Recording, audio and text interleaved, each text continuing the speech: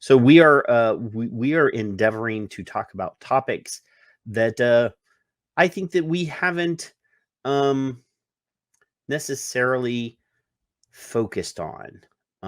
There's a lot of talk about harm reduction. There's a lot of talk about human rights. We talked about that last night. We've talked about government overregulation and blind ideology and things like that, but there's a certain topic that I think that it bears time for our scrutiny. It should be something that is right on everybody's mind. We're going to be talking about neurodiversity. We're going to be talking about nicotine and what benefits people that are neurodiverse, and we're going to explain some terms that you may not know. I didn't always know these words myself. I am neurodiverse, but I never actually used that label until Dr. Charles Gardner brought it to our attention. And you're going to find out that a lot of the most passionate voices about this vaping technology, about clean nicotine, are people that are on this spectrum of the neurodiverse, and some of us have multiple things that make us need or want nicotine. But hey, before we get too deep into this, let's bring in my brother from another mother, Kevin. I'm just here for the food. There's food? No, there's no food. I missed food. So, Hiya, Patrick.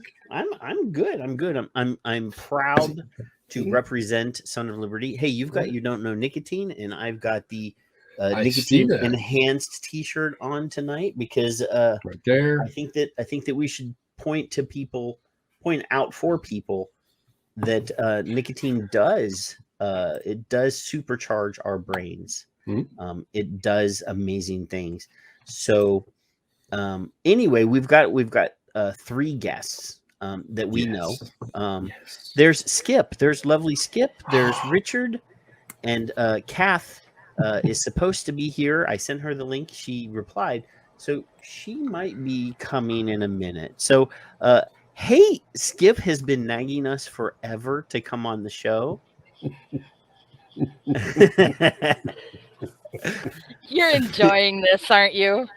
I am. I love spending time with you and Richard. Richard's already been on our show, but we enjoy Richard. I am jealous that Richard got to go to London this week to the rally in London and hang out with our friends.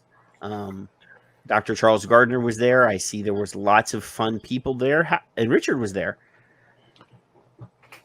What's going on, Richard?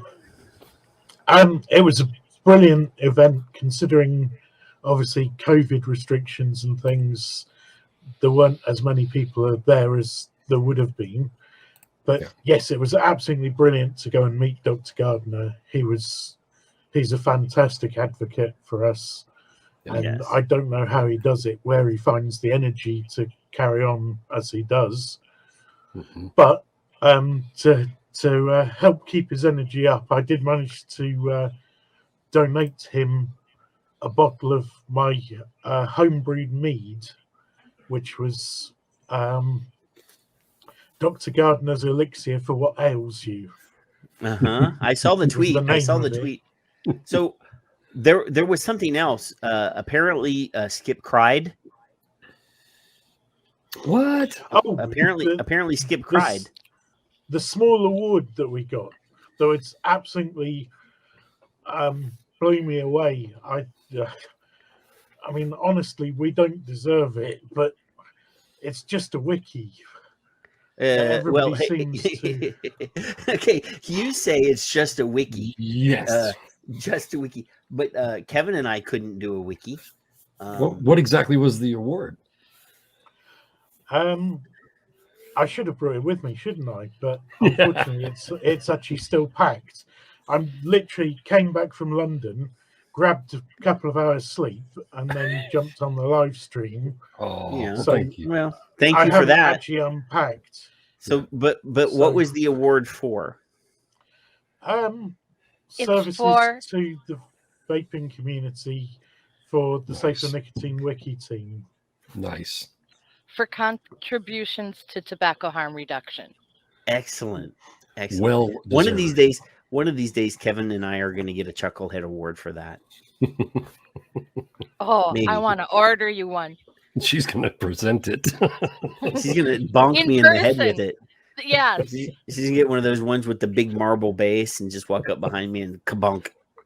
Like a When dunce it's cap. 30 below would be a good time to go to Texas and visit you. Well, it There. doesn't get 30 below here, so But it does here. Yes, it does in Minnesota. I didn't put my t-shirt on, but I too have a t-shirt for tonight. Or It she says science, because figuring things out is better than making stuff up. do. Mhm. Can you send one of those to Stanton Glance, please? I'd love to. So You guys- today we've had a pretty good panel of people on during the day today. There's been a lot of good people on. There's been a lot of good people on every day that we've done this. Ignacio was on earlier. Well, our day and their day are completely different. So there's been a whole bunch of stuff, but tonight, and this is a topic that all of us are pretty good talking about. Kevin has the unique situation of having a spouse that benefits from nicotine because she has Alzheimer's. He has a son that's on the spectrum. Skip and Richard and I are all of us somewhere on that same spectrum. And we're going to talk about how nicotine affects us. But here's a quick few little facts. So 71% of adults with schizophrenia use nicotine, smoke. 60% with bipolar disorder, smoke. 40% ADHD or autism, smoke. And then in the general normal population, only 14% of the general population smokes. So just looking at those quick numbers pretty much show you who the main purchasers and smokers are. But then you go to the CDC's website. I'm going to share this real quick. I've shared this on the show when we had Dr. Charles Gardner on the show because we were reading each other's mind, and he was talking about this exact stuff when we had him on the show. So this is directly from the CDC's website, and when the producer will share it, we'll share it on screen, but I'll still read it anyway. So the heading is tobacco use and quitting among individuals with behavioral health conditions, which I don't like that I don't like that title at all. But anyway, so mental health disorders, blah, blah, blah. Here's a horrible list of things that people are demonized for. Substance, and they throw substance use disorders in amongst us, the people that are on the spectrum. So they're saying 1 in 4 adults in the U.S. have some form of mental health condition, and 40% of all cigarettes that are consumed by people in these categories. And these are just the U.S. numbers. Now, this doesn't include other people that are living in poverty. It doesn't include people that are living in bad situations, abusive situations, stressful situations. Those people also fall into that. The LGBTQ population also have higher smoking rates. So these are all things that we need to pay attention to. But specifically during the latest Truth Initiative campaign, their depression stick, their whole campaign is based on a model or a theory that the use of nicotine causes these problems. They're putting the chicken in front of the egg. we use these products to minimize the problems with our issues. Mhm. So, Kevin, or not Kevin, I'm used to calling your name first. Richard, tell us a little bit about your story. Okay, so I have multiple diagnoses. The main one is autism spectrum disorder. I also have ADHD, both of which were not diagnosed until I was 47 years old. And I've known that I wasn't quite the same as everybody else.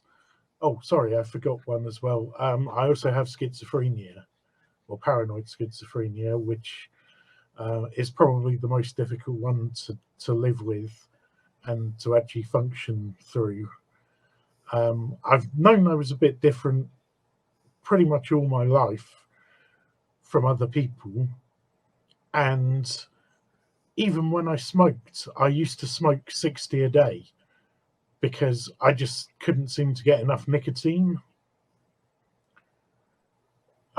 Nowadays, I use 48 milligram or 50 milligram nicotine pouches. And that actually is enough nicotine for me that I get enough to treat the symptoms that I get, particularly the ADHD symptoms, are so vastly improved by nicotine that it's just not true.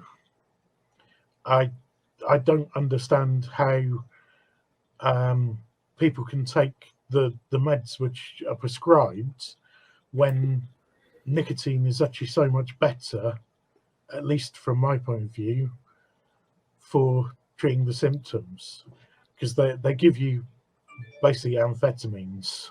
Mm-hmm. And the problem with that is you take them in the morning, and then even if you wanted to try and snooze or something during the afternoon, you can't because you're all amped up on these long-acting amphetamine type So, drugs. if you didn't Whereas, have nicotine, if you didn't have the patch, what would it be like for you? well, I'd be a lot more kind of, I don't know, it's hard to describe how ADHD makes you feel because it's not what people think it is. It makes you feel kind of almost panicky and like you know what needs to be done, but you can't actually get it together in your brain to put the tasks into order and divide them up into little bits so you can actually get on with it. Mm-hmm. It's a very strange thing unless you've experienced it to actually try and get your head around. But I think three of us have the nicotine. ADHD sign for sure. Yes. But you have other things that compound it. I mean, I have multiple diagnoses. My diagnoses are I don't have schizophrenia. I have been diagnosed bipolar, ADHD, and obsessive compulsive, which is already a wicked bad combination.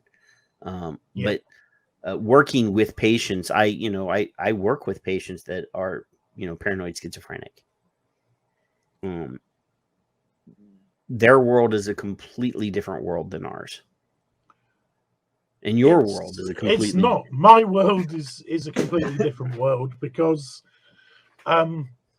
that's one of the things, and I'd say that's the hardest thing to live with, just simply because the drugs you have to take to make it not be a problem are a big problem. Nicotine is a game changer on that front because the drugs I need to take for the schizophrenia are very sedating, and that's part of the reason that I have the Adderall as well, is because of the highly sedating drugs that I need to take. I honestly could not function without nicotine. Nicotine is a stimulant, but it's short acting, which means if I want to go to sleep or take a nap or something, I just don't have nicotine for an hour. And then it's out of my system. I can go to sleep. If I take the Adderall, then I'm awake for the whole day, whether I like it or not. And it also makes the ADHD symptoms kind of different, not worse or better. It kind of brings out anxiety. It brings out, which nicotine doesn't do. Nicotine actually reduces anxiety. Yeah. How did you realize it was nicotine that was helping you? When I tried to give up smoking, on one of the many occasions I've tried to give up smoking, and I went from 60 cigarettes a day to a 21 milligram patch. Yeah. I suddenly realized that I was smoking because I was treating symptoms, not, and the nicotine patch just wasn't enough nicotine. Right. 21 milligram patch when you're a 60 a day smoker is a drop in the ocean. I took Adderall when I first got my diagnosis, and having a little bit of it was manic depressive when I first got diagnosed with bipolar. That's what they called it then. I actually had heart palpitations, all sorts. My anxiety was magnified because of that. So absolutely. I get that. It does the same to me, and I also get. You can get palpitations just because it's a strong stimulant, and it changes the way your body acts, and you can get quite sort of hyper and be out of tune with other people around you, because suddenly your head's going 90 to the dozen and everybody around you is going, what on earth are you on? And I'm on medicine. Nicotine, yeah. And you explain to them, it's medicine to treat my diagnoses, and they go, okay, where can I get some?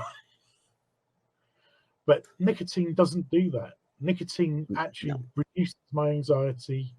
It puts me on a level more close to normal people, and where I can interact with them and I can actually have a conversation without going off on a tangent every 5 seconds. It's really, it was a complete game changer to discover vaping, and I vape quite high nicotine liquid. I use a 90-watt box mod, and I vape 48 milligram liquid. Wow. So that's good for you. Yep. I mean, what you need is what you get. I mean, wow. That would shoot, the back of my head would probably shoot out with that high wattage and that high name. I could do either or. I don't think I could do both. Skip. Yeah. Tell us a little bit about your story. Okay. So I started smoking when I was 10. Why wait? I mean, if you're gonna, you're gonna. Can you hear me? Yes. No. I was a unique child. I had a lot of unique behaviors. Back then, they didn't know that autism was a thing. So I suffered a lot of child abuse because my dad didn't like me doing things like flapping my hands. And just went through life trying to learn how to act people. Um, of all the I suddenly became very depressed. I did a really good job of hiding it. I don't think any of you ever would have guessed. And after Aaron came up and showed me the You Don't Know Nicotine movie, and I talked to him for a bit, we figured out that something wasn't right. And I was planning on how I was going to die, and didn't seem abnormal to me.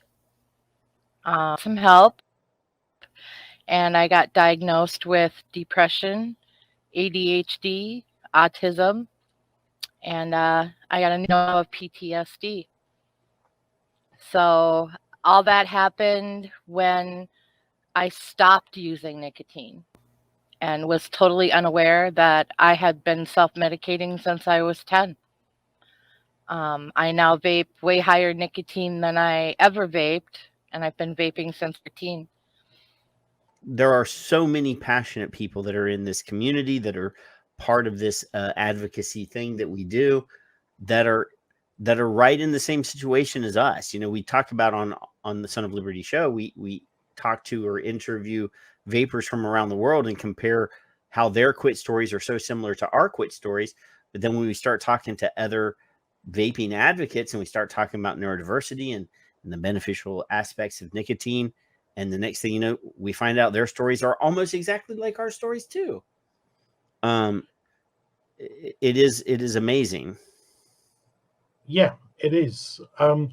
Weirdly enough, my story of smoking is pretty much the same as Skip. I also started at 10 years of age, and also did the thing of titrating down nicotine to 0, and suddenly finding that I was having, huge problems with everyday life, which I didn't have when I was on nicotine. So I titrated the nicotine back up to a point beyond where it was when I was smoking. And I'm actually much better for it than taking the things. If I took every drug I was prescribed, I'd be a zombie who just sat in a corner somewhere and dribbled. Because been there, done that. And yes, it's not a good look, is it? No, it is definitely not. Those meds that they put you on for all of the things that you have, oh, well, you have this, so you need this combination of meds. Oh, you have this, so take these ones. And then, oh, you have this, so here's another pill. And then you find out that the cocktail that you're taking makes you a completely different person. Yes. It saps your will.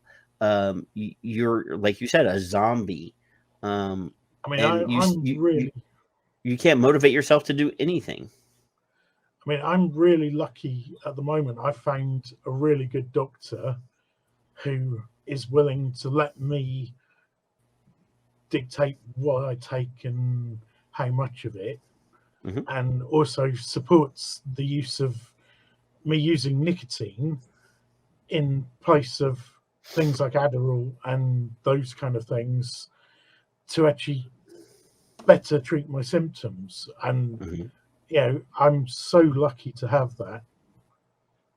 Yeah, I mean, a lot of times you get clinicians that really are very well, they're not very creative thinkers, and they're not really willing. We always talk about meeting the person that we're treating, or the people that are governing us should meet us where we are. It's the same thing with our medical clinicians. Yes, so yeah, absolutely. Okay. Yes, I can hear you. All right. So we had heard your story all the way to the point where you had talked to Aaron and found out that you had been, late diagnosed with a lot of issues. And I had asked if you were managed, or if you were feeling okay while you were vaping with nicotine. and then you titrated to 0, lowered your nicotine to 0, and then all of your symptoms came. Is that right? They blew up in my face afterwards. I mean, now that I know what I have, it's obvious to me that I've had those challenges my whole life. I just never realized it until the depression hit. So yeah, now I vape way higher nicotine, and I'm doing much better. Much better. Much better. And are you on a plethora of meds, or is it just easily maintained and managed with just the nicotine? I refuse to go on meds, and some people have an issue with that. I have a lot of trauma from my past that was never ever dealt with. And while I was going through therapy, I really wanted to just deal with things on my own. I'm very med sensitive. I often have really bad side effects to medication. So I take as few meds as possible. The only thing that we worry about is if I slip back into a depression, not being on medication for that. So I have to be very aware of what's going on in my head and just flat out tell people when I'm not doing well and quit being so dang independent and accept help when I need help. Well, and that's why we have Mark. Actually, believe it or not, I have not told my husband or my son about this. But they're still able to participate in helping you. Yes. My husband's a very good man. I know. Obviously, he takes great pictures. Yes, he has a good sense of humor. But he is a very loving and supportive person. So he's very intuitive if I'm extra quiet or extra crabby or, And last night when you were watching the Scope stream and you fell asleep on the couch, yeah, your loving husband got your cell phone and typed in the chat, "This is Mark. Skip has fallen asleep, and her battery is running down. How do I turn this off?" Well, that's way better than a picture. And I didn't think quickly enough to type in there, "You take a picture of your wife asleep on the couch, and I will teach you how to." Somebody else responded in the chat room before I could do this. I mean, I wasn't thinking on my feet. I was enjoying the stream, and I was like, "Dang it, that was a missed opportunity." I'm so glad. So glad. He promised no more pictures. I don't think he's taken any in a while now. But no, but I just thought that it was quite lovely that he felt comfortable, like he knew who we were, like he knew the people, like feels comfortable, like telling the world, "Hey, this is Mark. How do I turn my wife's phone off?" Like he felt like he was one of us, That's good. I talk about you guys a lot. I go home and talk about nicotine and vaping and. Well, in one of the Twitter feeds, like he was responding, "Oh, I know who you are. You're the guy on the TV." Yes, because every Friday, if I don't work, I go home from the shop and quickly make supper and try to take a quick nap so I can watch Son of Liberty Radio. And he's always watching TV. So I have my headset on so I can hear the computer. And then he has his wireless headset so he can watch TV. And we sit there side by side in our own little worlds doing our thing. So yeah, he's very familiar with all you guys. But you're together. So yes, that is quite lovely. We've been together since 1984. George Orwell. Yeah, okay. So Skip, a lot of people, specifically, Fig. Our friend Fig was in the Middle East and was in the military, and he came back with a case of PTSD. And he would be the first to say that if I didn't have nicotine, my PTSD would be way worse, way more debilitating. And when Dr. Glover was on the show, Morrow was on the show, and talking about in New Zealand.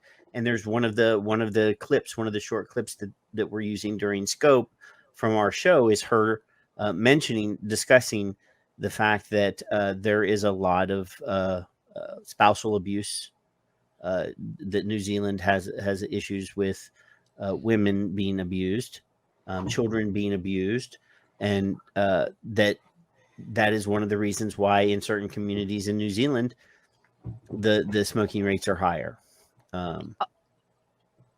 I believe that in a heartbeat. Matter of fact, it was Fig. He used to talk to me like 2, 3, 4 in the morning when I was at work at the group home. And I was struggling one day and he was online and asked him if he could chat. And it was actually him that pointed out the possibility that I might have PTSD and told me I should ask my therapist about that. So yeah, he's a good guy. I Love miss him. Fig. Love Yes. him. He's so busy. He basically started a new life, and I still see him periodically on the medias, but he will always be our brother. You bet. Good guy. So Richard, whose idea was this Safer Wiki thing? I think it was mine. I'm pretty sure it was mine. It was just, I was sat there thinking about what could I do, what gap in the market was there in the safer nicotine space for something. And I kind of came up with the idea initially of doing a website that would just be a resource, a library of all the scientific information that we have, that every advocate seemed to have their own Google Doc or their own filing system of information. And it was just to try and bring that all together into one place. And in the end, I was browsing the internet, came across Wikipedia, found out that the software they're using is free to use. Mm-hmm. And I happen to have a home server anyway for my own vanity domain, basically. And I thought, well, why not? I'll install the software, I'll get it up and running. That way everybody can contribute who wants to contribute, and we can gather together all the information, put it in one place so that advocates have somewhere to link to that's easy to link, has all the information, and is like a central hub for everything that we do. Mm-hmm. It's an astounding feat you've done and are continuing to do, to me. There's a lot of information in there. We wouldn't have the wiki without Richard. We were just looking up the history the other day. It was November 23rd of last year. Alan Beard tweeted looking for studies, and a bunch of people responded. And that's when we all became aware that people all over the world are collecting data. And he started a chat on Twitter, and we were like, we need some place to put it. And none of us have technical skills. And Richard went, I do. And it would have never have happened if Richard didn't have those skills and have the equipment or the means to buy the equipment that he needed to set it all up. And since then, every technical glitch we've had, Richard's been the one that's had to fix it. He's the one that backs up our system. He's the one that updates our system. He is our IT guy. Our chat has, I can't remember, it's either 26 or 28 people from around the world. They're all consumer advocates. And they all participate in one form or another. Some of us do the majority of the actual creation of material on the site, but everybody participates as far as gathering information or input on how to do things or how to deal with situations, or, you know, we all suffer from burnout now and then, picking each other up, discussing our neurodiversity issues, because there are several of us that face those types of challenges. So it's become an amazing international team effort. It's really cool. Yeah, and we couldn't do it without each other. And Amen. everybody on the team has their strong points and their weak points, and we prop each other up. Well, And I'm quite happy to do the technical stuff. I find it easier to talk to computers than I do to people. I don't know why that is, but I think that's an autism thing, because computers are set out in such a way, they operate in such a way, you know exactly what to expect. You can focus on the task at hand, and it's just my thing. So I'm quite happy and pleased to be able to give something to the community that they can use. I think that's the driving force for all of us. We all have experienced loss due to smoking. Some of us face health issues due to smoking. And we've all fought hard for harm reduction products. And it's nice to be able to provide advocates around the world with information that they can use to help educate the public, their doctors, lawmakers. My therapist was totally against nicotine use. And just recently, she helped me in a Zoom meeting discuss nicotine with two very concerned parents whose 17-year-old had started vaping. And as they described how their child changed when he started vaping, I told them I thought he had ADHD. And she went and read a whole mess of our materials on the wiki and educated herself about nicotine, and actually had a meeting with those parents and encouraged them to have their son tested. And guess what? He was self-medicating. That child has ADHD. So now his parents are supporting him and helping him instead of punishing him. So that was a really cool little side thing that came out of that wiki project. Beautiful. That's brilliant. We learn things about ourselves. I mean, obviously that we use to help other people. And the sad part is in most communities, people that are on the spectrum, people that are neurodiverse, people that have bipolar disorder, people that have schizophrenia are othered. I mean, in many places, it's still it's still not something that people talk openly about. You know, they're embarrassed by it, or you know, they feel demonized by it. And the thing is I don't know who said it a while ago, but you know, being neurodiverse is just a superpower, because when something is taken away, something else is amplified. Yes. So, you know, I have obsessive compulsive disorder. That just means that I'm very ordered. And if something is out of order, then one of the other problems kicks in, and then I'm agitated until I put it in order. So I've called you a few other things. It's funny you the ashamed or embarrassment, especially when you're young and you're ultra aware of what other people are thinking of you, and people of our age, well, I'll use that term loosely, care a little less, in my opinion. But like with my son at 26 now, at 21 or so, when he was, you know, officially diagnosed, it was hard for him to understand, because I'm weird, I'm different, whatever. And superpower is a great thing. I can actually use that with him. It's not to be ashamed of. It takes a lot for people that have been through things all their lives who care a little less like us and say, hey, kiss my butt. This is how I am, and this is why I'm doing this. When you have a child doing it, and a website of all things brings the doctor and the parents from people like us who have already been shunned as smokers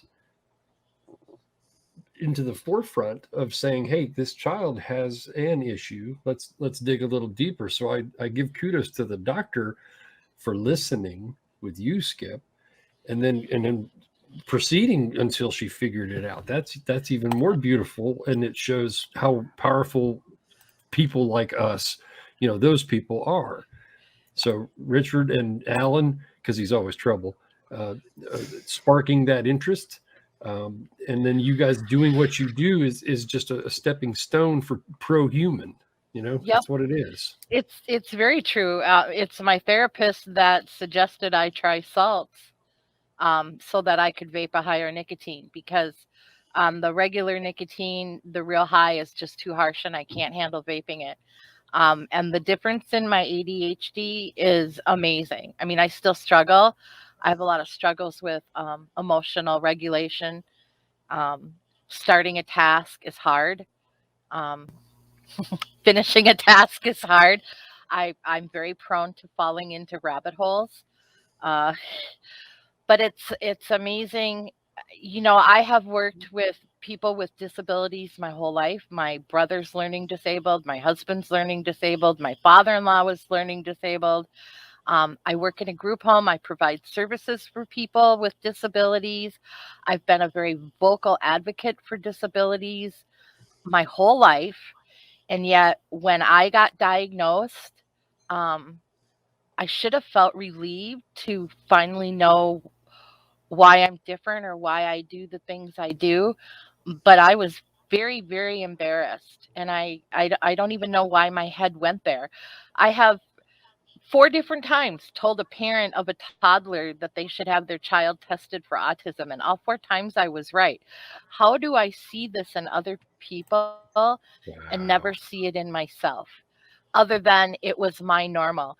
And I didn't tell anybody for months after I got diagnosed. I finally, on a Facebook chat, told Matthew Milby my diagnosis. He was the first person I shared that with. And that was because he was sharing his personal story and I got comfortable. And the second person I told was Aaron. And I still wasn't vocal about it until Charles Gardner said, you really need to go public and share your story because it'll help other people. And I like to be a helper. That's my autism thing. I that's very important to me, to help.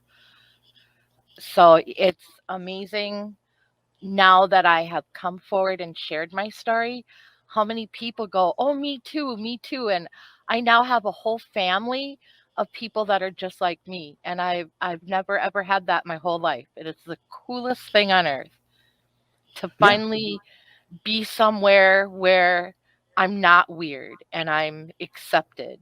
And Well, I mean, I won't testify that you're not weird, because everybody's weird. Because we sort of wear that badge with honor, or cranky.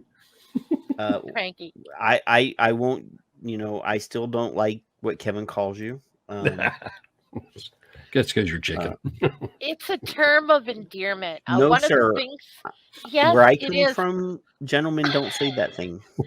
I have always liked people, even if I don't actually fit into their circle. I always say I put my sandbox next to somebody else's sandbox instead of playing in their sandbox. But I like people. I like being helpful, but I have a really super strong sense of right and wrong. And when things are not right and I feel they're wrong, my whole life I've had a reputation for what my family calls my poison pen. And if you piss me off, I take out my pen and I can write not so nice things.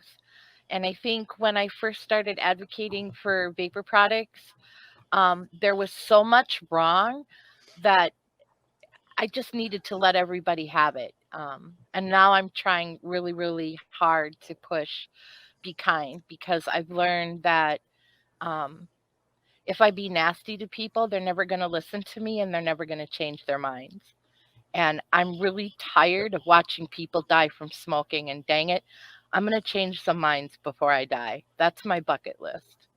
Well, you got another 100 years or so it'll be fine. I'm 63, my dear, and most of my family dies right around 70.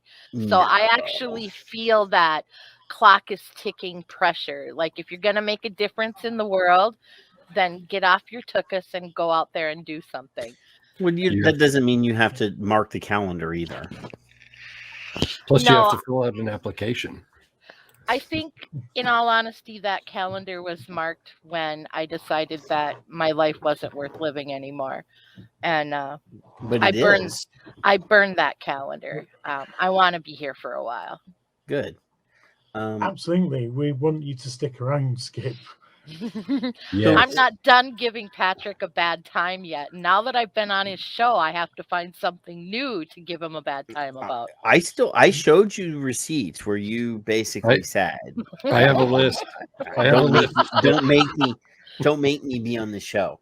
But so here's the thing though. All of us were kids, right? We were. I mean, I came out not fully grown.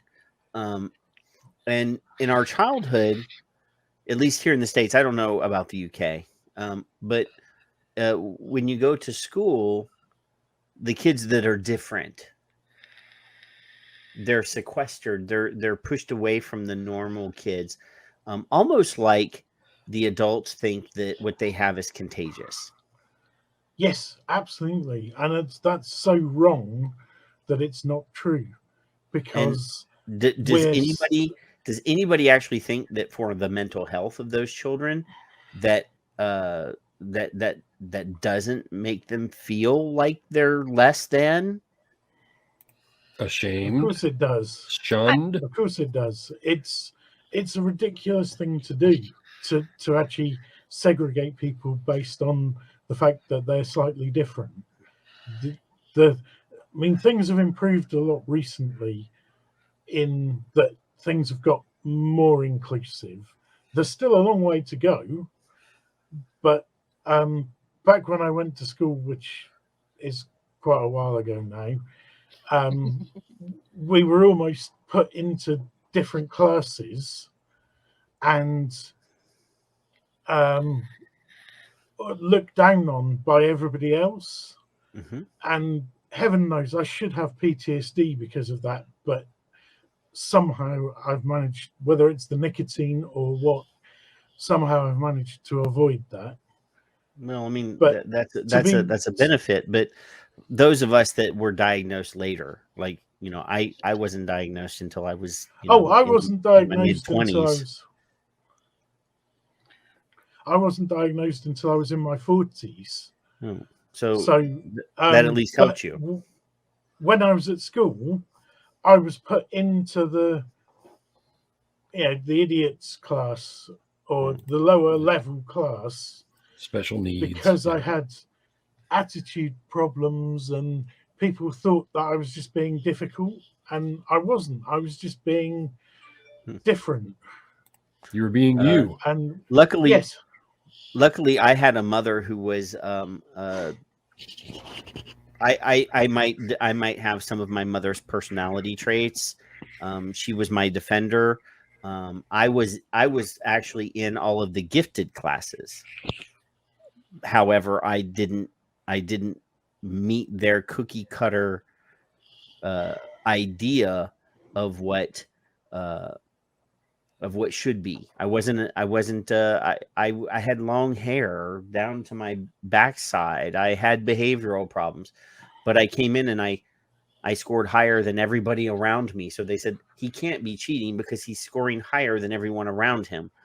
I mean, it's weird that I was also in some of the higher classes for things which interested me because of autism. You have special interests, so in electronics, physics, and biology, I was in the gifted class. And why the school couldn't figure out that I was actually really very smart and very focused when I wanted to be, but that I had issues with focusing on things I wasn't interested in. But for some reason, they didn't actually ever figure that out. Yeah. And No. And they were in charge. You were just hyperactive. You were just that hyper kid. You were just, that's what they used to call us. Or he's a daydreamer. Well, and yes, for those of us with autism that are older, when we were children, autism wasn't a thing. You were diagnosed with schizophrenia, but not autism. They didn't really start diagnosing autism until the 80s. And it's very common for females to not be diagnosed with autism or ADHD. Oh yeah, but it's females until they're adults. Autism, yes. Yeah, they do. But girls have a tendency to be more social and wanting to belong. So girls have a tendency to observe behaviors and mimic them and mask their own. Masking is a huge thing for people with autism and causes quite a few of them to burn out. So they're compensating. Yeah. Are they compensating for the issues that they're having by mimicking the other kid? Okay. Yes. That makes sense. Yep. I mean, that's how I lived my life for years and years. Everything was a front. I mean, it was literally, I put a mask on to go and interact with the world. Yep. And now the world can go to heck, and I'm just going to be myself because... If I could highlight comments, I would highlight Bruni's comment there. It says, I was labeled anti-authoritarian. Yes. That was me. Too. See, I was... But yes, putting on a disguise, playing a character in school, that's what you do to get by. Yes. I was an A student. I didn't get sent to special classes. I was identified as a gifted student, but I had a single parent trying to raise 2 kids, and the gifted program was $15 for every subject you were gifted in, and my mom couldn't afford it, so I wasn't allowed to participate in gifted student programs.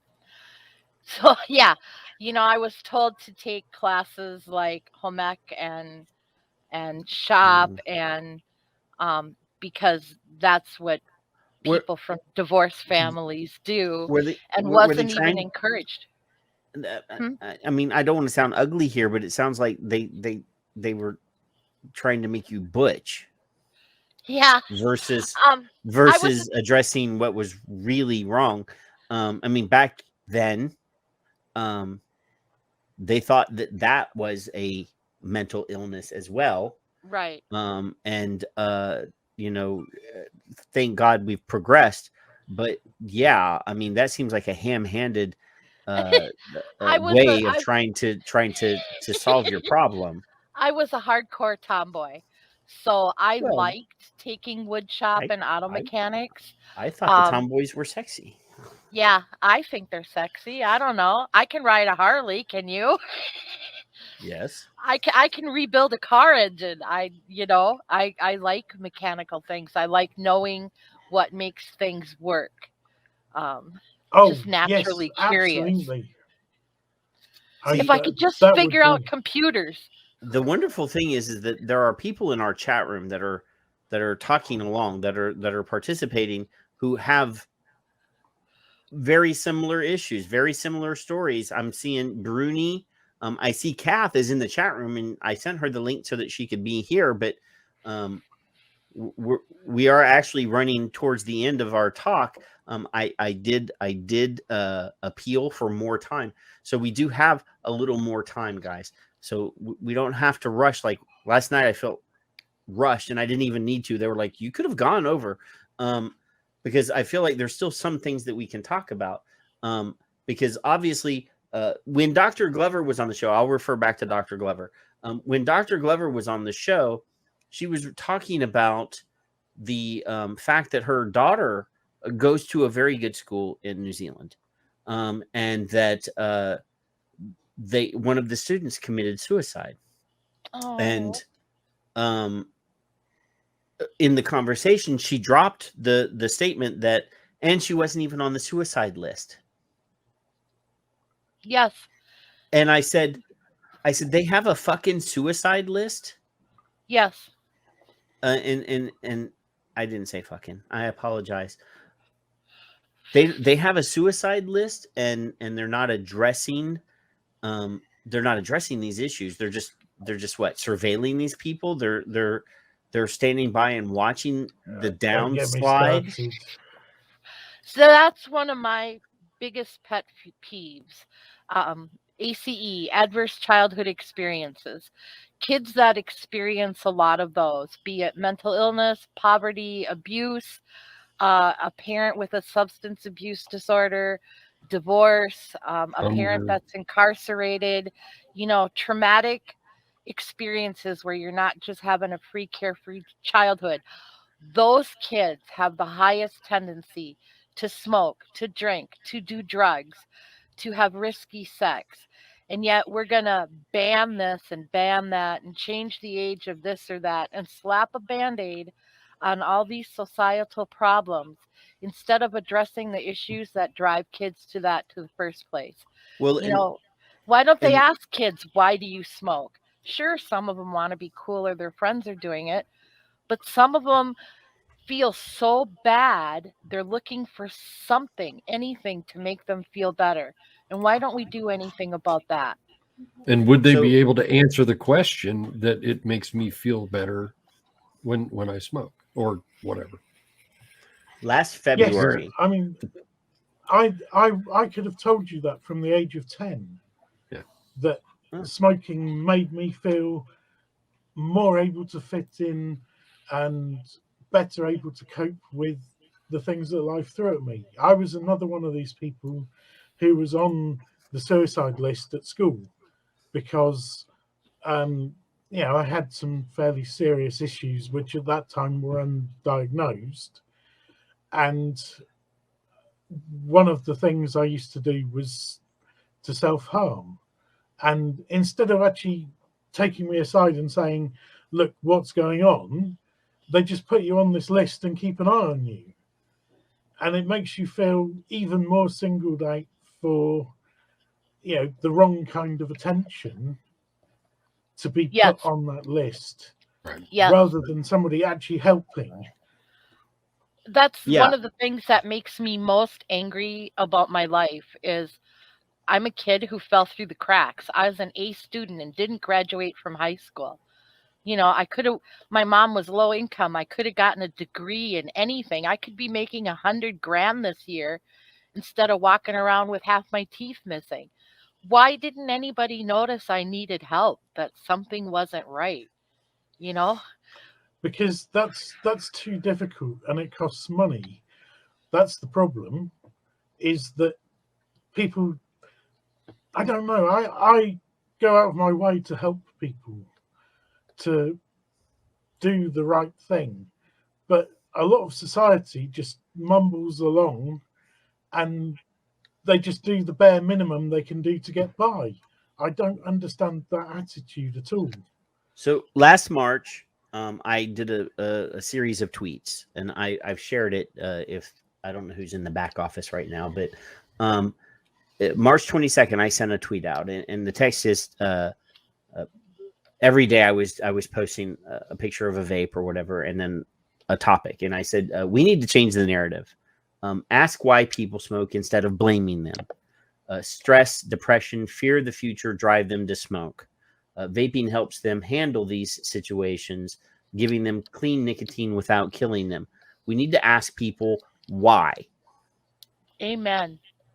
Yeah. I mean, that absolutely. Is I mean, it's 9 times out of 10. If you sat down and had a real conversation with somebody, with a kid that's smoking, don't throw a survey in front of them.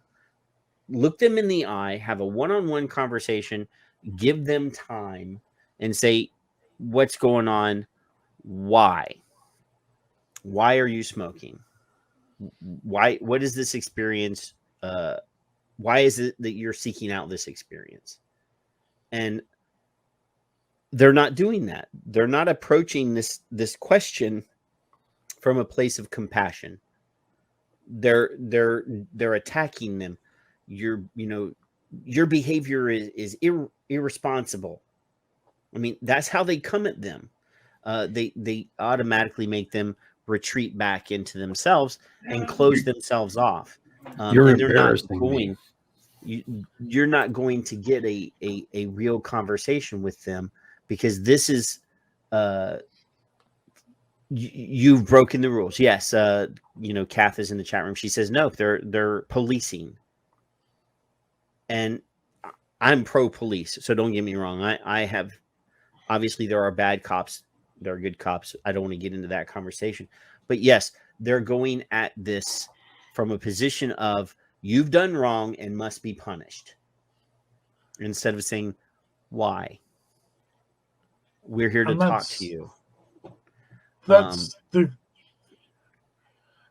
great difference between the way things are dealt with in modern society.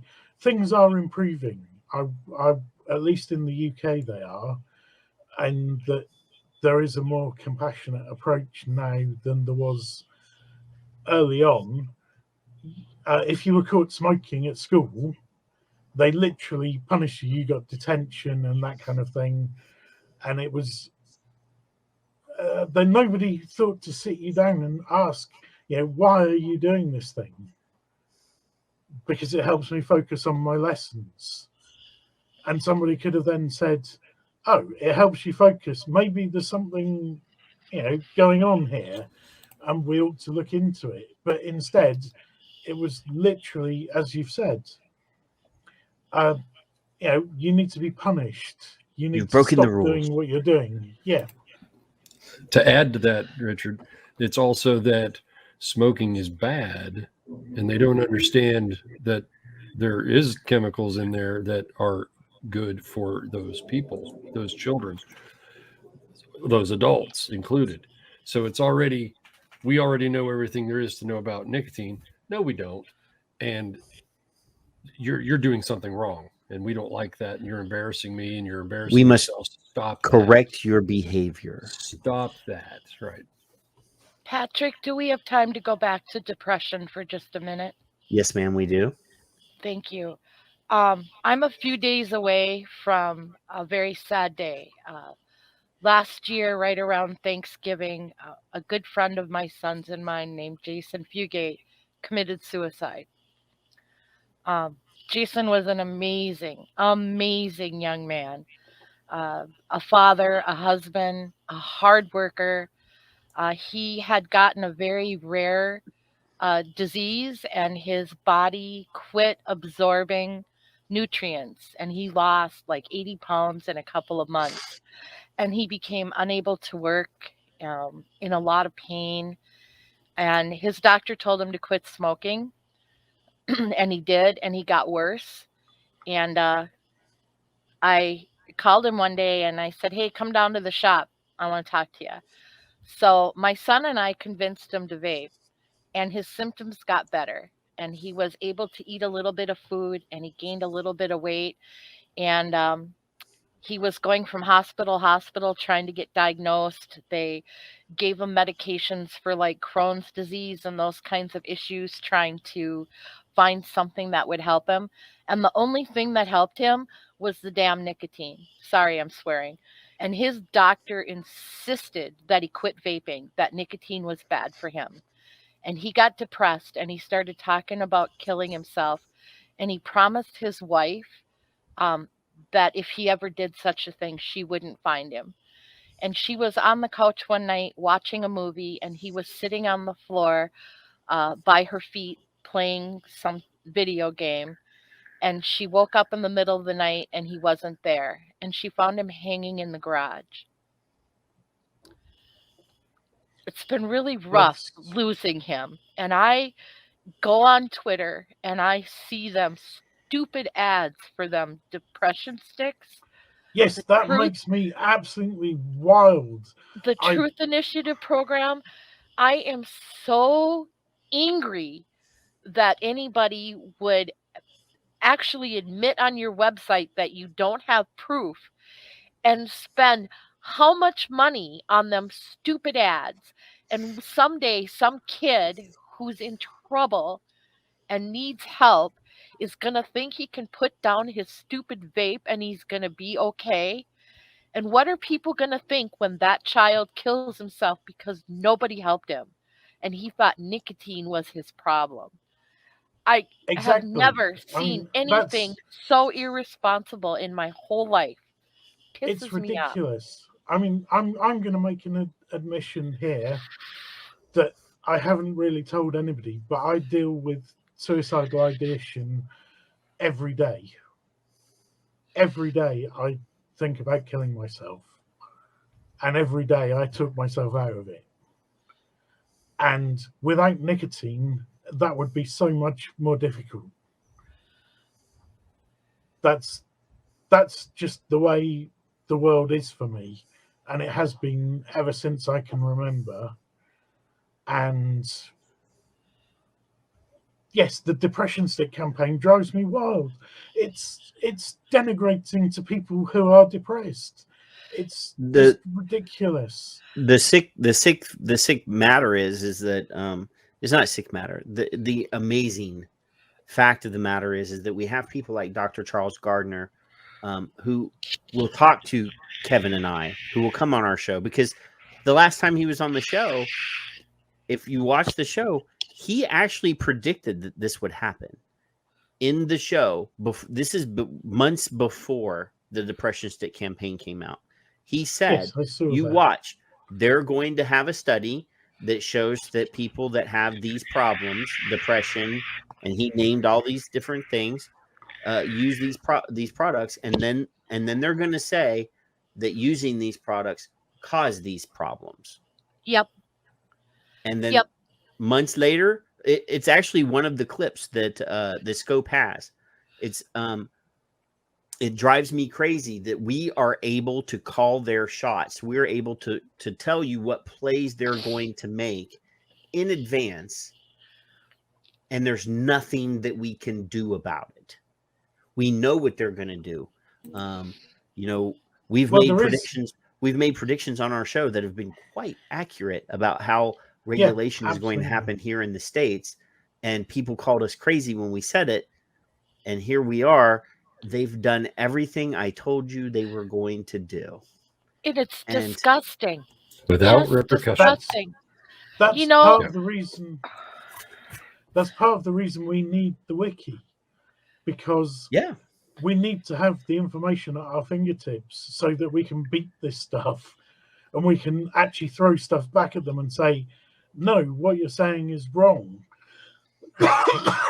It really sucks. What you're saying is but hey, the thing is, when we say you're wrong and here's the stuff, here's the background, here's the information, here's the science, people like the University of Bath, who are respected educators, respected academics, they turn around and shit on other respected advocates and other respected academics and educators because they don't agree with them.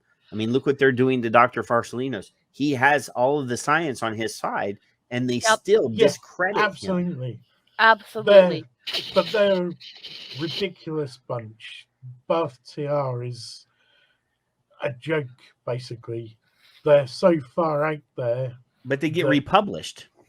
Yes, they do. Because they're a university, they get more airtime than they should do, and nobody actually calls them out for being quite as fringe as they are. But they are fringe. But as much as we call them out, we don't have the voice. Not yet. We're working on it. We have the tools. We have the science. We have the data. The science is always on our side. 100 years from now, we are going to be on the right side of history. Absolutely. And this is one, and you'll see me go from zero to pissed off really fast. That's definitely a symptom of my superpowers. I can go from zero to like volcano really fast. The issue is that it feels like at times And at one point we were there. We were at the throwing in the fucking hat and walking away, and another advocate, a baby puppy advocate, came in and woke us up with her passion, and that's why we're still here. But you get frustrated after a while of fighting and fighting and fighting and never gaining an inch. That's the point, is we're here. Not only do we sit here every weekend, Kevin and I do this every weekend, we're sitting here fighting for the smokers, but we're also shining a light on the fact that some of those smokers don't have a choice other than quit and have massive issues. Yes. And dying. Yes. Or becoming criminals just to maintain their fucking sanity. I agree. For lack of a better word. I agree. It makes me angry too. That's what motivates me to carry on, is the smokers out there who, they're given the choice to quit or die, which is ridiculous when there are so many other options that they could take. And, some people maybe, need to use clean nicotine or need to use something. And the meds that the psychiatric doctors dish out to you sometimes make things worse or don't help, or they can be, worse they can than the make symptom. your life a misery. They compound You problems. can actually have side effects which are worse than the symptoms you were suffering in the beginning, which is absolutely crazy. Where nicotine seems to be, and this is just purely from my own point of view, nicotine seems to be a wonder drug that lets me actually interact with the world on the world's terms and not freak out. And it's really that seriously true. You need to tell us your perspective. I'm sorry, go ahead. No, I'm just saying, this is our community is the community that we should be amplifying. Because yes, Chugga says in the chat room, in the neurodiverse community, I would suggest that odds are higher it's a case of quit or die. Because yes, Richard, if Richard didn't have, for example, Richard was here in the States and your nicotine patches is, what did you say, Richard? 48 milligrams? My nicotine pouches are 50 milligrams. Yeah. Yeah. So that you can those get, are those legal in the UK? They're not illegal to possess or use. They're illegal to sell. There you go. Because they're over the nicotine cap. Yes.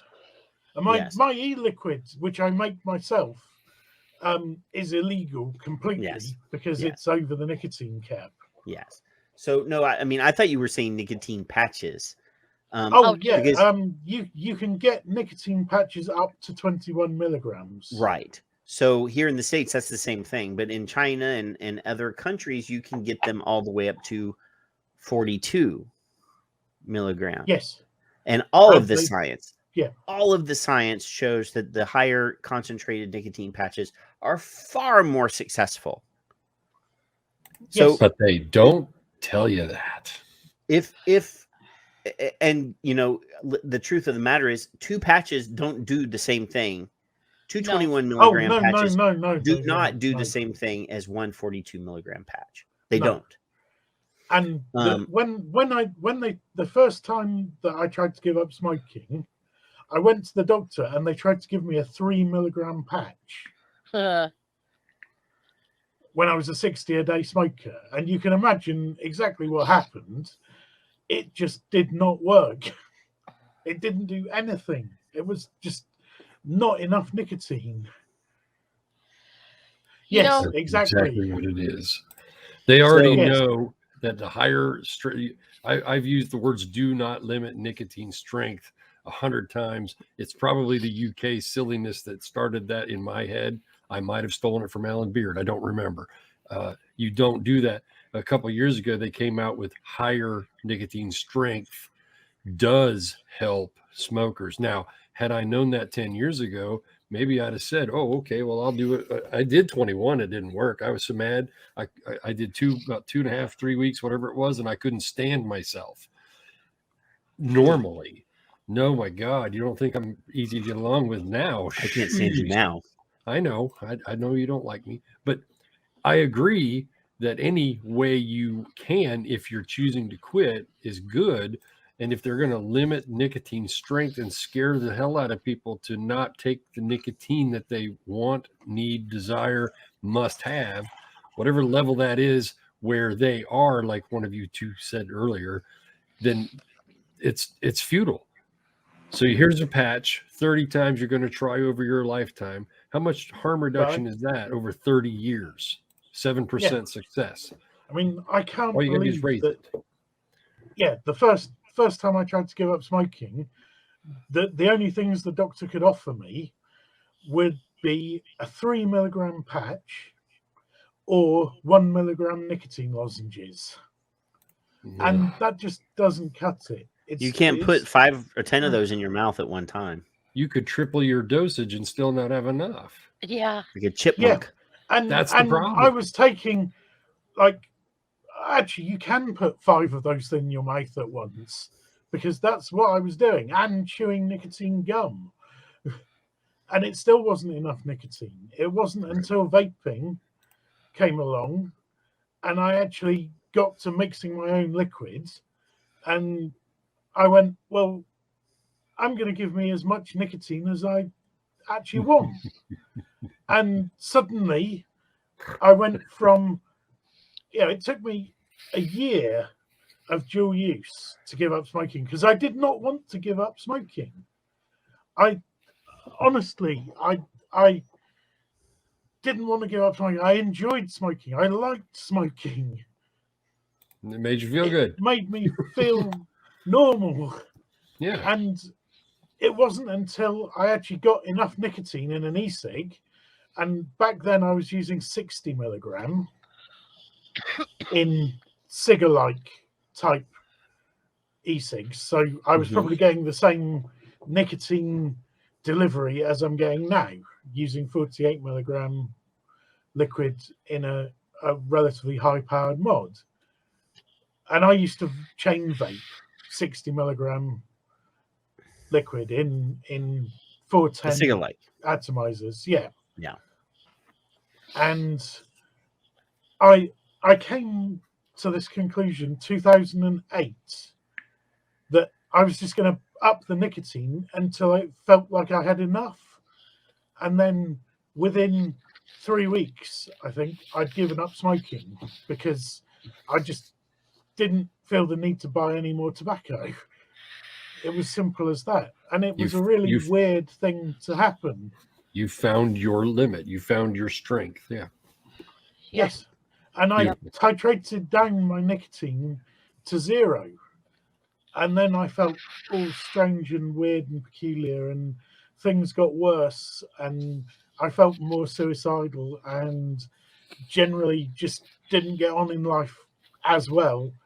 At that point, I was actually diagnosed at the age of 47 with all sorts of things which previously I'd obviously had my entire life, but nobody had actually taken the time to sit me down and figure out what was going on. And it's a case of, no, to heck with it. I'm going to go and buy some 50 milligram nicotine pouches. I'm going to put 48 milligram nicotine in my 90 watt box mod because I need the nicotine. There's no reason not to have it because it's not going to kill me. And it helps. It really helps. And it really makes things better. These stories are the things that the experts that we all know don't listen to us or anyone else for that matter. They The don't care. experts They're that not we paying attention. know, That we the experts know. we know actually do, Kevin. Well, the ones we love, they know. The ones And, we and we're don't. yes, but we're getting more and more of them, and I think we need to do a better job of amplifying the voices of the experts that do say that the world needs these harm reduction products. Yeah. You know, you look at what some of the people that we really care about are going through as scientists and academics. You know, they're being cut off from funding, they're losing their jobs. Like the one on Twitter said one time, you know, if I do this for my PhD and do a paper on harm reduction, tobacco harm reduction, am I committing career suicide? And why should any young person that's working on their future have to choose not to tell the truth about tobacco harm reduction for fear they won't find work and be able to support their families for the rest of their lives? Right. So we need to do better at giving them a voice. And I think that we've done a good job of that. I mean, obviously we've interfaced. I mean, obviously Cliff Douglas doesn't want to come on our show because we're small fish in the big sea. But we, you know, Charles Quartermanch, you know, that was a good show, by the way. I really liked that one. I mean, he came from outside of our sphere. Like he's a financial dude. He's a number cruncher. He's an analyst. You know, obviously we've had Mara Glover on the show. She's been attacked academically. Charles Gardner, he's going to be the next bullseye because he's, you know, at Inco now. You know, he was part of Smoke Free World, which everybody and anybody that's even slightly brushed against Smoke Free World is going to fall prey. But we've, you know, we talked a little bit about it last night. The WHO, their constitution or their Declaration of Human Rights includes the right to health and the right to human health and the right to having choice. And there should be a right. Your health. There should be a right to harm reduction. Should be.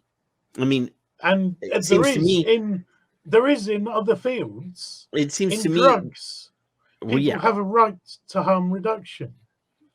But it seems to me their Declaration of Health, their Declaration of Human Rights, that document encompasses harm reduction. When you start reading their definitions that they've included on what they consider to be part of the right to good health, to health. And we're not only talking about health care, which is covered in there, but they're talking about quality of life. They're talking about being included in the choices and the decisions that are made about what what is allowed. And then obviously the FCTC Article 1D specifically names harm reduction as part of their mission. Yes. And if you go to the World Health Organization, but they couldn't get any further away from harm reduction if they tried. No, but if you go, they seem to their just documents. Yes, I know. I've read it. Documents. It specifically, if you type in harm reduction on their website, many hits will come up about drug policy. Will come up about all sorts of harm reduction that they've embraced. Yes, absolutely. But why they seem totally incapable of embracing harm reduction for tobacco? And it's the setting fire to tobacco that contains the harm. As far as vaping goes, the risks are so much lower that they might as well not be there at all, really. I mean, at least 95% safer, and that's when they say that, I always try and make sure that I get the at least in there, because it's probably more like 99.9% safer. I mean, they're definitely being conservative. I mean, the UK government are brilliant for coming out with the 95% safer figure. But yes, they're being extremely conservative, and the risk of snus and nicotine pouches is probably even lower than vaping, to the point where you can say 0. You're taking more risk by crossing the road or taking a bus or going to London, as I just did and have just got back from, and having a drink is more risky than using nicotine pouches. I'm sure of it. Don't mention drinking, Richard. Was Norbert Zillatron there, by the way? Yes, he was. Yes, he was there. Yep, okay. He had his holsters on display as per usual, and his collection of vaping equipment. Yep. I mean, there were a good few people there who, and they're all hardcore advocates, and they actually got some people to take notice. There's the shame of having COVID going on that there couldn't be more people there, but we weren't the only ones. There's a van driving round Parliament Square, round and round and round, with Boris back vaping on it in 10-foot high letters, and so we're not the only ones who are trying to catch the attention of the government. And I think we did. We certainly they certainly caught the attention of Bloomberg. Apparently there were frantic transatlantic phone calls going on, and police and security getting very nervous about this protest. Good. And we should never have called it a protest, though. This is a rally in support of. Yes, it's a rally in support of harm reduction. Right. And the way those were, I mean, obviously, if you say protest in the UK, they're still going to think of those crazy Americans that stormed the Capitol building here. And, I mean, that's still fresh on everybody's mind. So we don't want to use the word protest because the UK has done it mostly right. Yes. So we definitely don't. I mean, we would be much more beneficial in calling it a rally in support of and a thank you to the UK government or Public Health England for being smart. Yes. But, I mean, the award that Bloomberg was given was. I hope they actually give it to him as well, because. I mean, I'd like to say hi to the folks from Bath TR as well, who I'm sure are watching. And I'd like to let them know that whatever happens, the wiki isn't going away. And it's not there because it's making money. It's there because it's needed. It's required. It's a resource. Yes. To be there. Yes. And we're not motivated by... Huge resource. What was this, Skip? Isn't the next segment supposed to start in like 7 minutes? 8 minutes. No, it's 28 minutes. All I know is that I love 45. Oh, let me look. I did beg for extra time. They've seen our show.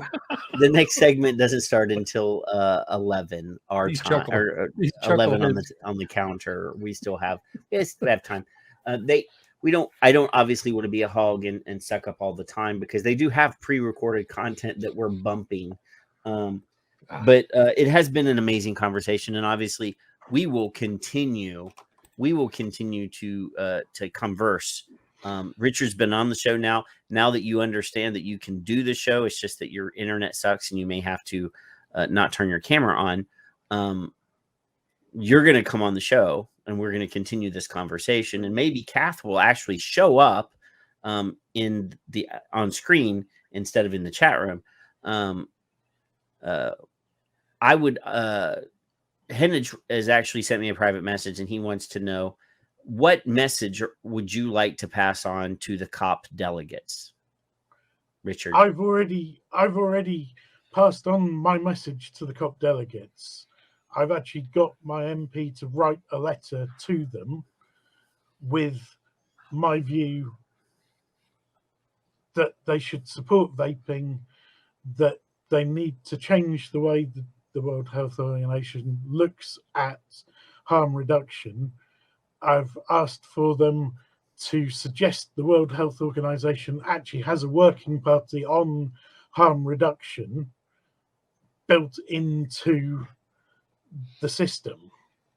Whether that will make any difference, I don't know. But yeah, I've made sure to make it abundantly clear that something needs to change, and it needs to change radically, and harm reduction needs to be embraced, not completely ignored.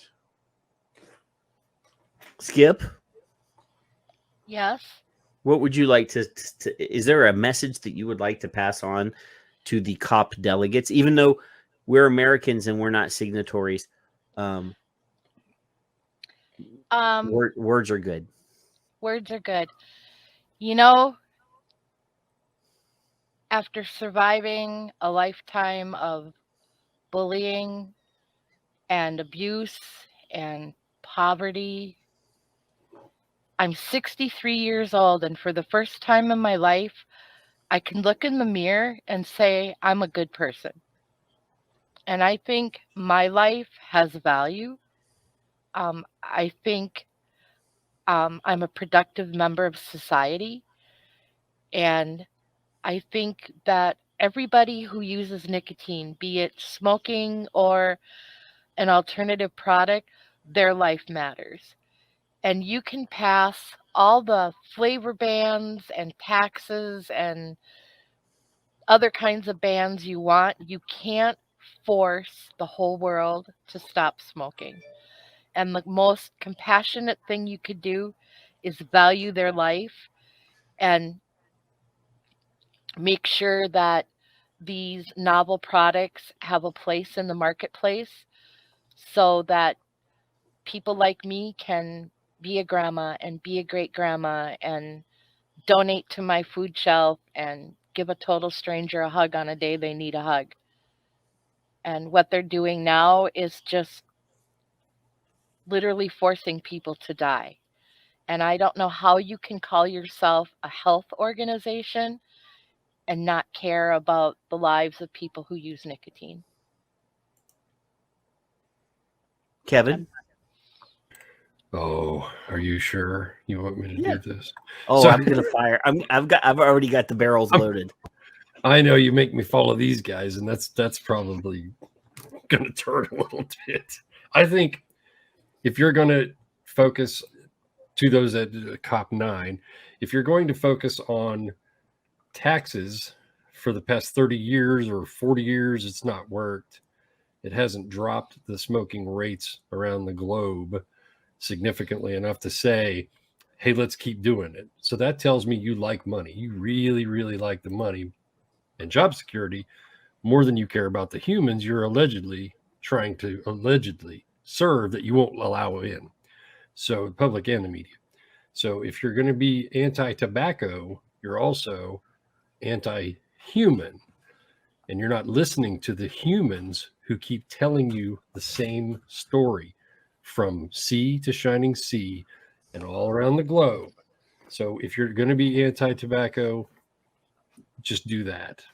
You're gunning towards a faceless corporation or corporations, and some of those corporations are countries. They're not going anywhere, kids. How long have you been doing this? Smarten up. So it is about the money. It isn't about the humans that you're forcing to have smoking or dying. You're not telling the truth about nicotine, and basically you all can kiss my ass. That's my take on that. Sorry. Don't be sorry. So sorry. A lot of people aren't aware of this, and I don't know if H or Paul or whoever's in the back room, but I've just shared something. If you have time, slap that on the screen for me, because this visual might be important. It might be impactful for people to understand. So there's this thing that WHO calls Empower, and this is a program funded by well, am I calling him Lord Voldemort, or am I calling him Michael Bloomberg? There is an inside joke amongst us in the backstage area that we've been calling him Lord Voldemort. But anyway, Empower is a program. It's initiatives that the WHO are pushing all over the globe, and this is part of the Framework Convention on Tobacco Control. It's one of the things they're chatting about, and nowhere in their program does it talk about studying nicotine. Does it talk about affecting finding out change? why people use nicotine? Why do people use nicotine? We've been on this. We've been on here for an hour and 40 minutes now, and we've told you that that's a very important factor in what you do. So, you have the M in Empower is monitoring tobacco use. Well, you've been doing that. We know which demographics use. You know which demographics smoke. You know where they live, why they do it. You've done socioeconomic analysis to understand that people in low economic situations, which means that they're probably nervous about where their next meal is coming from, nervous about their husband beating them when they come home, nervous about whether their kids will be able to have a roof over their head. These are all stressors. So people in that situation, they smoke to relieve the tension and the pressure of life because they have difficult ones. Then you have guys like us who use it to maintain an even keel, to prevent us from going off the deep end, from Richard or the lovely Skip for prematurely ending their lives because they're using nicotine to smooth out the edges and to stay focused. I use it to prevent me from killing other people. I've never wanted to kill myself, but I have wanted to kill other people. And nicotine calms me down and keeps me from doing that. You have protecting people from tobacco smoke, which is a wonderful mission. Tobacco smoke is awful. It smells. I won't even try to argue that there's a thing called secondhand smoke, and it can't be good. I mean, it's probably not nearly as bad as what many people think it is. It's not great. I mean, alone it stinks. As an ex-smoker, I can smell it like 100 feet away. So, yeah, quitting tobacco, that's fine if you don't need it. And if you do need it, how about quitting smoking instead of quitting tobacco and offering alternatives? How about you could just add the word offering alternatives here? Warning about the dangers of smoking instead of tobacco, because tobacco is not dangerous by itself. I mean, it's not bad until you light it on fire, but it does have some wonderful things that happens. Enforcing tobacco advertising, promotion, and sponsorship bans. We've done that. Here in the States, we've done that. Other countries, they've done that. Plain packaging in Australia and other countries, and didn't make a blind bit of difference. Yes, not a bit. It's a make work. It's a look what we did. And then here, raising taxes on tobacco. Who do you think that fucking punishes? It's not the cigarette manufacturers. No, they're not paying the damn taxes. The people who earn low incomes and who don't have the money to spend on tobacco, damn it, and would rather go without lunch and have a cigarette. Exactly, Richard. Those are the people when you were a smoker and you were stressed out, and you had a choice between having a lunch or a smoke, you were going to have a smoke. Cigarettes every time. Every time.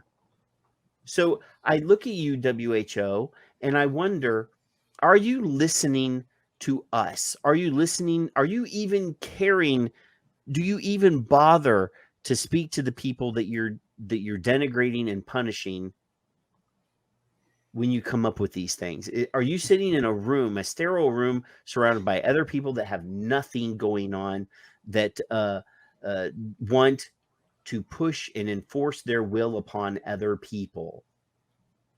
That's what you are. That is what you do.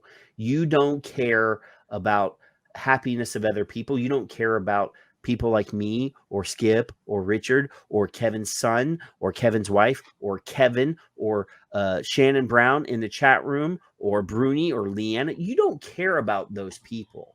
You only care about enforcing your will upon other people. And we're tired of it. We are not going to sit quietly and let you take away our choice. We're not going to let you take away our sanity, because I will tell you, I will not go on the meds that they've prescribed for me. Richard has already chosen not to go on those meds. Skip has chosen to try to manage her problems without pharmaceuticals that turn us into mindless dulders that don't have any will, that sit in a corner and struggle with making a single decision, because that's what these pills that you give us do. We sit there and struggle with taking one step towards a goal. And without nicotine, we would be in that situation. I wouldn't be able to sit here and have a tirade and yell at you and point out all of your insane ideas about what I should do to maintain my sanity. So I'm tired of it. Richard's tired of it. Skip's tired of it. Kevin's tired of it. Leanna, Pippa, Bruni, Mallory, we're all fucking tired of it. We are not going to let you have the power over our lives, and we are going to scream and point your hypocrisy out to the world. Anyway, I love you guys. Appreciate it. I'm glad that you came on the show to tell your stories. I'm glad people watched it. I'm glad that that Scope is allowing us to bring our stories out to an even bigger audience. And I hope, not to commercialize, but I hope that people that watch the Scope show that haven't ever watched Son of Liberty Radio, go to your podcast app and type in hashtag Son of Liberty Radio. You're going to find our audio show. If you like YouTube, you can go onto YouTube and type in hashtag Son of Liberty. You're going to get Son of Liberty Radio. Don't forget the radio. You're going to get our shows. Go and click on one of our shows and like and follow our channel. Go to Smoke Free Radio Network on Facebook. We're there. And follow Kevin on Twitter. Follow me on Twitter. Kevin is at Vaping It, and I am at Knock Noir. Or just type in Twitter hashtag Son of Liberty. You'll find one of our tweets.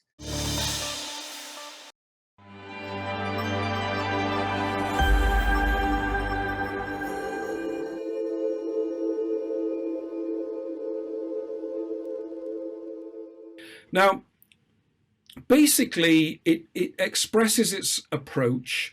As I say, it doesn't tell anybody to do anything. It doesn't lay down the law, but it creates norms. And if you're a health official in an Asian country, you listen to what the WHO does and you kind of respond to it.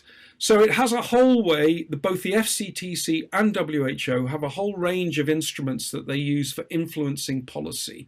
So there's the FCTC itself, but then there's decisions of the Conference of the Parties. There are papers that are inputs to the Conference of the Parties. There are statements made by WHO and FCTC officials. There are initiatives and reports produced by WHO, like guidance on tax policy or the report on the global tobacco epidemic. There are the themes chosen for World No Tobacco Day. There are awards given. So this year, India's health minister was given a World No Tobacco Day award on 31st of May for his work in promoting or securing the prohibition of e-cigarettes in India. So there's nothing in the FCTC text that requires that or says you should prohibit these products, but WHO is signaling that that is the right and virtuous thing to do.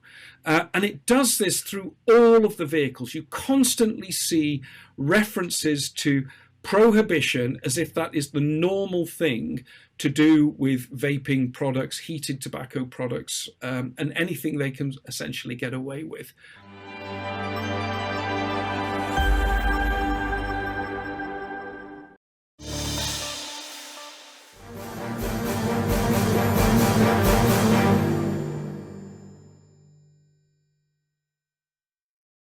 Hi everyone, I'm Clarice Verhino. I'm from the Philippines. I'm a vapor and I'm also a consumer advocate. I hope everyone is safe, healthy, and secured wherever you are right now, considering we have a health crisis ongoing. And well, unfortunately, because of that, we will not be able to meet for GFN this year in person. But I think it's good that we have it online because it opens a wider avenue in raising more awareness with even more people across the globe. With that, COP9 is also postponed, and I think this could be used to our advantage. Consumers, consumer advocates, or groups, and people involved with DHR. But I think this might also be taken advantage of people who are against DHR to proliferate even more fake news and or fake science surrounding DHR. I'd like to thank the organizers of GFN for inviting me to do a short talk on the threat of prohibition, consumers as collateral damage.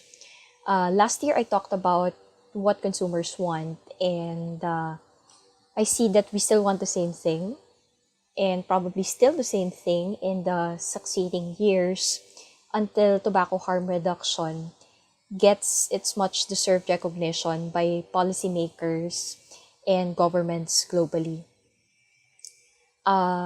It's a sad thought that in all this ruckus, consumers become the collateral damage, the one that in the end will suffer if prohibitive policies will be put in place.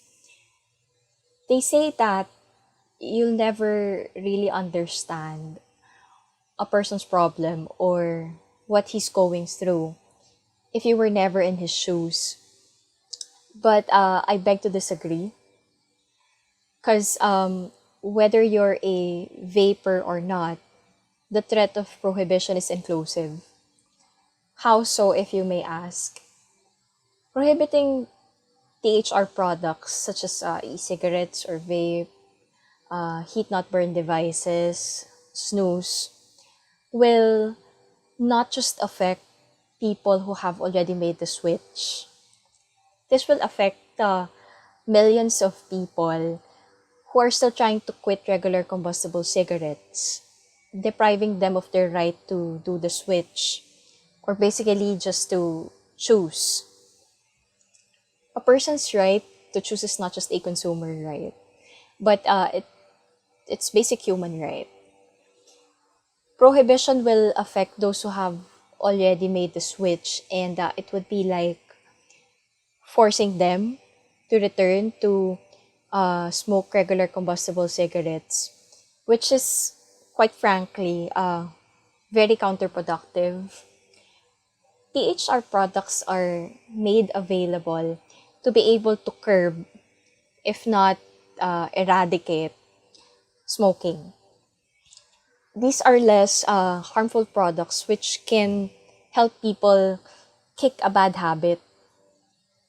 A bad habit that not only affects the smoker himself, but even the people around him through secondhand smoke.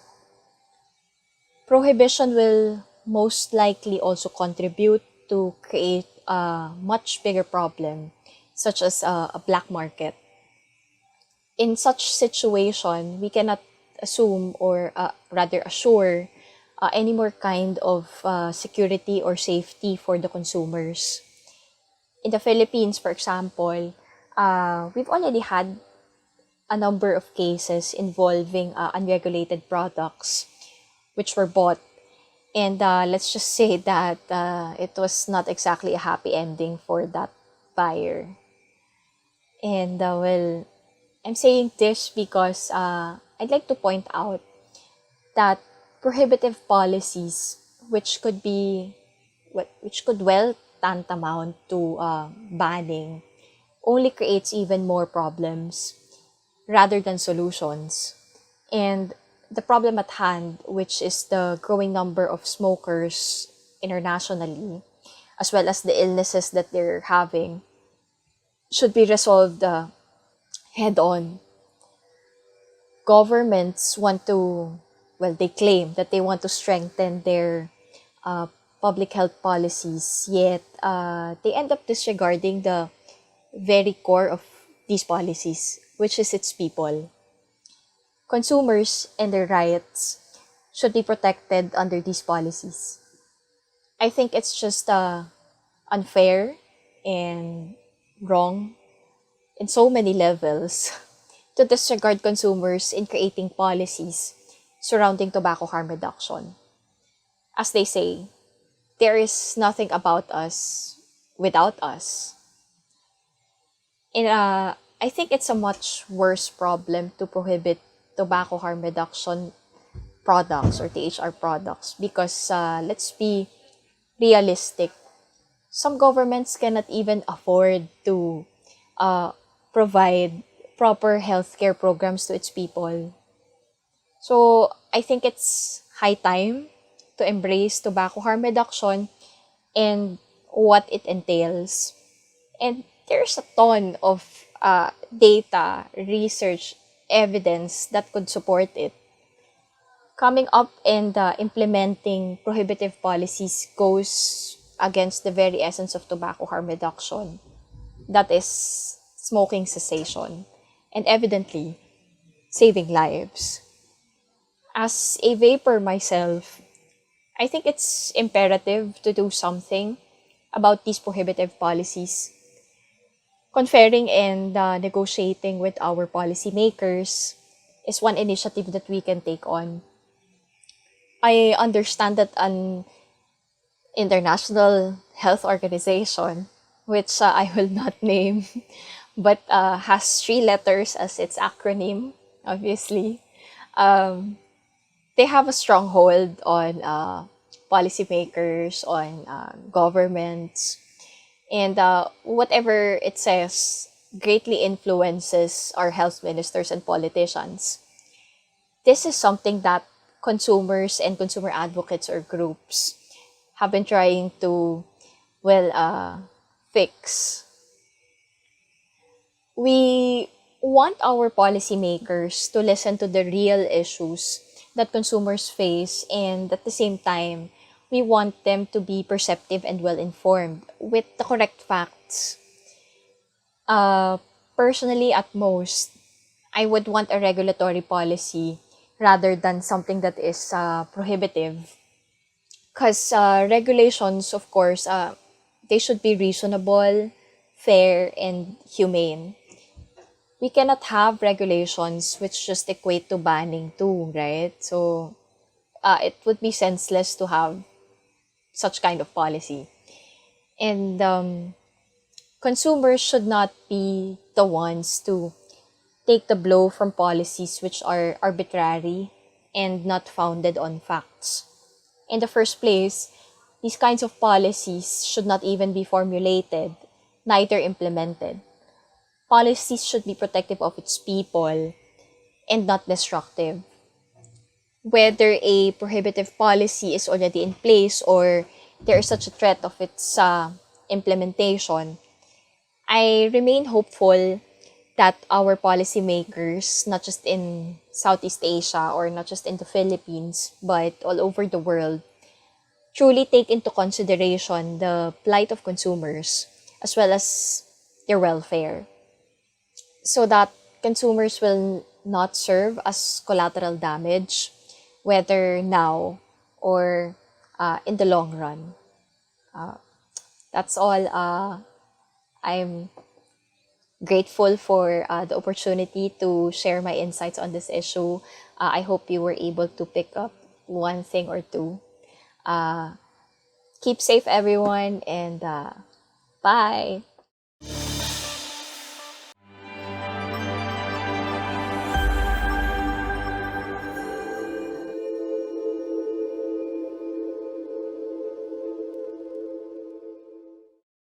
Now, the FCTC was basically conceived in 1995.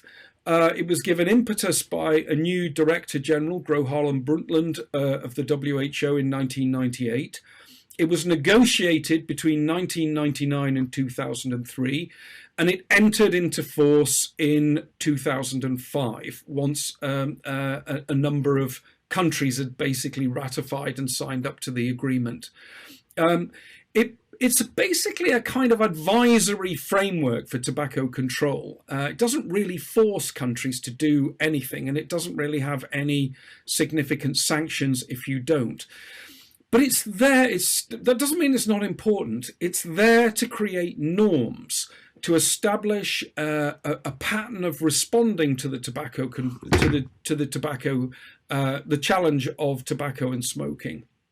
So it has articles on taxation, on advertising and promotion, on warnings, on packaging, on smoking in public places, on illicit trade, and, basically tries to encourage countries to have a plan, to actually do something. And then it kind of marks their homework a bit by looking at who's done what kind of measures. So broadly, it's not a totally bad thing. It's trying to normalize good tobacco policy. The problem is it's basically gone off the rails when it comes to harm reduction. Now, the FCTC works through two main bodies, really. The Secretariat, which organises it, and the Secretariat is housed within WHO, but is not strictly speaking part of WHO. It's not funded by WHO, it's funded by something called the Conference of the Parties, which is 190 odd countries gather together, meet every couple of years, and they are the parties to the convention, and they basically make the decisions about what the convention's doing. The Secretariat prepares papers for that, for those meetings, and the next meeting will be in November, from the 8th to the 13th of November, held online this year because of COVID. The Secretariat prepares papers, and then the Conference of the Parties reaches decisions which are then published, which form a kind of rounding out of what the convention is actually supposed to do. Okay, now the trouble is those decisions, while the convention text really allows you to do anything and actually includes a reference to harm reduction. So Article 1D of the Framework Convention on Tobacco Control suggests in the definition of tobacco control that harm reduction is part of it. The problem is that has never been actually operationalized through decisions or interpretation or guidelines in the convention.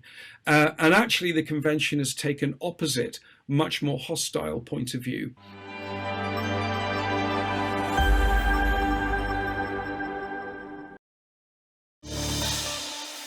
Everybody, welcome to the panel discussion on tobacco harm reduction. We are going to discuss this from different perspectives. This is Amanda Wheeler. Thank you for that, Amanda.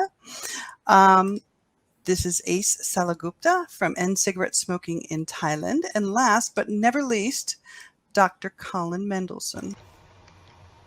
Hi, everybody. Hi, everybody. Welcome. Thank you for joining us today. I guess the best way to start off is let's talk about the stories of how we got involved in tobacco harm reduction. I would like to start with you, Amanda, because I haven't spoken to you before, so welcome. And please tell us how you got involved in tobacco harm reduction. Thanks for having me. I will try to make a long story very concise. Many years ago, my husband and I were both very heavily addicted cigarette smokers. He was a 2 to 3 pack a day smoker. I was a pack a day smoker. The stakes were very high for me. I had cancer when I was 19 years old. I went through a year of chemotherapy, radiation, was very, very ill. Unrelated to smoking, but suffice it to say, when you go through cancer and cancer treatment, it's strongly recommended that you stop smoking. And, despite going through all of those health issues, I continued to smoke for another 10 years after that. I tried consistently for 10 years to stop and never found anything that worked for me. And then, one weekend, my husband was going into the smoke shop to buy his usual couple of cartons of cigarettes for the week. And, he ran into his first encounter with a vaping device. This was back in 2009. He purchased it, he tried it, and was able to quit smoking in a weekend. Obviously this was something when you're in a marriage, you don't want one person smoking and one person not. And so, I started vaping. I had a very similar experience. It took about a month for me to stop smoking entirely, but for the first time in my life, it really wasn't a struggle. What I noticed is I felt so much better. I smelled so much better. Food tasted better. I wasn't, waking up, coughing up things every morning. And so it was probably the easiest way I had ever encountered to quit, and the only way that was truly successful for me. It was driven by that personal experience, that we wanted to share it with other people in our community. Like back at this time, vaping was not prevalent in the United States at all. There weren't a lot of products in the marketplace. And so, we opened up a business in our local community, and 10 years later, here we are. We have 6 vape shops now. We both continue to be smoke-free all these many years later, and just wildly successful. And we've been able to help tens of thousands of other adults in the United States quit smoking. It's something we're very proud of. We really got involved in the fight for advocacy probably in about 2014, just as a result of wanting to defend our business and to defend our customers from things that we started to see happen in the United States, and been very heavily involved in advocacy ever since. Excellent. Thank you for doing that. I know plenty of people in the States that, have actually converted and switched over. And it's people like you that have helped them. Because I remember when I was still in the States, all we could get at the very beginning were those little ciga-like things, and they were useless. So thank you. Ace, next. Give us your story, please. Thanks for inviting me here, and greetings to, I don't know what to say. Good morning, good afternoon, good evening, wherever you are. But my story is that I was a smoker for probably almost 38 years. And I have tried every way to quit, including the quit line and the quitting clinic in the States back when I was there. I tried to quit. I really tried. And I did quit cold turkey probably about 20 times. It worked every time. But the next morning, I just went out to 7-Eleven and bought another pack of cigarettes. Yeah. Finally, I found electronic cigarettes about 10 years ago.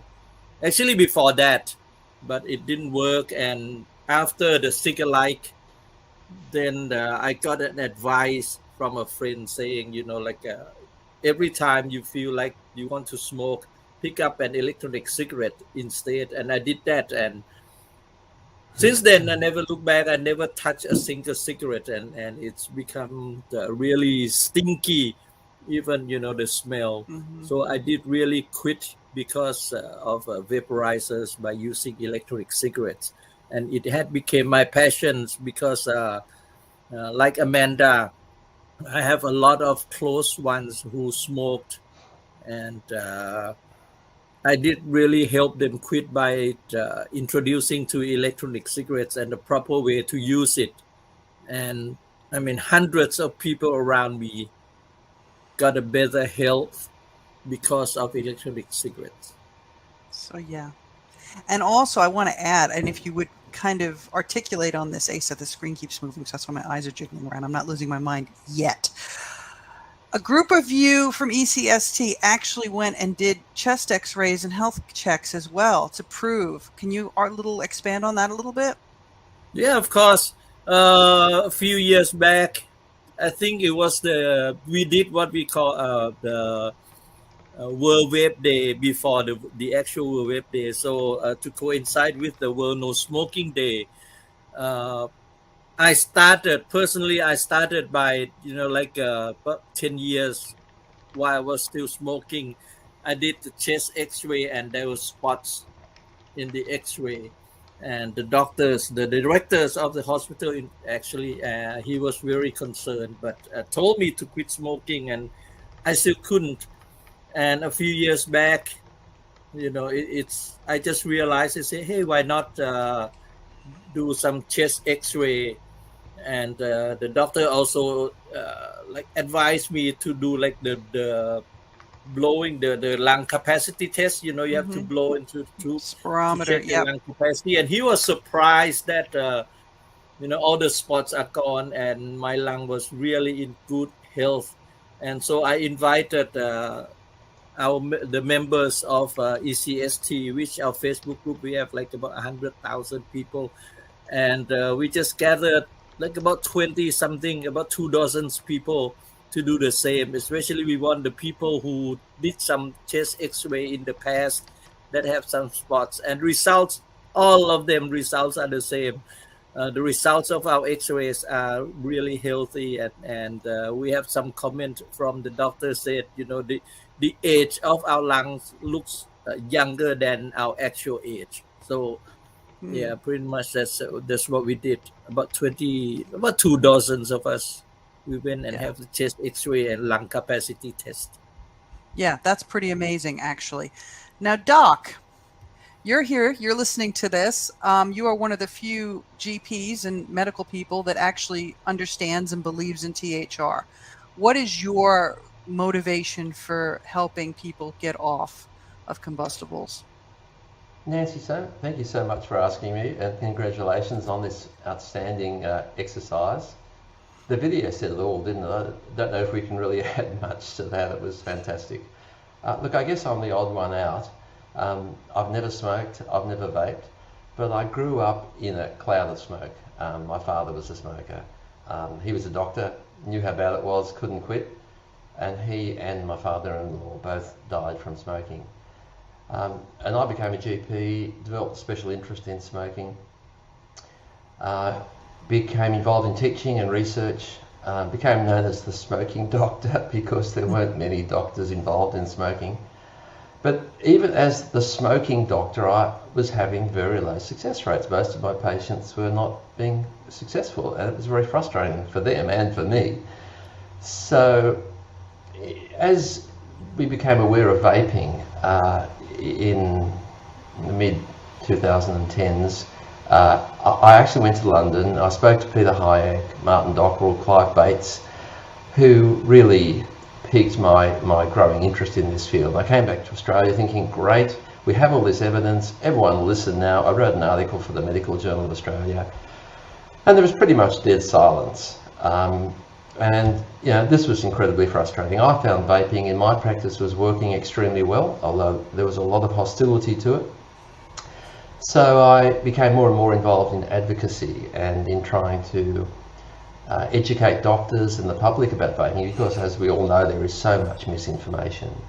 And my career since then has been about advocacy. I've been involved in teaching, doing lectures on vaping and research, and trying to challenge the establishment, which doesn't want to change its traditional direction and just isn't really interested in tobacco harm reduction in Australia. Why do you think that is? In general, that the medical profession, a lot of people seem they just don't even want to acknowledge it. They don't want to look at it. What is it that causes them to be like that? It's not about the evidence. I naively thought, well, we'll show them the evidence. here is the most popular quitting aid in the Western world, here is the most effective quitting aid, and it's an aid that people are willing to use, and it's working, and you would have thought that would do the job, but it's clearly a lot more than that. And I think what's happening is, as Clive was saying, is that people are opposing vaping for all the wrong reasons. It's all about the abstinence ideology, moral issues, big tobacco, vested interests, financial interests, political agendas, and I think they justify their opposition by things like, which are going to sound much better, like, oh, but we're just thinking of the kids, or we can't let the tobacco company take over. And then they maintain that bias with, you know, confirmation bias and conformity bias and groupthink and all that stuff.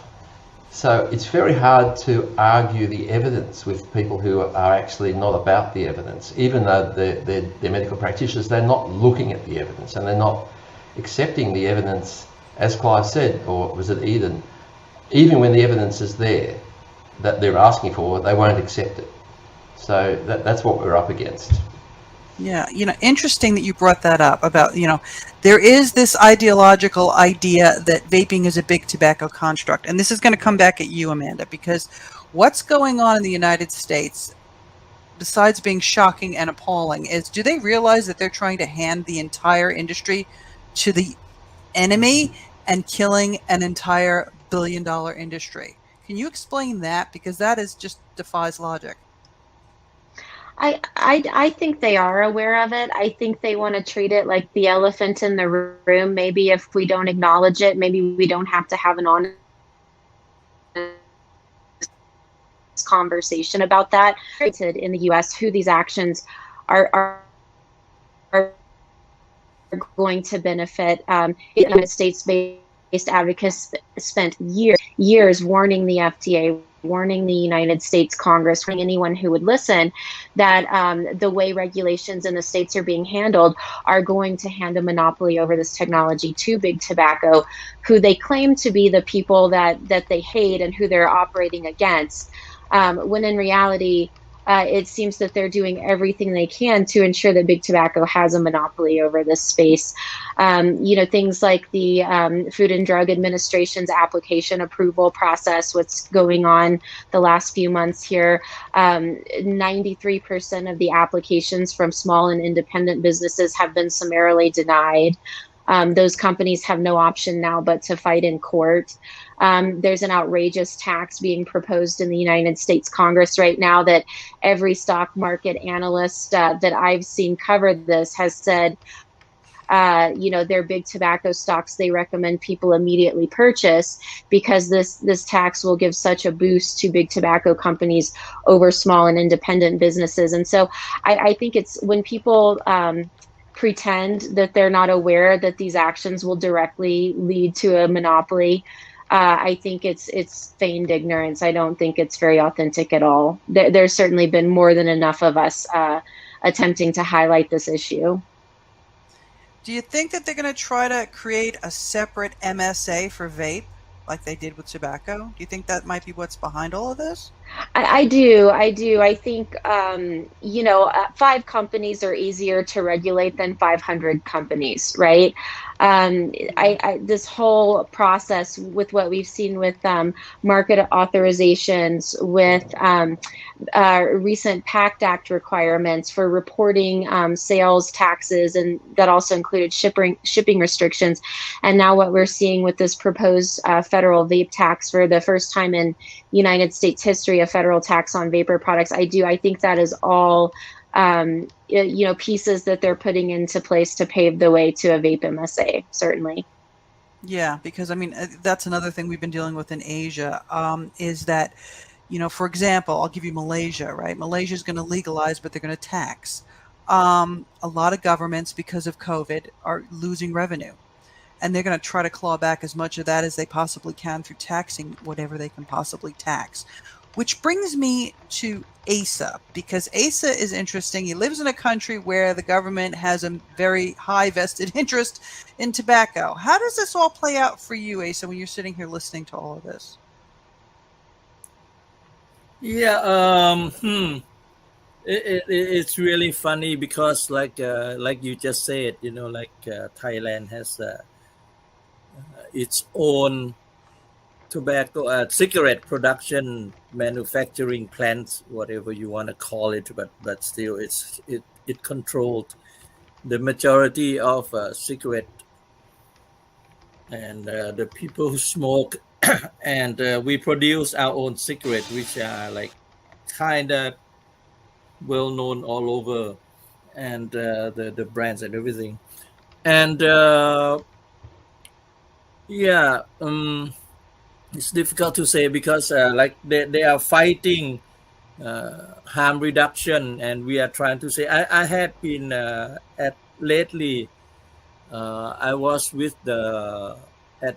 I had to be at the parliament every week. I was part of the subcommittees to kind of like to lift the ban. It was the discussion on how to tax cigarettes, tobacco, and electronic cigarettes. So we are trying to give out the evidence, the scientific evidence, saying how safer electronic cigarettes compared to regular combustible cigarettes. And I have been blamed by some doctors here, saying that I belong to tobacco industry and I shouldn't be within that subcommittees. Why other people who receive direct funds from big tobacco here in Thailand, the tobacco manufacturing company, are allowed to come out and speak in public and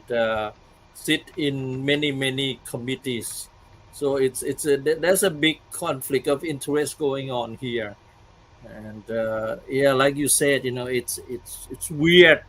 And for those of you who still don't know, Thailand had we still have a law on it is illegal to import, to manufacture, and to distribute electronic cigarette, including you cannot vape at a place where it's a no smoking zone. So electronic cigarette had already been categorized as tobacco products, but still, like you cannot import, you cannot distribute, you cannot manufacture electronic cigarettes, and that leads also to bribery, because like police, there will be some very few policemen saying that since it is illegal to import, manufacture, and distribute, then possession and the act of vaping itself is illegal, which actually, by the law, it is not. But that's how bribery is going on. So it's really confusing time right now, and it had been for several years, and that's one of the things that we are fighting for. And so it's a big conflict of interest going on here. I think there's a big conflict of interest in the entire situation and what's going on with that big meeting, that's virtual meeting that's happening right now, that Ethan mentioned at the end of his presentation, that person who I choose to call Voldemort. I want to ask Amanda something about Voldemort. I haven't forgotten you, Colin. We know that individual has tried to flex his muscles quite strongly in low and middle income countries. What is his influence in his own home country? It can't be overstated. I don't know how familiar people around the globe are with the American two-party system, but Voldemort, as you say, is quite entrenched into one of those political parties, even attempting to run for president as that party's nominee, and has been a very heavy donor to everyone in that party that is in a major position of power, and a major funder of candidates at all levels of government, a shadow funder of all of these NGOs that push for taxes and bans and push for FDA to remove products from the market and deny applications. So that influence is felt very strongly in the United States, the level of funding that has gone to anti-vaping media and advertisements in the United States has made public opinion here on vaping quite toxic, to the degree that the majority of adults feel that vaping is just as bad or worse than smoking, specifically because of the hundreds of millions of dollars that were spent on advertisements to malign a really life-saving technology. And so it's very insidious at all level of government. I mean, you can take it down to individual city government decisions all the way up to the United States Food and Drug Administration. It's pervasive everywhere. Okay, so it's not, he's flexing his muscles, quote unquote, everywhere. Leads me to Colin. You know, one of the things that I always, I mean, even though I sound like I'm from New York, and yes, I'm originally from New York, I do live in New Zealand. One of the things that always amazes me is the difference between New Zealand and Australia. Now, I still to this day don't quite understand why they're so diametrically opposed when it comes to tobacco harm reduction. Do you have any insight on that? Well, Nancy, one of the issues is that we think in Australia that we're pretty good with tobacco control. So we have certain organisations and individuals who think they've done a fantastic job and therefore they're untouchable, and the way that they've approached tobacco control should continue.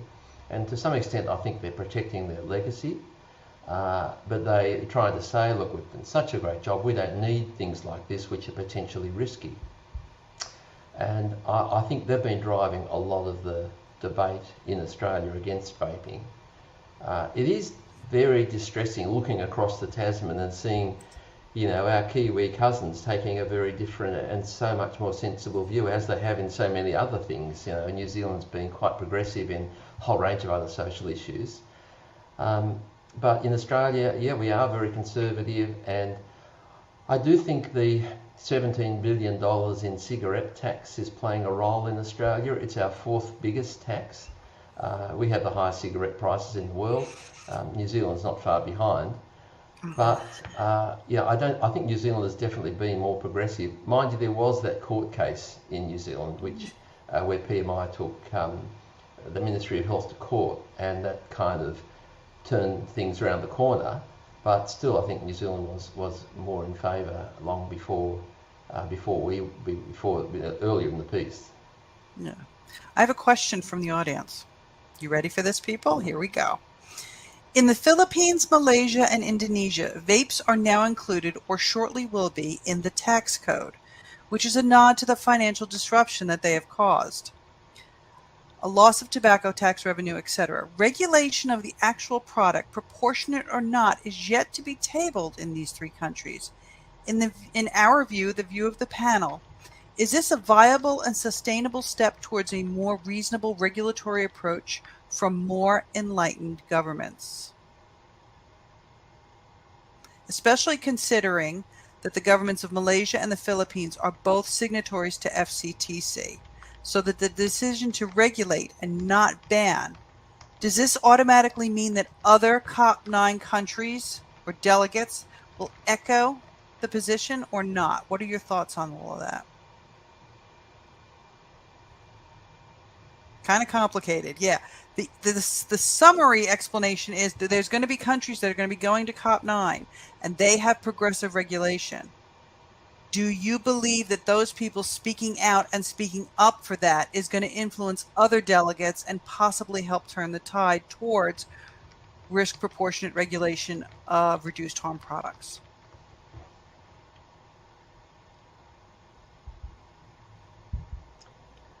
I think anytime anybody can credibly speak out and speak up on behalf of reduced risk products, you know, that at a certain point you have to hit a critical mass of voices bringing that perspective, but someone's got to break the ice, right? And so anybody attending that can be that voice to deliver that message, I think is a ray of hope that others may follow in their footsteps and start building up some sort of critical mass to change. As far as the specific question on Philippines, Malaysia, and Indonesia, I will leave that to someone who has more expertise in that part of the globe than I do. But I think pro-tobacco harm reduction voices speaking up are always going to be helpful. Colin? Yeah, like I agree. I mean, the more people we have, the more countries we have supporting tobacco harm reduction, I think there is a critical point, tipping point, where we are going to break through.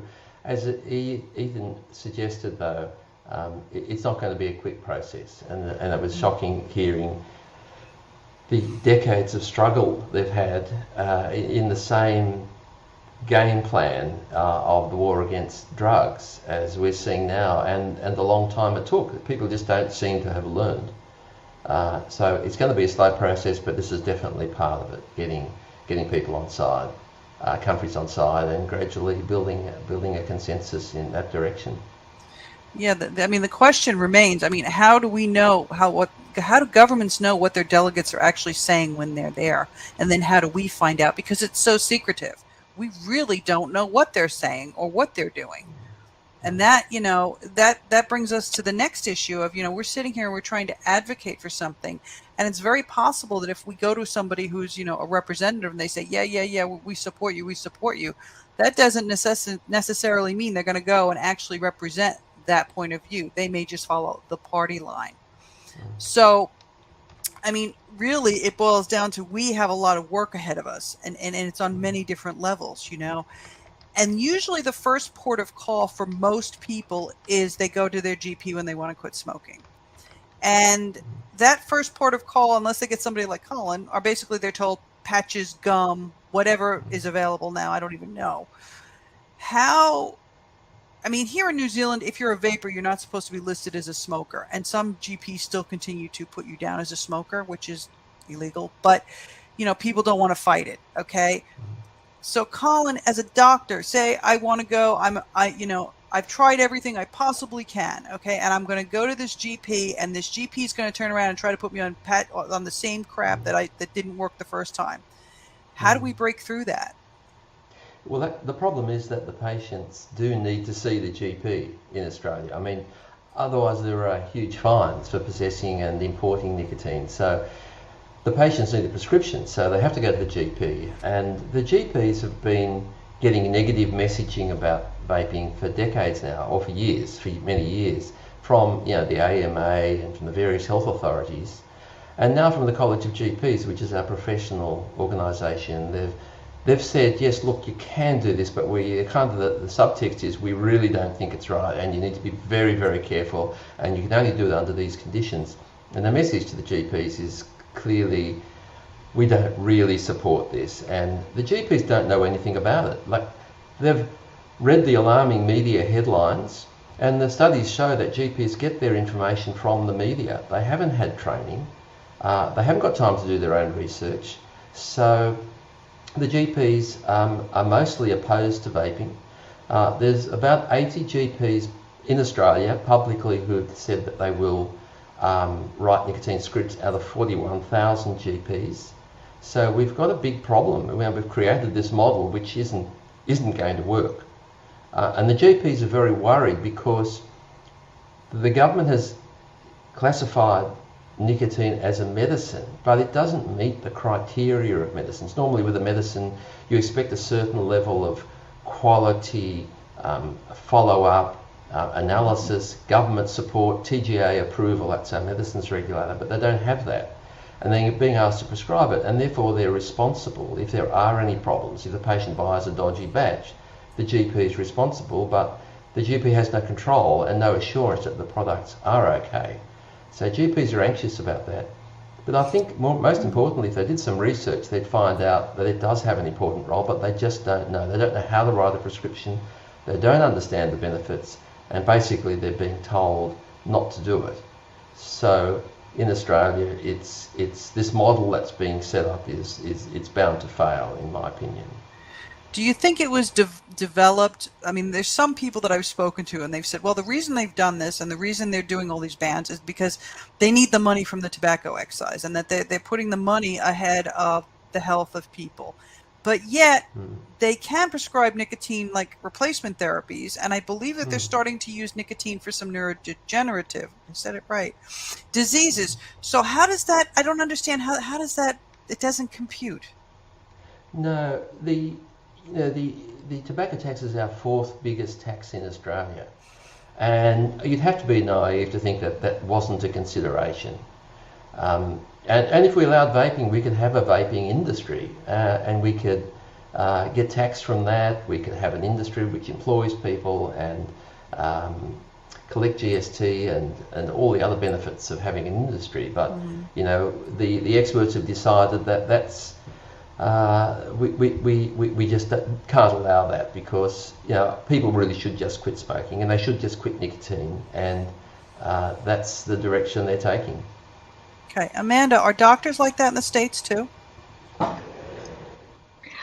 Yeah, I don't, it's not been my personal experience that there are very many doctors at all in the United States that are progressive on this issue, that promote tobacco harm reduction. I think most doctors in the United States are, you know, have very bad information about it, or not quick to promote it at all.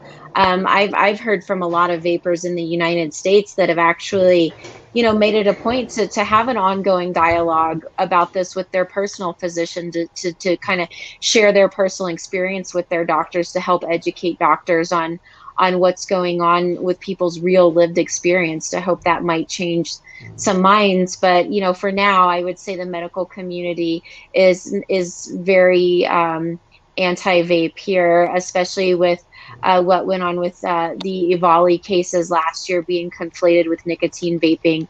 I think certainly made the opinion among the medical community worse as far as vaping is concerned. Yeah, because one of the things that's very interesting that I've noticed, thanks for that, Amanda, is that Australia can be influenced by America, and then Asia is influenced by Australia. So it's kind of got this whole trickle down effect thing going on. We have a question from Pippa for you, Colin. The science in Australia seems to get drowned out at government decision level, although great science is being done at the University of Queensland, for example. How can real science get heard at the government level? Look, I don't think the government wants to hear the science, Pippa. The evidence is very clear now. I mean, the national, what's it called, the NIHR in the UK just did a report recently which clearly said that vaping was the most effective quitting aid, more than Champix or Chantix, more than NRT, more than bupropion or Zyban, Wellbutrin.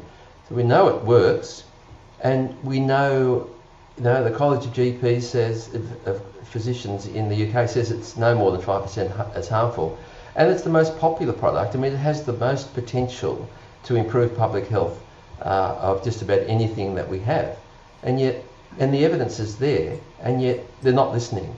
And that's what I said before. It's not about, you can't engage them on the evidence, because even when they have the evidence, they say, well, we haven't got it.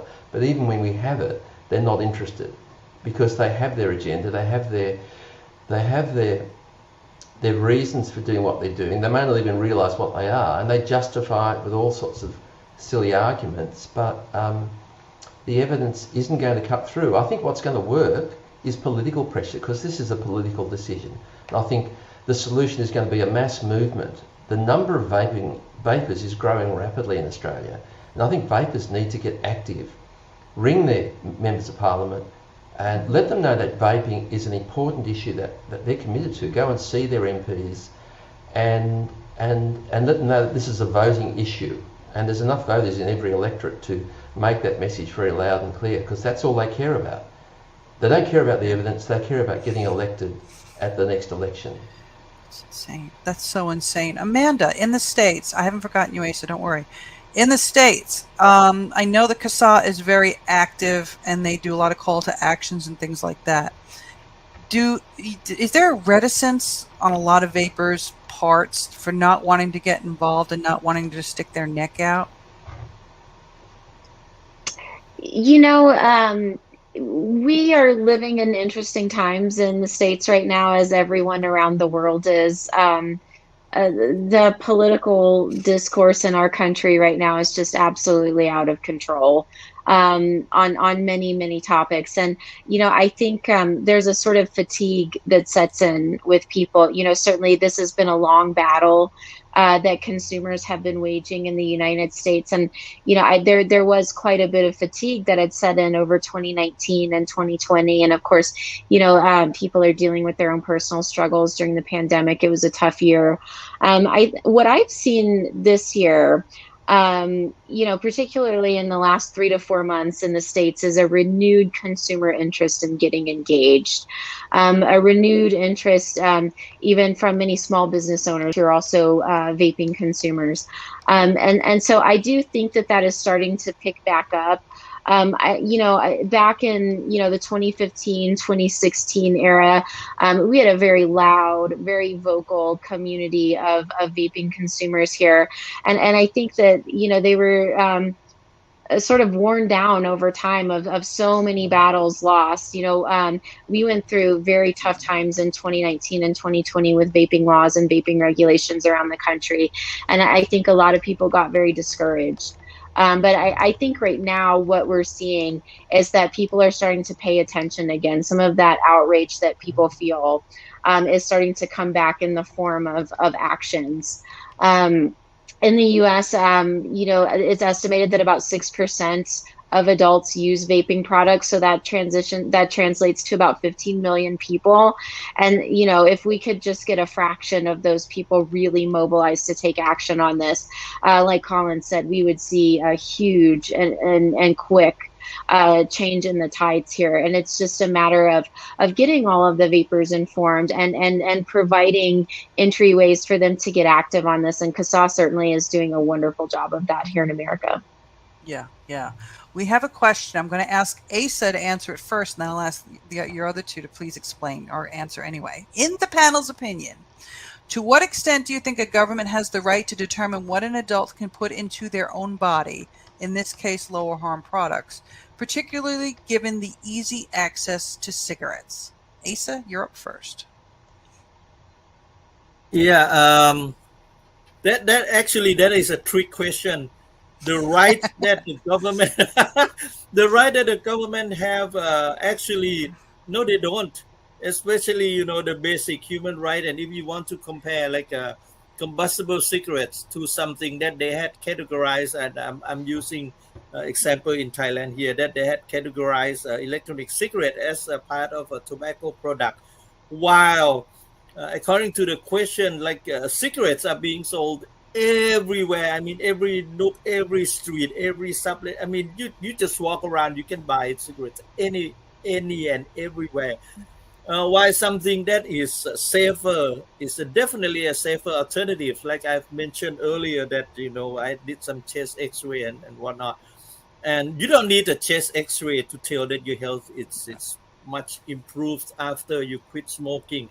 And so it's really weird that the government, while letting something that is more harmful to your health be sold anywhere, everywhere, but they're still denied the right to access something that is definitely safer. I mean, I'm not even saying safer or more harmful, but since if they had already categorized it as the same kind of product, and so why ban, and why so much fuss and ado, and lots of misinformation coming out trying to get people. One point that I've heard some doctors, some anti said, they said they don't want to introduce new products into the market, but you have to consider that like in the States, we don't have that much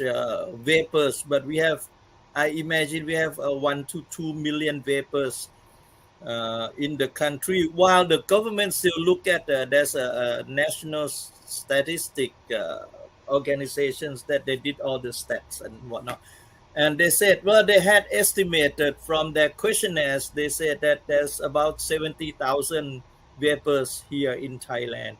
And I'm going like, excuse me, like I have over 100,000 followers.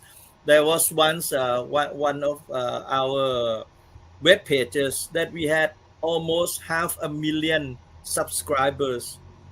And so it's kind of like, where did you get the money? 70,000 vapors. I said, like, like, and Minimize. we had asked several weeks, say, who did get to do the question, who did they ask, and nobody said, like, not me, and of course not me, and not any of our vaping communities. So, but the answer is no. But that's weird, because like they shouldn't decide on what we put in our body at the first place, the basic human right. But then again, the doctor in the big meeting about 3 years ago that I went to, that I attended, I was invited, and said that the minute you pick up a cigarette, you lose the basic human right.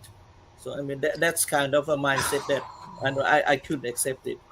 The minute you pick up a cigarette, you lose the basic human right. Yeah. Yeah. No, I remember you telling me that. Amanda, what's your take on that? Well, the question asked the panel's opinion, right? And my opinion is absolutely not. They don't have the right to tell us what we can put in our bodies. But the government that I live under exercises that right on a fairly frequent basis. But they're very picky and choosy on how they do that, right? If I wanted to smoke, 2 packs of cigarettes a day in this country, I have the freedom to do that. If I wanted to drink a fifth of whiskey every day, I would have the freedom to do that. If I wanted to smoke cannabis from the time I woke up until the time I went to sleep, I could do that in certain parts of the country. If I wanted to take psychedelic drugs, I could do that. And in other areas of the country, I can even take much harder drugs and be supported in doing that in a more safe fashion, right? But when it comes to this one particular area, vaping, the official position of the United States at this moment in time is that there is exactly one product authorized, legal for sale in this country for consumers to put into their body, and it's a product that nobody has used in many, many years, because it's about a decade old technology that's sold to no one at this point, and that is the only product that our government says we have the right to put in our bodies at this point. So in my opinion, no. Do they exercise that hypocritical right as often as they can? Yes, they do. Okay, thank you for that. I agree. Colin, Australia. Yeah, look, I just think it's such a case of government overreach. I mean, in a liberal democracy, the government has no right to say to people what they can put in their bodies as long as they're not harming anyone else. And it comes back to the harm principle by John Mill, which is that, adults should be able to make those decisions as long as they're not hurting anyone else. And there's other issues here. I mean, there's the whole autonomy issue. People should have the right to do what's best for their health. We know that vaping will improve health, and government should be supporting that, and yet they're taking away that right from people. And particularly they're taking away that right from the most disadvantaged groups in society. There's a social justice issue here as well. They're saying to people who smoke much more heavily and have much higher rates of smoking-related disease, people who are most vulnerable, no, you can't use that either. We're going to tax the hell out of you, but we're not going to let you take this way out. And it reminds me of a quote which I'll give you from Grover Norquist, who said, people should decide what they do and don't put in their body. It's none of their government's goddamn business. Yeah. He's the president of the ATA in the US, and I think he says it very well. Yeah, we have a statement here. You would think the government would realize how much money they would save from future medical expenses due to smoking by allowing the safer alternative. You would think. I remember a discussion, though, in saying that. I remember a discussion I had at GFM with people from the UK. And I remember one of them said, well, you know what, maybe the government doesn't want this because, if the people cark it, that's less money they have to pay in their old age. And I thought that was the most horrible thing, to say. And now here I am, like 5 years down the road, and I'm thinking, what's that about? We're in a strange time, especially now with, some countries trying to say that vaping, doesn't help with COVID and the smoking COVID thing. You would think with the smoking COVID thing, they'd be like, all right, you know what? If we think smoking is hurting people or causing them to have more negative reactions to COVID, maybe we should allow this. Nope. It's nicotine. The problem is nicotine. And that's the thing I think we need to get drill down to the root cause.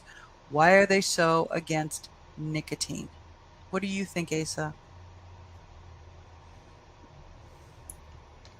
What do I think? Why? I really don't know. But what is funny is that what they are supporting, put it loosely, is they are supporting something that has stronger nicotine strength, like if you know the nicotine patches and the gums and the spray.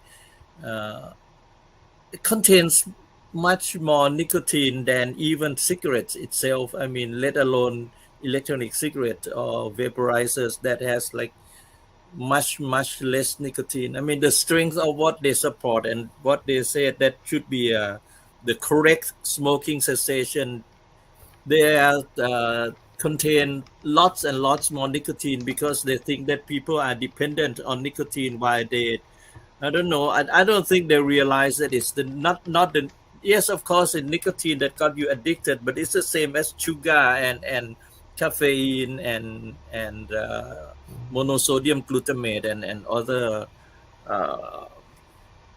other substances that are all over the places and are allowed. While nicotine itself it's yes, it's got you addicted, but it's not what got you killed or what make you ill. It's the tar and it's the combustion Yeah, that is the main culprit. Yeah, that's why I don't understand these whole very low nicotine cigarette thing that they're trying to push that here in New Zealand, and I'm just kind of like, if combustion's a problem and people are going to smoke those, they think that people will just stop smoking because they're not getting their nicotine hit. Yeah, Colin. I know, it's just like, what? One question I have for Amanda on this, because she's got you have the vendor perspective, and I want the vendor perspective on this. When you look at this as a vendor and you look at what the FDA is doing and you look at how the government seems not only not accept tobacco harm reduction, but don't really give a damn about an independent, business, SMEs. I mean, what is your recourse? Because I'm sure that it's going to happen in other countries. If it's happening at your country, it's going to happen everywhere else. What would you say to them if they encounter the same thing? Well, I will say I'm very proud of the business community in the United States right now. Sorry, it's late at night here. I've got my little daughter in the background here who's supposed to be in bed. But, one of the things that the business community in the United States is doing a very good job at is fighting the FDA in the federal appeals courts here. And so far, every case that's been brought in the United States Federal Court of Appeals, the judges have ruled in favor of the businesses so far, not in favor of the FDA in any of those up to this point. And those cases are still in the very early stages.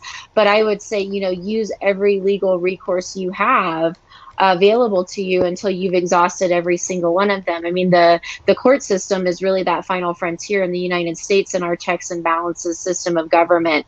And so it's been heartening to see some of the rulings that have come down in the last couple of weeks, because that really was our last avenue of recourse to what the FDA has done here. And so far, some of the early indications have been quite positive.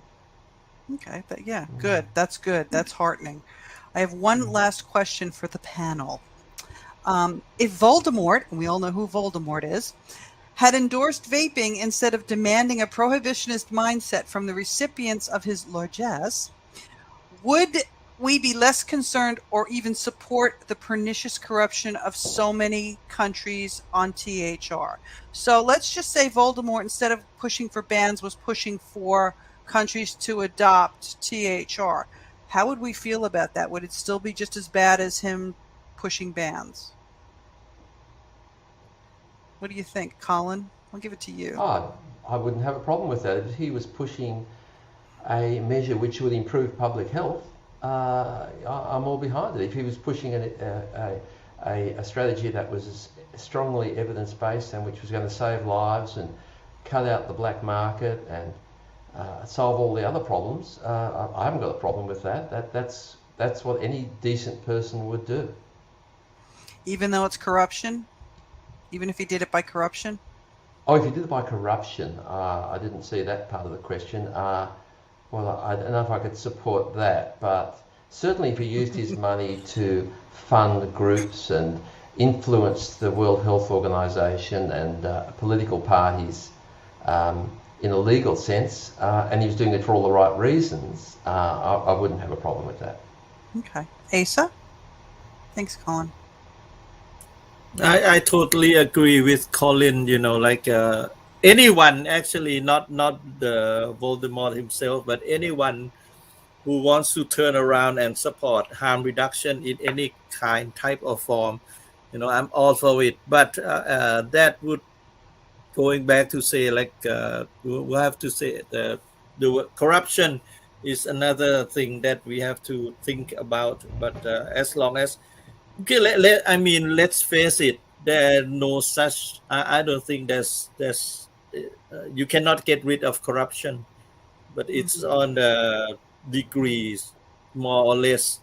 And if some type of form of corruption occurred, why benefits the people in general? I'm all for it, really, because it's one way or another. Corruption will happen, but if it happened to benefit the people, the health of the people, and going towards our cause, hey, I'm all for it too. Yeah, exactly. Amanda? I spend a lot of my time dealing with corrupt government actions and corrupt actors influencing the government, and I certainly don't want to be the one dishing that out to accomplish a goal. It's that classic question of, do the ends justify the means? And I think that we can win with truth and hard work and loud voices on our side. And there is funding that has to happen, but I don't think any of that needs to be corrupt in any type of way. There are plenty of non-corrupt ways to fund advocacy and to fund getting a message across. So I'm not really one that's going to say, we should use their same terrible means to justify the ends, because I think we are in the middle of a very noble fight. And I'm maybe naive, but I'd like to win it with truth and justice and just a lot of hard work on our side. Yeah, Asa, you want to say something? Yeah, definitely. I'd also agree with Amanda. What I just said, I didn't want to sound like we will stoop down to the level of corruption. Of course, what we had done, what we had been doing for so many years is we give out the correct information. We are honest. We are really honest about our passion. It's our passion, and we are honest about it. And of course, we don't want corruption to be part of us. But what I was saying is that if the opposition, the antis and the people who are opposing to us want to turn around and some kind of corruption occurs, that will benefit people. That's why I said, I'm okay with that, but not, of course, not us. We are fighting for the right to benefit our health, and we are doing it cleanly. We had been doing that for many years, so that's what I was trying to say. But I'm not saying that we should go out and give bribe people, give bribe money to officials and things like that. Yeah, no, because two wrongs don't make a right. I mean, and to summarize it, I mean, if the funding followed the truth instead of promulgating lies, it would be justifiable. The high road. Let's just say if it took the high road. I mean, it's one of these things that, Colin will know this, Asa will know this, Amanda, you're going to find out. Most people who know me know this. I'm always saying, let's take the high road. Don't sink to their level, because two wrongs don't make a right, kind of thing. It just doesn't work. that's pretty much what we've got. I want to know, anybody have any final thoughts they'd like to give to the audience and the people that are watching us? Colin? Yeah, I just keep coming back to the fact that we need to keep our eye on the goal here, which is, I'm sorry about that light on my face, which is what's best for health. We get distracted by, the war against nicotine. We get distracted by we've got to bring down the tobacco industry. We've got to stop smoking. Well, or we've got to stop tobacco. But really, what we need to do is stop smoking, because that's what's causing the harm to public health. And that's where our focus should be. Is this measure, whatever we're doing, is it going to help the health of people? And we get distracted by so many other priorities. Yeah, it's true. Amanda?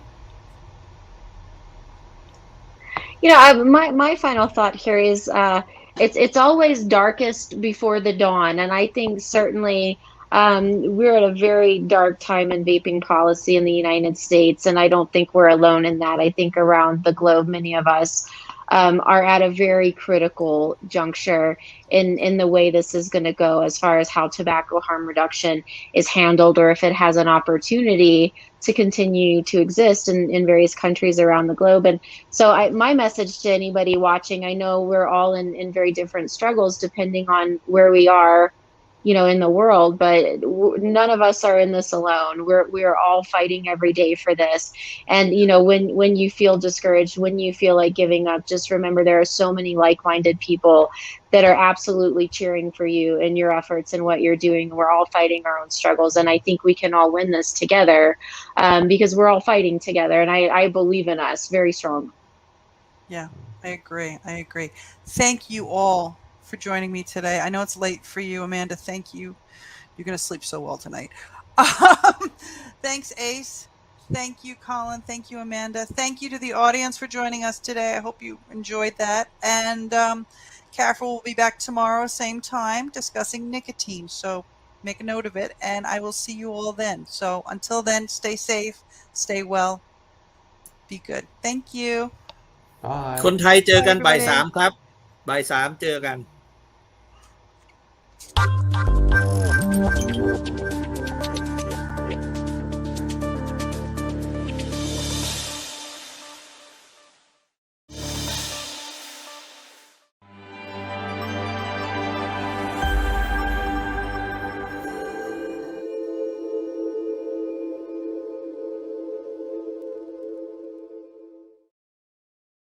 Then I think the final problem that I see with WHO and FCTC is that they've become fanatically anti-industry. And look, let's be honest, there's some reasons for that. The tobacco industry has been absolutely terrible in the past. It carries a terrible reputation for abuse and misuse of science. But if somebody is going to make vaping products or heated tobacco products or smokeless tobacco or nicotine pouches, all the non-combustible products, it's quite likely that the tobacco industry and other industries will be the ones doing it. I mean, these things don't get made by activist organizations. They're part of the consumer nicotine marketplace.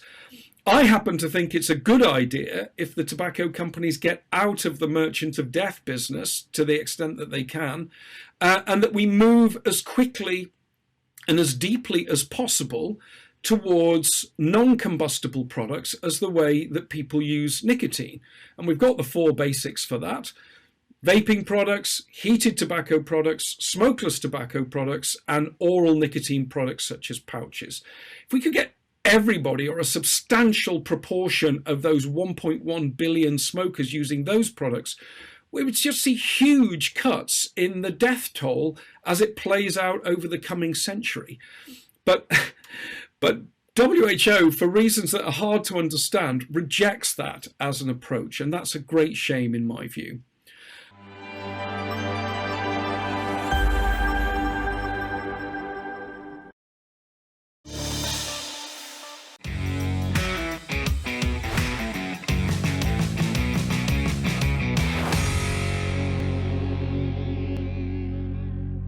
Meanwhile, in Thailand, consumers and advocates run the risk of heavy fines and possible jail time for using safer nicotine products instead of the deadly alternative.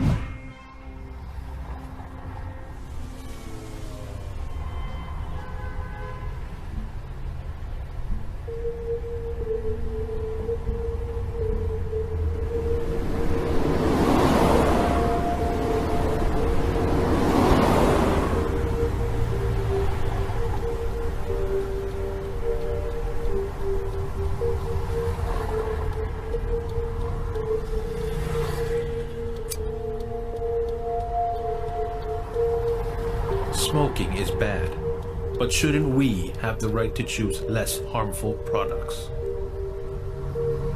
But our rights are stripped away.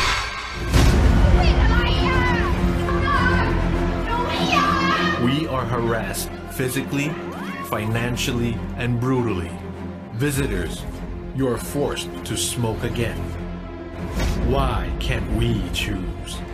We have the right to know the truth. Isn't it the government's job to provide the facts to help us make the right decision? But look at what we have. คำแนะนำของทางการแพทย์นะครับเขาว่าไม่ได้แนะนำว่าให้ไปสูบบุหรี่ไฟฟ้านะแล้วอเมริกาหรือในออสเตรเลียเขาก็บอกว่าไม่ต้องไปสูบบุหรี่ไฟฟ้าออสเตรเลียเขาก็ผิดกฎหมายเขาบอกว่าคุณเลิกไปเลยแล้วเราก็มีวิธีช่วยให้คุณเลิก Hoax after hoax, lies over and over again. แม้แต่ในอังกฤษก็ดีในอเมริกาเขาแนะนำให้เลิกเขาไม่ได้แนะนำบอกคุณไปติดบุหรี่ไฟฟ้าแทนนะเพราะบุหรี่ไฟฟ้ามันก็มีอันตรายอยู่มันมีสารนิโคตินนะครับซึ่งเสพติดนะฮะทีนี้เนื่องจากบุหรี่ไฟฟ้าเนี่ยมันใช้มาไม่ถึง10 ปีมันค่อยๆมีรายงานออกมาว่ามีสารก่อมะเร็งพบมากขึ้นผลกระทบเราก็ยังไม่รู้เนื่องจากการใช้ยังไม่นานที่อเมริกาเนี่ยสิ่งที่เขาพบแล้วก็กังวลมากก็คือว่าเด็กนักเรียนที่ยังไม่ได้สูบบุหรี่นะครับเข้าไปสูบบุหรี่ไฟฟ้าเด็กที่สูบบุหรี่ไฟฟ้าเนี่ยนะครับที่ไม่ได้สูบบุหรี่ธรรมดาเนี่ยมีพฤติกรรมเสี่ยงอื่นๆนะฮะกินเหล้าแบบเมาจำเปเลยนะครับแล้วมีพฤติกรรมเสี่ยงเรื่องเพศมีพฤติกรรมไปสูบกัญชานะฮะแล้วก็ยาเสพติดอย่างอื่นตามต่อมาไม่กี่ปีเนี่ยกลายเป็นเด็กที่สูบบุหรี่นะฮะทำไมคุณไม่เปิดโอกาสให้ผมเอาผลิตภัณฑ์หนึ่งของอเมริกาเขาทำที่บอกนิโคติน1 หยดฆ่าหนูได้ที่ความเข้มข้นเท่าไหร่ครับไม่ต้องถาม Why do we have to keep our mouths shut just because we think differently? Maybe this is why.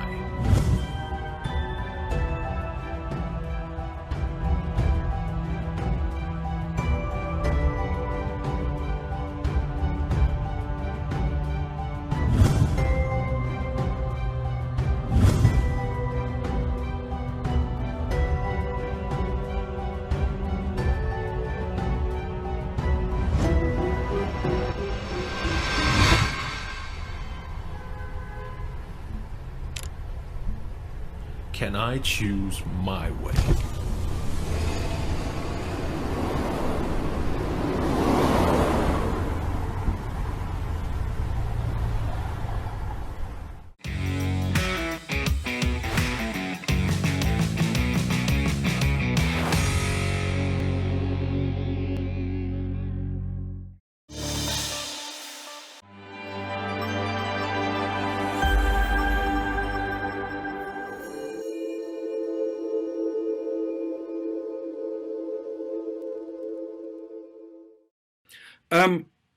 It's very hard to get directly into the WHO, the FCTC Secretariat. They're not really easily influenceable.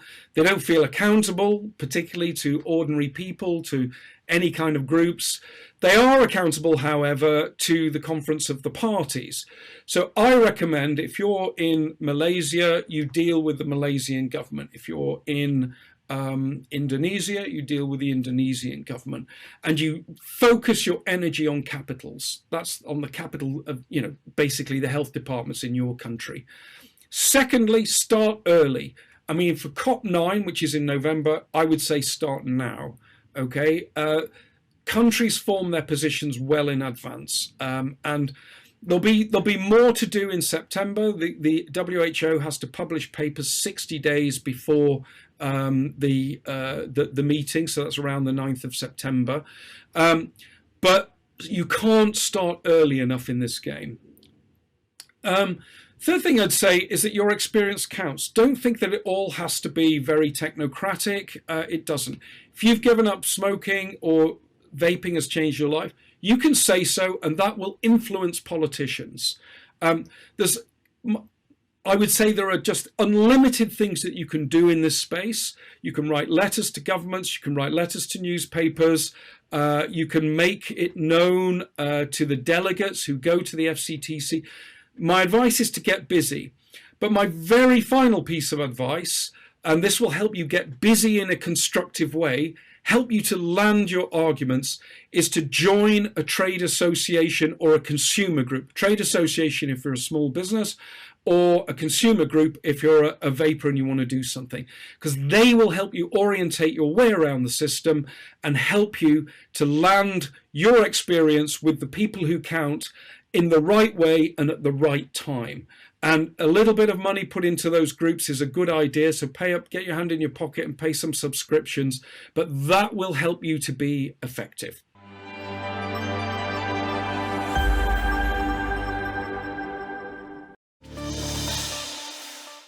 Streaming live from the Philippines, this is Anton Israel of the Nicotine Consumers Union of the Philippines, or NCUP, joined live by my colleague, Bubut Francisco. But before we proceed, I would like to express my sincerest thanks to Ms. Nancy Lucas of the Coalition of Asia Pacific Tobacco Harm Reduction Advocates for assembling this great idea together and for inviting us over to do a little presentation about what we do in NCUP. Before anything else, before we feature a little slideshow, I would like to introduce my co-host, Bubut Francisco, with whom I will be speaking in our national language, Filipino. Magandang hapon sa iyo, Bubut.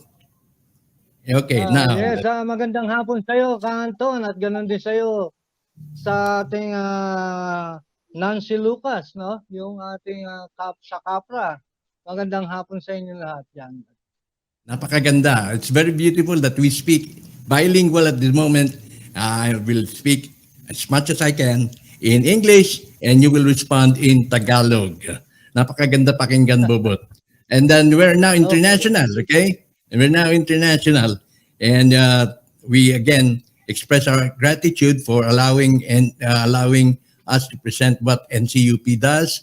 At yan ay sa kagandahang loob, of course, ni Nancy Lucas ng CAFRA. And of course, I also welcome all other advocates from across the globe to our mini presentation here on NCUP. As I said, this show covers two segments. First will be the introduction, and on the second segment, we will feature a 21-minute video with Waki Gallardo, also a colleague in the advocacy group. He represents Vapor Ako, co-hosted by my friend Jamie Franco. We host a show called Switch Tayo. The aim of that show is to promote the idea of switching. I myself is a smoker for 40 years. When we formed NCUP, I was still a smoker. And until my health deteriorated significantly, so I thought of switching to vaping. Now I'm already about 3 months, no smoke, vape only. And my friend Bubut can attest to that. Di ba, Bot? Oo naman, no? At alam mo, Ka-Anton, natutuwa ako at naimbitahan tayo ng Kapra na si Nancy Lucas, no? At natutuwa rin ako at maririnig tayo sa buong mundo ngayon at makikilala ako ano ang advocates ng NCUP. At muli, magandang hapon sa iyo, Ka-Anton. All right. So simulan na natin, ano? I-present ko itong ating logo. Paano ba ito? Please present our first slide, please. Yes, that's it. So this is our logo, the Nicotine Consumers Union of the Philippines. But again, as I've said, as I've mentioned, NCUP started off as proyosi.org. We are not a pioneer in tobacco harm reduction advocacy in the Philippines. We are a latecomer per se because we started off as a smokers' rights activist. And the organization we carried was proyosi.org. We represent about 20 million, estimated 20 million smokers at that time. And we encountered a lot of difficulties when it comes to ordinances. The LGU, the local government units, have imposed stricter measures. They fine people, poor people, people who do not even have the capacity or the means to pay the fines, whether were on the way to the market to buy food, and then it ended up to the fine because the enforcers were victimizing these people per se when it comes to locating where these smokers are. So it is quite an infuriating situation that happened here in the Philippines way back 2015 up to 2020 before the pandemic. So because we'd been approached by some of those who switched to vaping, as the government is already inching its way to impose the same measure, the same strict rules as they have had successfully with smokers. Now they've turned their focus in imposing the same measures against vapors. So some of the vapors have approached Proyosi. Maybe we could team together and represent us in this fight against how would you call this? Tyranny or the arbitrary rule being imposed against tobacco users and vapors. So we developed the idea of integrating the idea, but we need to develop first a common ground before there is some sort of an adamant reaction or an adamant impression, because vaping was marketed as a anti-smoking tool, as something that a replacement for smoking.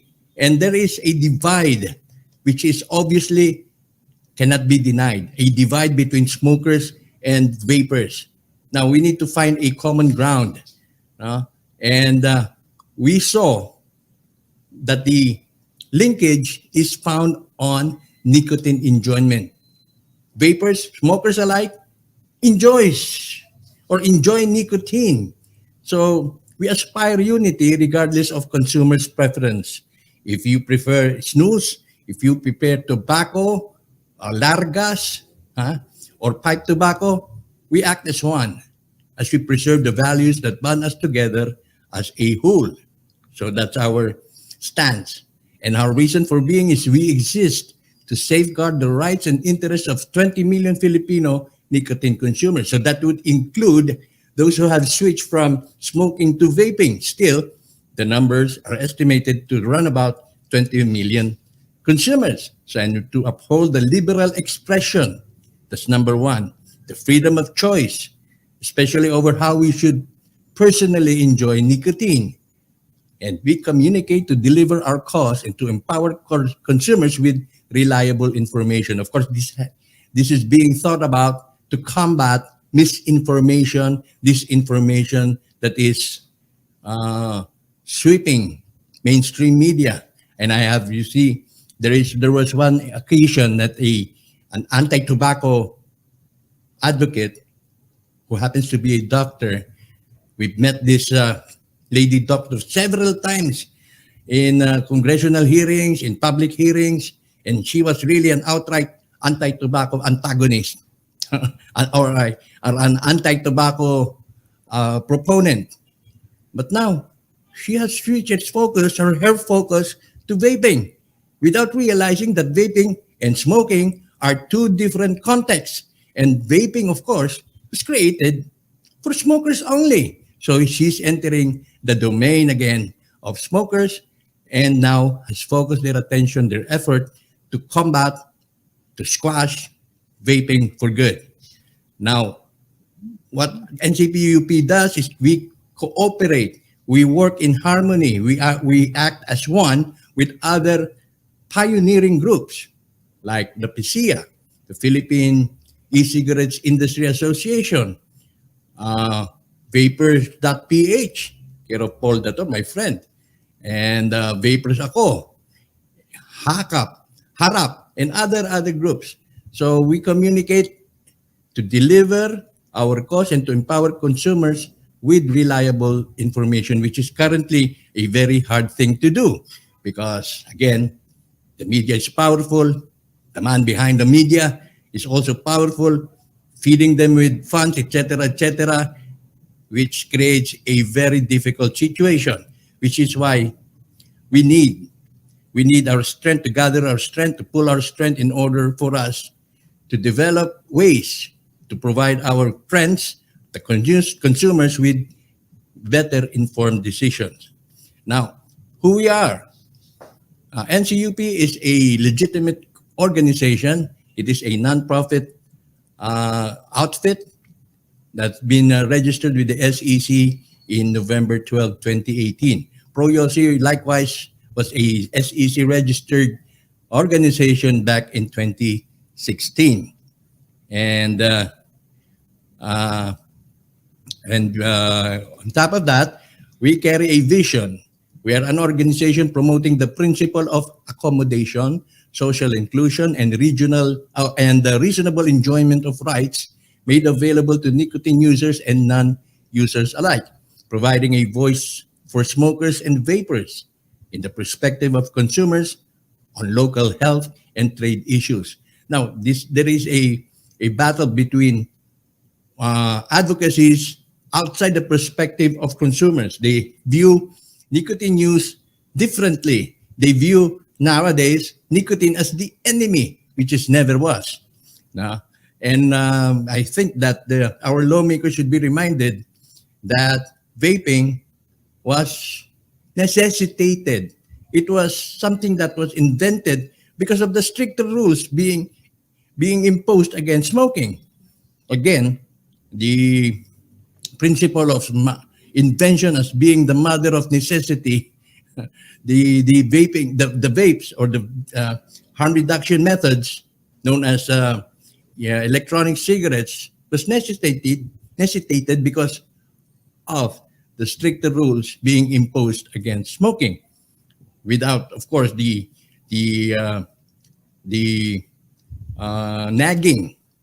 nagging force of anti-tobacco proponents, anti-smoking proponents. I doubt if vaping would have surfaced in the first place. So we are presenting a perspective of consumers, but our lawmakers, those who want to restrict nicotine use, are not even smokers. They are not even vapors. So how can they see the value and the merits of what we stand for? Now, on the third matter, a continuously growing membership of adult nicotine users proactively responding to the dynamic demands of society. Now, since this whole occasion that we are holding right now coincides with the holding of the COP9 of the WHO Framework Convention on Tobacco Control, it is worth mentioning that INCO, the International Network of Nicotine Consumer Organizations, had developed some questions that need to be addressed there. But again, it is quite unfortunate that NGOs were not allowed to participate, and most of the NGOs that are participating right now are Bloomberg funded. So, but yan ang ating problema ngayon, no? But, Bubot, may I call on Bubot, please, to react over what I have presented. I think we lost transmission. I lost transmission with Bubot. Anyway, let me proceed. So proceed as I proceed. It shows here with the dossier that was prepared by the International Network of Nicotine Consumer Organization, it says Bloomberg, the WHO, and the vaping misinfodemic. And it says here, that's why INCO was has compiled this dossier because Bloomberg, the WHO, and the vaping misinfodemic coincide with the COP9, the FCTC, as well as this program, of course, coincides with the COP9 FCTC WHO. And more than 400 NGOs are represented at COP26, but the NGOs representing COP9 are mostly Bloomberg funded and denying a voice to the very people affected by COP9 decisions is not a good look. It's a violation of human rights. Definitely, the NCUP recognizes that it is a violation of human rights when we are deprived of what we need, of things that we need, things that we need to cope up. These people don't realize that smoking is a very, very hard habit to break, more harder than drug addiction. Now, Bubut, I think you're back. Please unmute Bubut, please. For I would like to solicit or elicit his reaction. But you're still muted. At naipaliwanag mo lahat sa kanila yung mga ating alituntunin, ang ginagawa ng NCUP file o NCUP, para sa ating karapatan ng mga naninigarilyo at mga gumagamit ng vape. Natutuwa naman ako at naimbitahan tayo na si Nancy Lucas sa Capra upang malaman din nila na kung sino talaga ang NCUP files. Yan sa Anton. Oo. Siyempre, sinabi ko nga, ipinagpauna ko na ang NCUP is not or was not a pioneer in terms of tobacco harm reduction. Tayo ay huli na, no? Nang tayo ay pumasok sa arena ng harm reduction. Dahil unang-una, of course, ako hindi na ako naninigarilyo. Ako ngayon ay isa ng vapor. So nakita akong pagkakaiba. And ikaw still a smoker, maybe we could like to consider switching to vaping very soon. But, yes, you're right, Anton. No? Maybe very soon, or maybe tomorrow na. Okay, so let me continue. Dahil there is an ongoing conference called the COP9 COP, Conference of Parties, regarding the WHO Framework Convention on Tobacco Control. And the Philippines is among the most mentioned, one of the countries that has been mentioned in the agenda because, as you know, there was an event or there was an occasion at the Congress, the Philippine Congress, when Bloomberg was mentioned there, and a sort of a digging of evidences revealed that Bloomberg intervened through the funding, through its mechanism, intervened and was able to penetrate the FDA. So itong pagpasok ng Bloomberg sa FDA, of course, nakaka-diskaril ito ng direksyon. We know for a fact that FDA is introducing arbitrary, capricious requirements in their in talks, no, when it comes to the regulations that they would need or they would want to impose. Napaka-capricious. Hindi talaga, kumbaga, hindi maabot compared to the EUA in terms of allowing injectables to be released easily. When it comes to vaping regulations, it's too strict. It was as if that you are registering something that is a truly restricted item or restricted formulation. So I think that that's one of the counter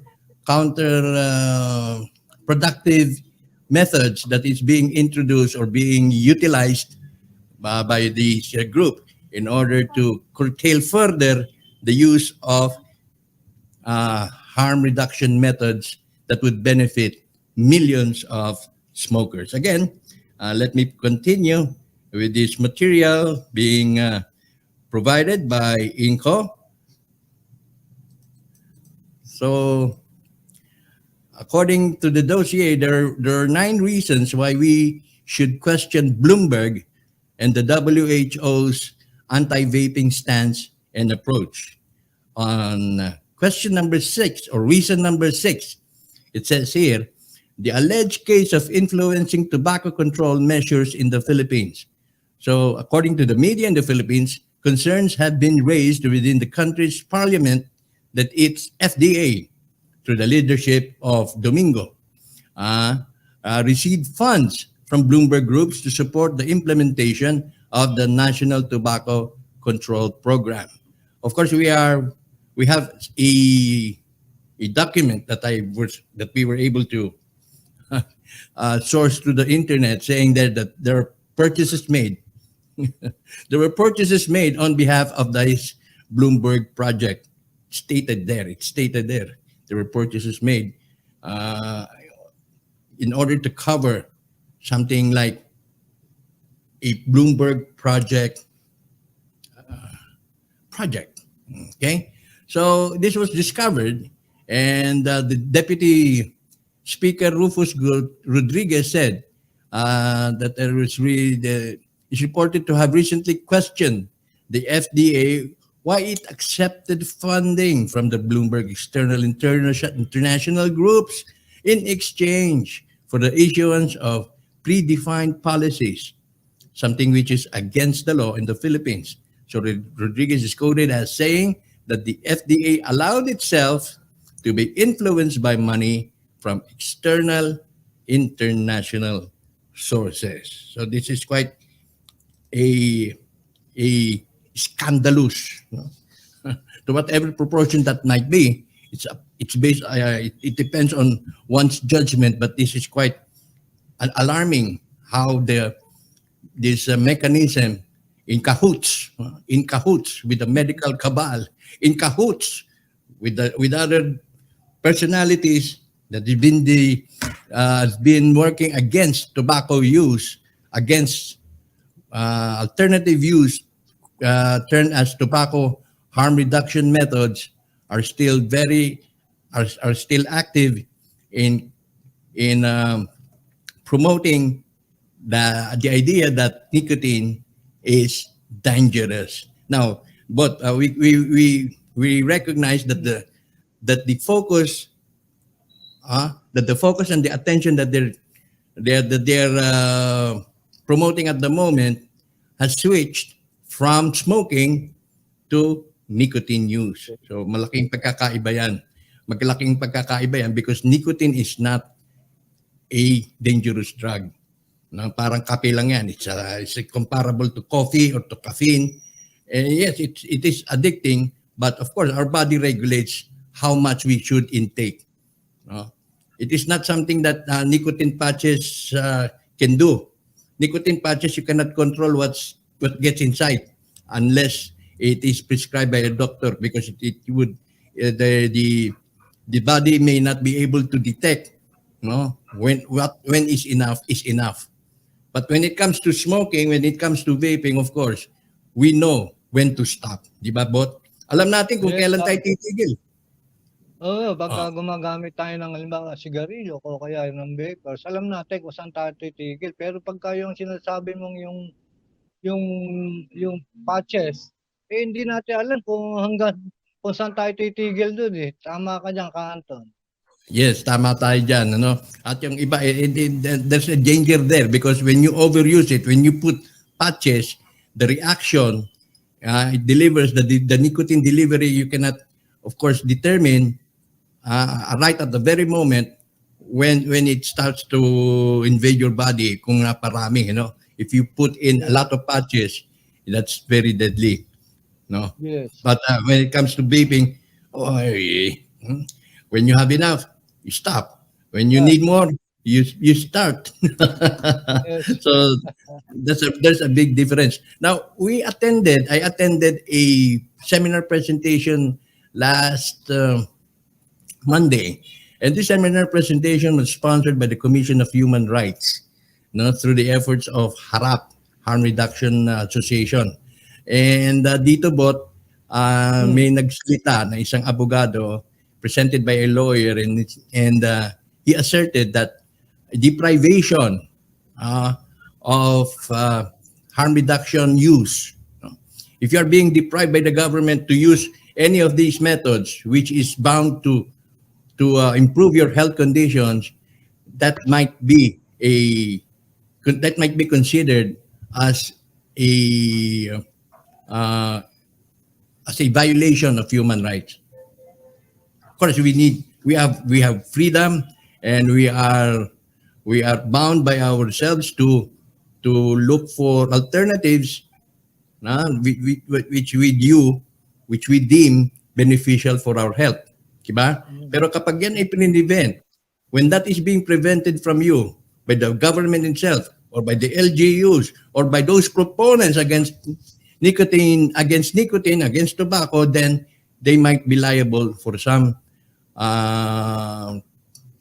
violation when it comes to human rights.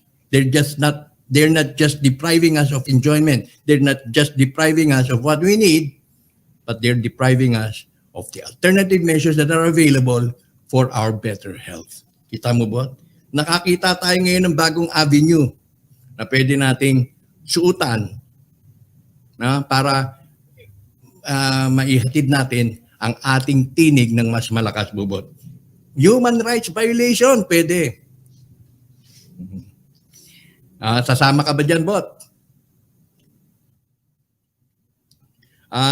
Please unmute na, Bubot, please. Teka, naka-unmute ka pa eh. Yes, Anton, yes, kasama mo ko dyan. Ay, alam mo naman na kasama ako lagi kung nasan ka nandoon. Salamat naman, bro. Narinig ba ako, Anton? Yes.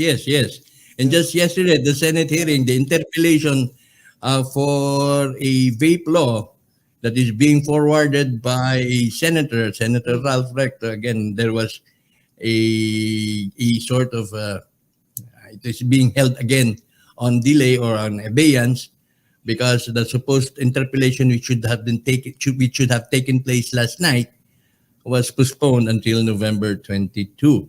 And many of our opponents were quite jubilant because of the delays caused. No, there was also an exchange of heated arguments between two senators over that issue. Okay, but we are about to close because our friends over at CAFRA will be playing a 21-minute video featuring myself, Jamie Franco, and our guest, Waki Gallardo. Yan ang second portion natin. So before we close, both mga reminders, please. Oh yes, reminders to our sa ating mga kayosi, no? Lagi tayong tawag din, responsable sa ating paninigarilyo at ganoon din sa ating mga vapers. Para nang sa gayon, hindi na tayo talaga pinapansin. Yan lang, Kaanton, at papasalamat ako kay Nancy Lucas sa kanyang pagkaka-imbita sa ating programa, at natutuwa ako at na-broadcast o nailabas mo lahat ang iyong mga hinaing sa ating mga, alam mo na, yung mga lalo-lalo na yan kay Bloomberg, no? Alam mo naman tayo sunod-sunod lang tayo dyan. At hindi rin natin, kung di sila titigil, hindi rin natin sila titigilan. Yan, Kaanton. Yes. And of course, for the information of everyone, we believe, the NCUP believes that the whole architecture to where this cooperation, to where this cooperation between Bloomberg and the anti-tobacco groups and how they penetrated certain government agencies was not created overnight.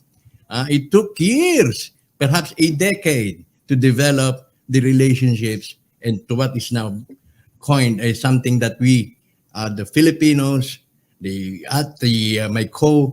our co-advocates in tobacco harm reduction in the Philippines must guard ourselves up against. No, it's something that has been developed. The relationship with them span almost a decade. In my assertion. Okay, so with that, we were closing this episode. We will be back on Friday, same time on November 12th. And I will be joined then by my co-host, Jamie Franco. Of course, Bubut Francisco is a regular co-host over our show, NCUP Files, a show that's being spoken in our own language. And with Jamie Franco, Switch Tayo is another program delivered to you in Tagalog and in English. Again, thank you very much for the S-Scope program, the platform, to the Capra family, and to you, Nancy Lucas, for bringing this together and for having us in our time to present our case. Thank you so much. Till then.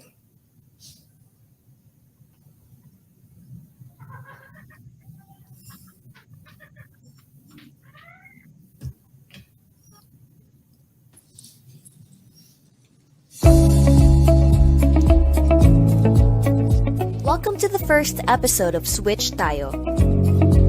It is a live stream show about vaping, heated tobacco, and tobacco harm reduction. Our hosts, Ka-Anton Israel of NCUP and millennial advocate Jamie Franco, will lead the interesting discussion about topics that affect millions of Filipinos.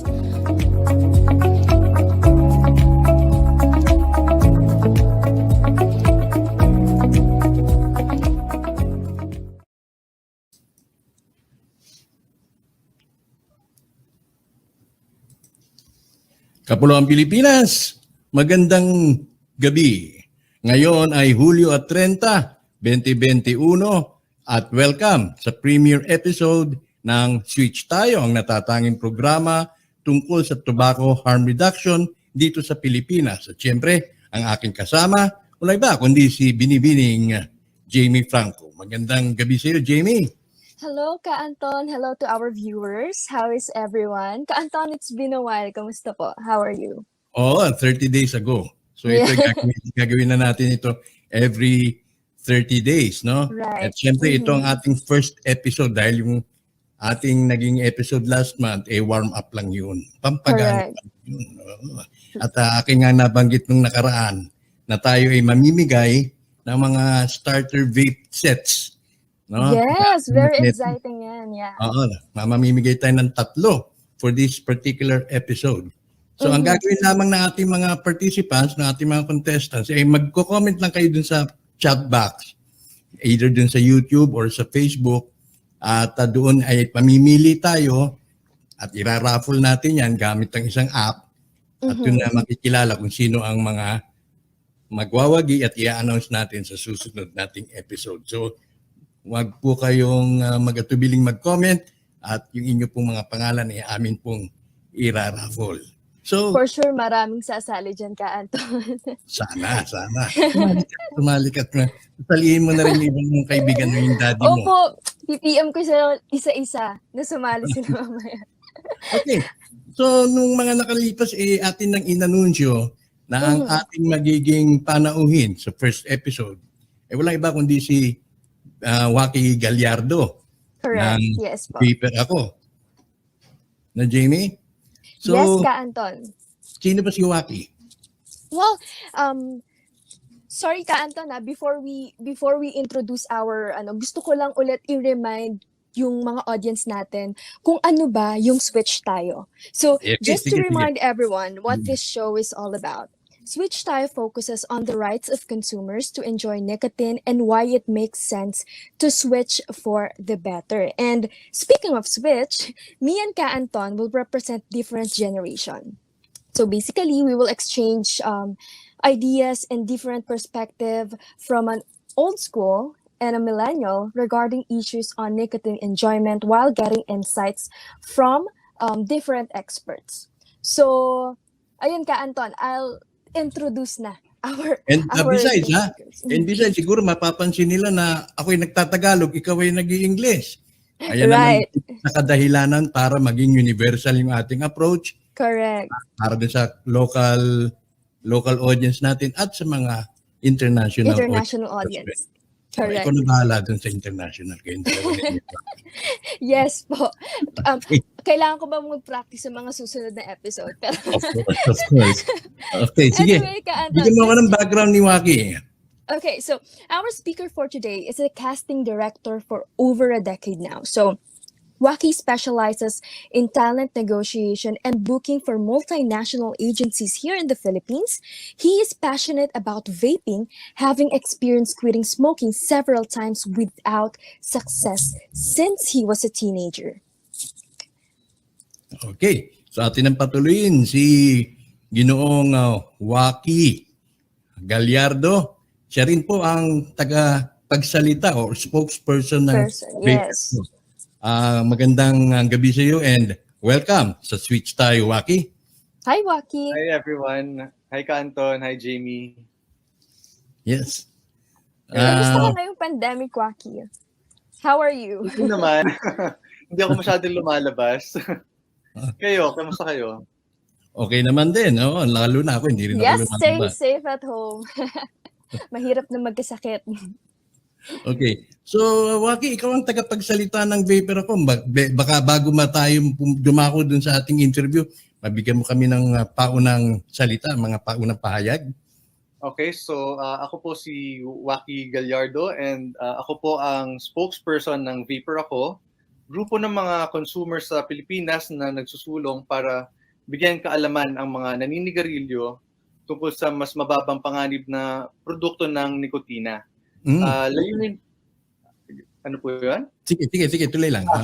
Okay po. Layunin po namin na maimpormahan at mabigyan ng kaalaman ang publiko, lalo na ang mga naninigarilyo sa scientific na pag-aaral kaugnay sa mas mababang panganib ng vaping kumpara sa cigarette smoking at kung paano matutulungan ng tobacco smoker na lumipat sa mas bawas panganib na pamamaraan na vaping na may mas maliit na amount ng nikotina. Very well. Anyway, Waki, when was Vapor Ako established? Our group was formed in 2019 and our members are Filipinos who are 21 and above. Right, but can you tell us more about the composition of Vapor Ako and what it advocates for? People who joined the group, including myself, were able to successfully quit smoking combustible cigarettes and switch to a significantly less harmful way of enjoying nicotine, which in our case is vaping.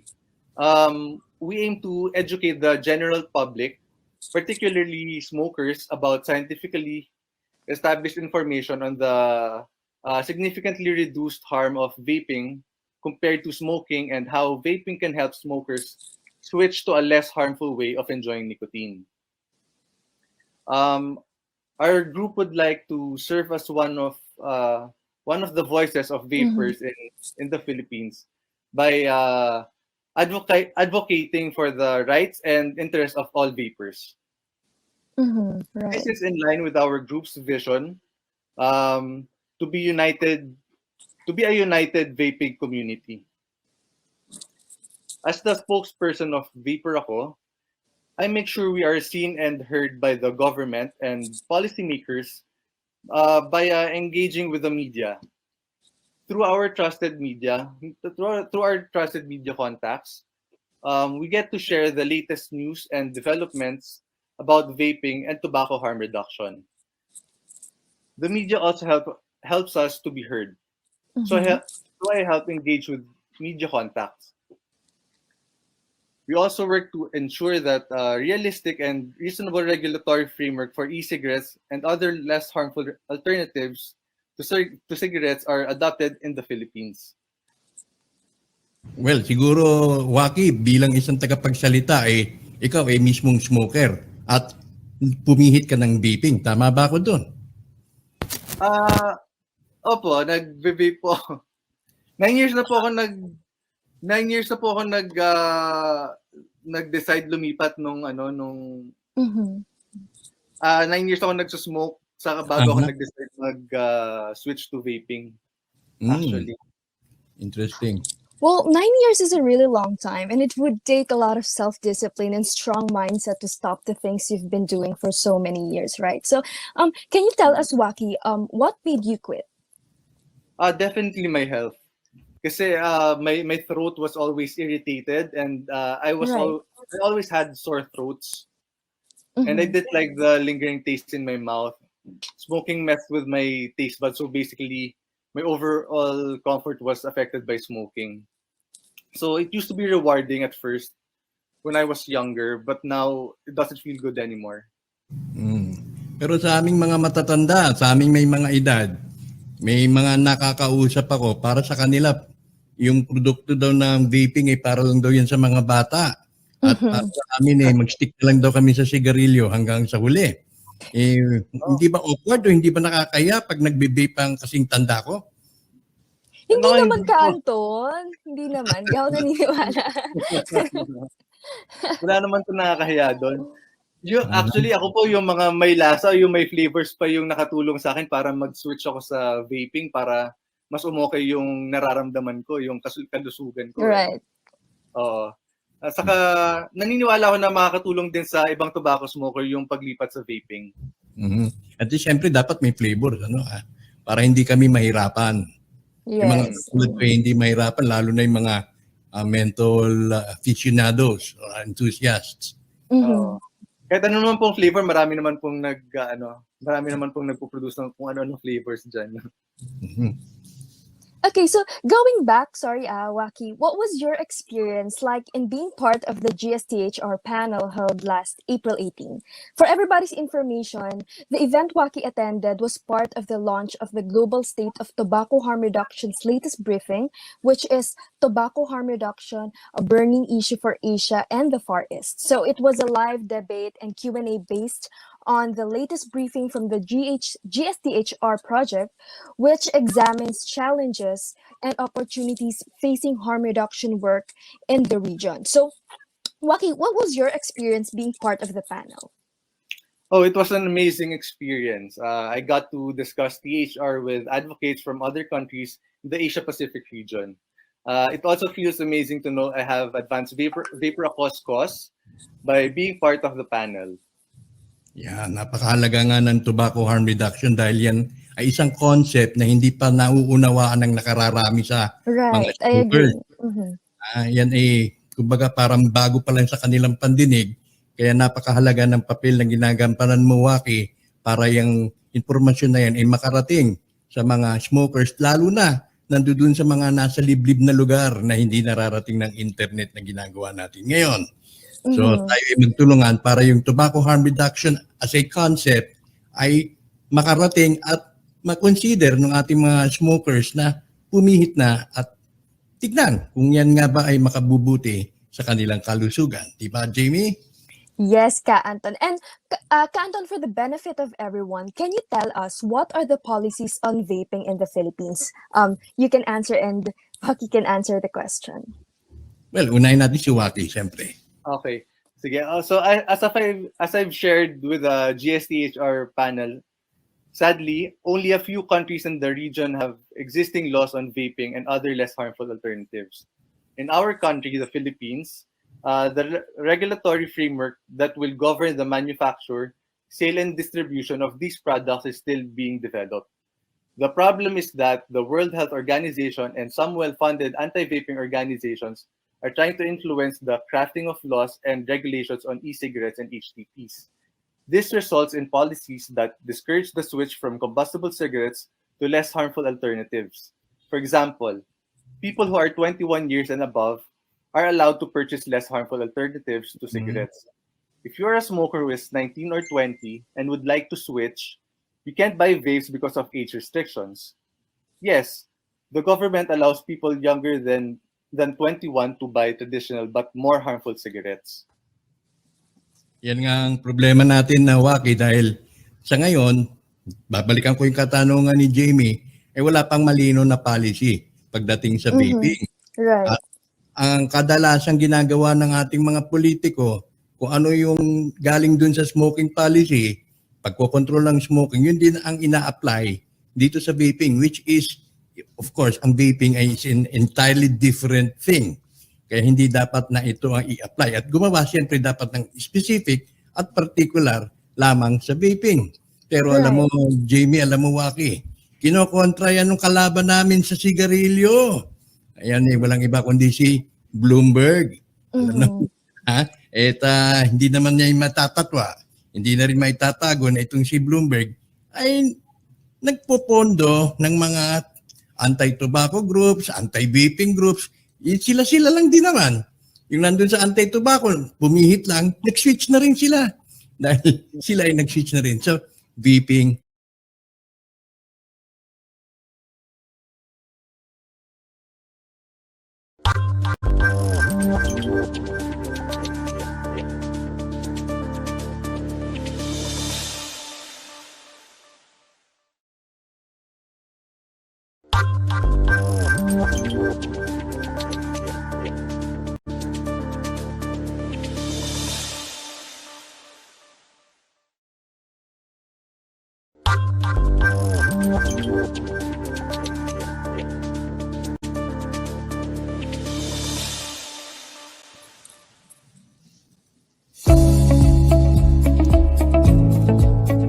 Welcome to the first episode of Switch Tayo.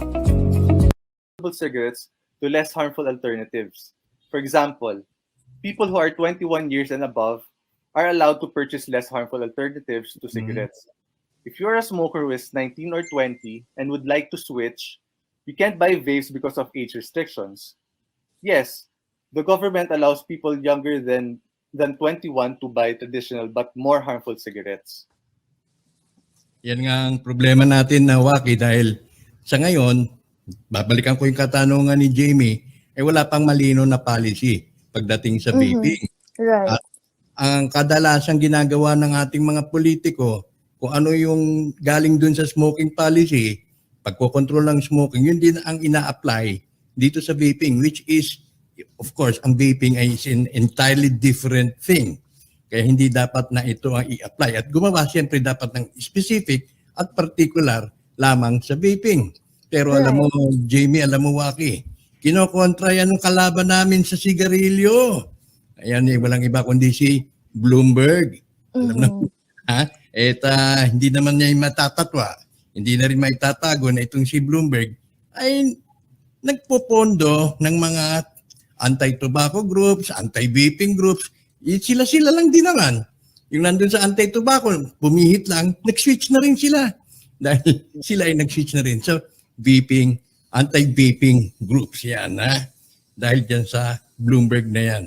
Sana naman masawatanan, mapigilan na yan, Waki. At alam ko, yung ibang mga grupo na international groups ay concern na rin dito sa alam nitong si Bloomberg. Right, Ka Anton. Thank you. And thank you for that. And you know what? I've learned a lot from this one and I want to know more about it. And I want to share this to our kababayan who wants to switch to the less harmful alternatives. Kasi yun nga, it's their right to switch for the less harmful alternatives. So, Ka Anton and Waki, I would like to also call out the agencies such as FDA, of course, to stop accepting foreign grants as it will influence the crafting of laws and regulations on vape and other less harmful alternatives. Siyempre, mahirap yun para sa kanilang tumanggi. Pero ngayon ay mabuti naman, Waki, dahil nabubusisi na yan ng ating mga kakilala o mga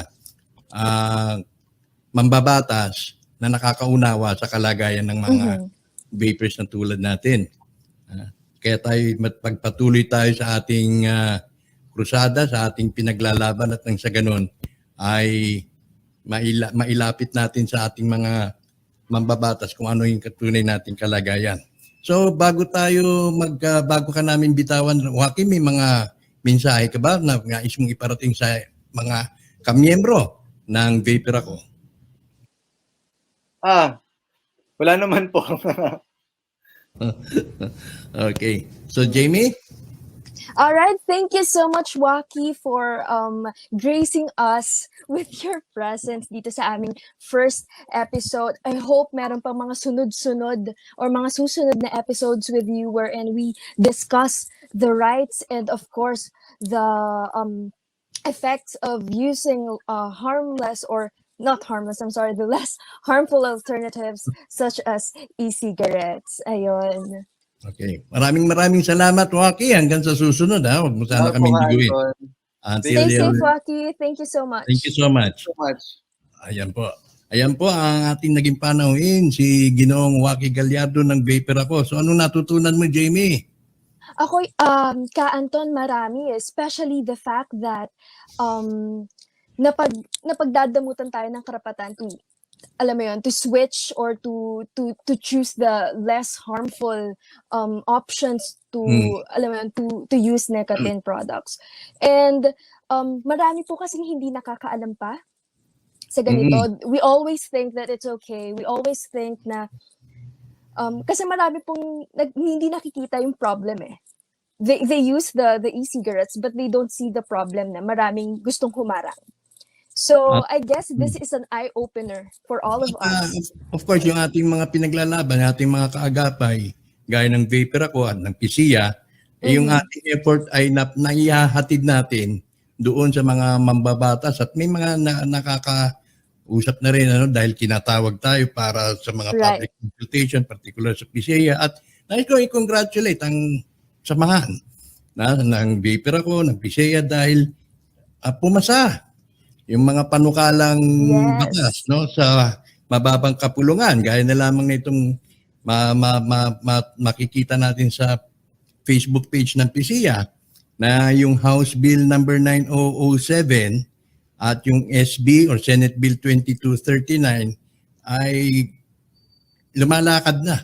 Dapat nga tumakbo ito pero lumalakad na para sa harmonization dahil nga kailangan yung version dun sa mababang kapulungan at yung version sa mataas na kapulungan ay mapagsanib, no? At hanggang sa ngayon ay ito yung ating pinakaabangan na sana ay maipasa na ito ng walang Looking forward for that, Ka-Anton. I think mag-start yata siya ng August or September. Still not sure, pero malapit na. Malalaman na natin kung pananalo ba tayo sa hoping. May mahadlang may mga humahadlang pa rin dyan sa Senado. At sana naman papatuloy na nila at papasahin na nila at sa ganun mabawasan na rin yung load nila, no? Tayo nasa gitna ng ganitong matinding problema. Kaya kung tungkol lamang dito sa vaping, sana palusutin na nila ito nang wala na masyadong deliberasyon pa. At malapit na po ang eleksyon, hindi na nila maaayos yan. So sana matapos na natin as soon as possible. Okay. Sige. So yan maraming salamat sa ating naging panauhin at marami ka ring natutunan ngayong gabi. Anton. And with that, sa second episode ng ating Switch Tayo, wag po ninyong kakaligtaan. Dahil doon po, dahil i-announce natin kung sino yung mga magwawagi ng mga starter kits na kaloob ng Switch Tayo program. So don't forget to comment sa video na to, and maybe much better to share it with your friends kasi baka manalo din sila, di ba? ng ating pa-promo. So thank you guys so much for watching this, and don't forget to comment down below. Alright. So yan po. Maraming salamat, Jamie, hanggang sa susunod na buwan. Salamat din, Ka-Anton. See you next month for our second episode. Okay. So yan po naging kabuuan ng aming premiere episode. Kauna-unang episode ng Switch Tayo na may masamahan po ninyo kami sa susunod na buwan, August 30, para sa panibago at sa second episode na kapupulutan po talaga ng mga impormasyon tungo sa tobacco harm reduction. Muli, ito ang inyong lingkod, Ka-Anton Israel. Nag-iwan sa lahat. Sa ngalan, of course, ni Jamie Franco, na ating naging panauhin ni Waki Gallardo, ng NCUP, ng PISIA, ng Vapor Ako. Nag-iwan po ako sa lahat ng isang magandang gabi.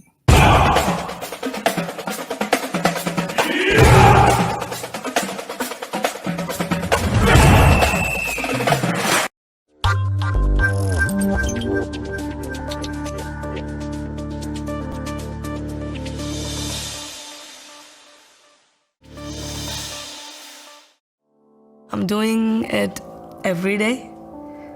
After 10 minutes, after 5 minutes. If I quit that, I feel like headache very badly. I was feeling very bad about myself, that what am I doing to myself? I feel like hell. I feel like hell. My mind will not work. I started smoking when I was at a youth club. Lost from the start. I was 8 years old. 6. But I'll fight till the end. Ignite the spark. I'm not able to quit. Stitch up the ends. It has bound me to smoking. Light up the dark. It's hard to continue to try. Fight till the end. There are health issues, but they can be controlled. A friend of mine once told me that if in case you're smoking like 5 cigarettes a day, drink 1 glass of pineapple juice. It's having a lot of water and then puking it out. So I purify my body every day. That's why I think I haven't faced any problem. I used to smoke a hard cigarette, then now I'm smoking a light cigarette. You should do running every day, so it will not affect your lungs at all. It's not actually the cigarette that gives you what they say, the disease. No consistency between the two medical institutions. One place is really proud of you and acknowledges that, vaping is healthier, and the other place treated it just like it was still tobacco. There's just a lot of confusion.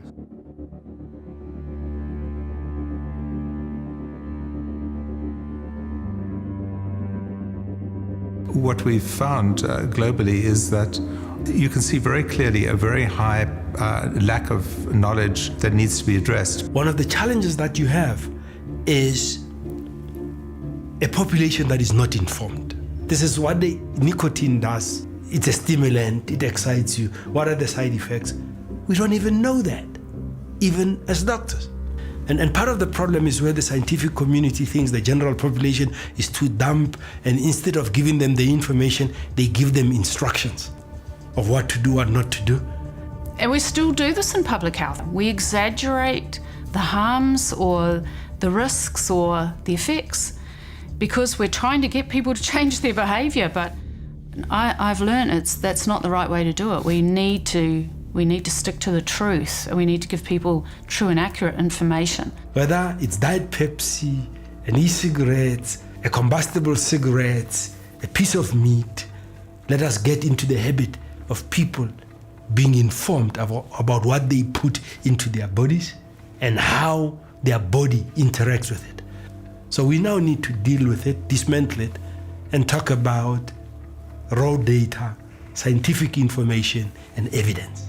If you're going to encourage somebody to either go onto a nicotine replacement therapy, a medicated solution, or to a wide range of harm reduction options, they clearly are going to have to feel comfortable that their risk is going to really come down and not just leave them at the same state they would be if they were smoking. They know how dangerous it is generally, but they don't know what are the best solutions. Putting those in their hands would actually be a big step forward.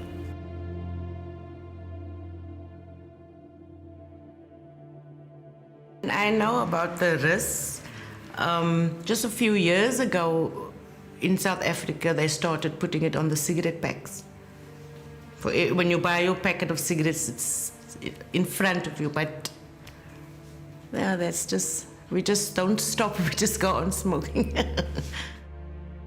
While the focus, probably rightly initially, was on the higher level policy interventions that government can take and that have mass-based impact, there wasn't much consideration given to cessation and virtually none to harm reduction. The ideal life is nobody eats too much, nobody drives a dangerous car, nobody drinks, and nobody smokes. But that's not going to happen because there's always going to be people who would love smoking, who would love drinking, and who would love eating. Never tried quitting it. I've heard of my friends that tried quitting, went on programs. 6 months later, they're just back on the cigarettes again. And if we cannot eliminate the drinking, eating, and smoking, then the realistic alternative is to look for measures to reduce the risk of those habits. If I'm alone in the house cleaning, I will look, where's my cigarette? That's It's my companion, it's a friend of mine. Yeah. And if I don't have, I will do anything to go get one. Or ask the neighbor for one or go buy me one.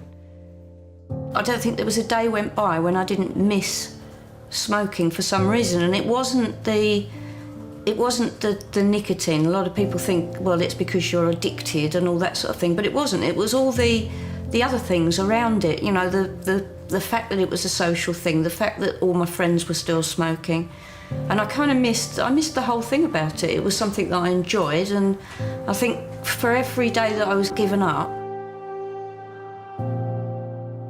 it felt like a loss.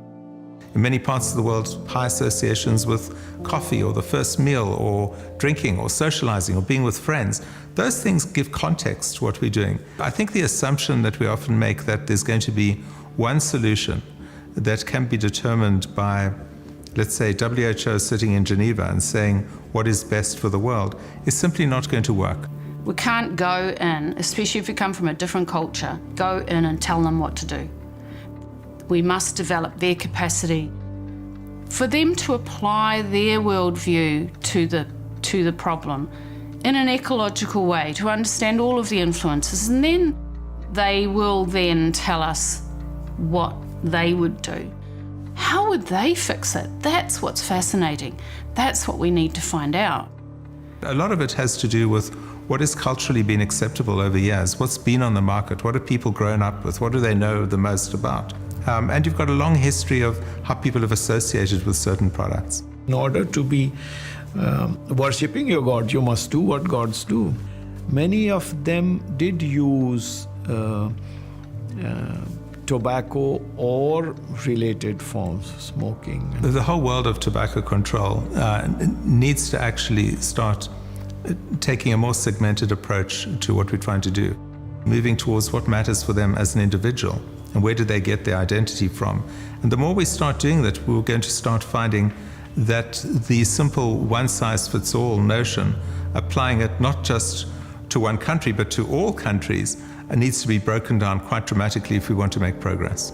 Ignite the spark, stitch up the ends,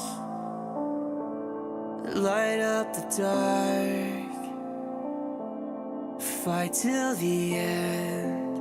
I thought even I will not get addicted, but it becomes an addiction at the end of the day. I don't want to smoke. If I had another substitute of smoking it, I would not smoke. And once you've found those tools, and they may not be the same as everyone else's, but look for a tool that works for you, and basically continue to try. Never give up. Fight till the end.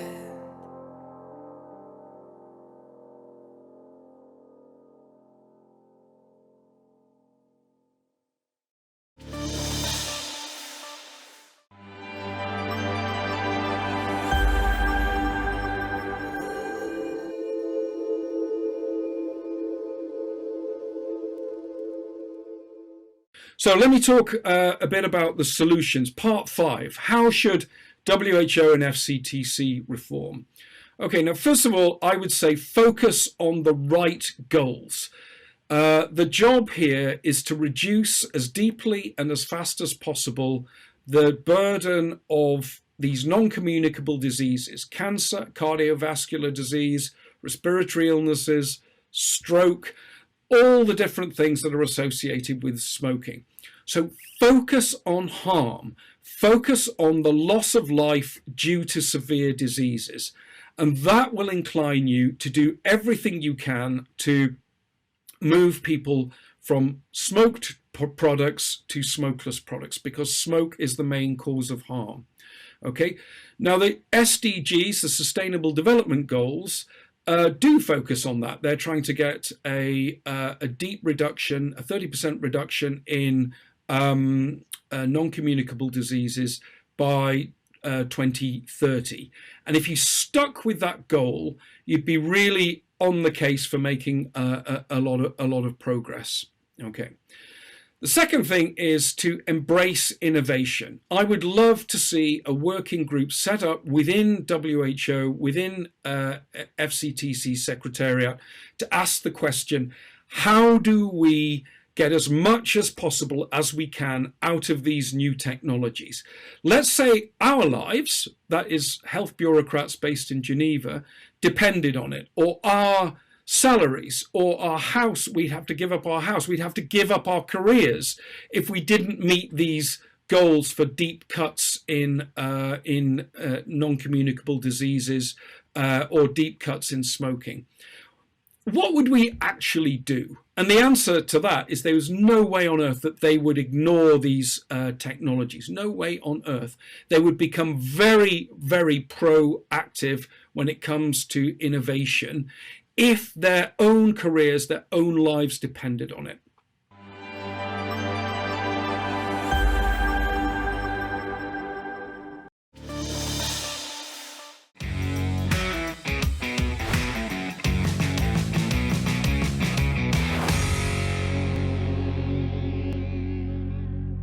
Meanwhile, in Thailand, consumers and advocates run the risk of heavy fines and possible jail time for using safer nicotine products instead of the deadly alternative.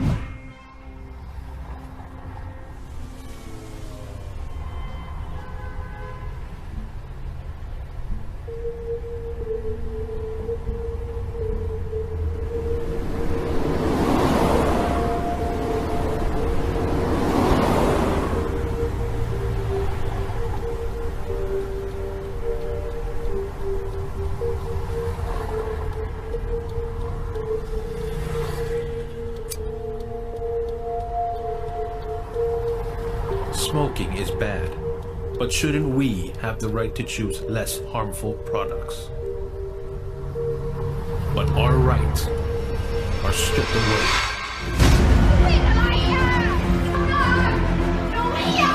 We are harassed physically, financially, and brutally. Visitors, you are forced to smoke again. Why can't we choose? We have the right to know the truth. Isn't it the government's job to provide the facts to help us make the right decision? But look at what we have. คำแนะนำของทางการแพทย์นะครับเขาว่าไม่ได้แนะนำว่าให้ไปสูบบุหรี่ไฟฟ้านะแล้วอเมริกาหรือในออสเตรเลียเขาก็บอกว่าไม่ต้องไปสูบบุหรี่ไฟฟ้าออสเตรเลียเขาก็ผิดกฎหมายเขาบอกว่าคุณเลิกไปเลยแล้วเราก็มีวิธีช่วยให้คุณเลิก Hoax after hoax, lies over and over again. แม้แต่ในอังกฤษก็ดีในอเมริกาเขาแนะนำให้เลิกเขาไม่ได้แนะนำบอกคุณไปติดบุหรี่ไฟฟ้าแทนนะเพราะบุหรี่ไฟฟ้ามันก็มีอันตรายอยู่มันมีสารนิโคตินนะครับซึ่งเสพติดนะฮะทีนี้เนื่องจากบุหรี่ไฟฟ้าเนี่ยมันใช้มาไม่ถึง10 ปีมันค่อยๆมีรายงานออกมาว่ามีสารก่อมะเร็งพบมากขึ้นผลกระทบเราก็ยังไม่รู้เนื่องจากการใช้ยังไม่นานที่อเมริกาเนี่ยสิ่งที่เขาพบแล้วก็กังวลมากก็คือว่าเด็กนักเรียนที่ยังไม่ได้สูบบุหรี่นะครับเข้าไปสูบบุหรี่ไฟฟ้าเด็กที่สูบบุหรี่ไฟฟ้าเนี่ยนะครับที่ไม่ได้สูบบุหรี่ธรรมดาเนี่ยมีพฤติกรรมเสี่ยงอื่นๆนะฮะกินเหล้าแบบเมาจำเปเลยนะครับแล้วมีพฤติกรรมเสี่ยงเรื่องเพศมีพฤติกรรมไปสูบกัญชานะฮะแล้วก็ยาเสพติดอย่างอื่นตามต่อมาไม่กี่ปีเนี่ยกลายเป็นเด็กที่สูบบุหรี่นะฮะทำไมคุณไม่เปิดโอกาสให้ผมเอาผลิตภัณฑ์หนึ่งของอเมริกาเขาทำที่บอกนิโคติน1 หยดฆ่าหนูได้ที่ความเข้มข้นเท่าไหร่ครับไม่ต้องถาม Why do we have to keep our mouths shut just because we think differently? Maybe this is why.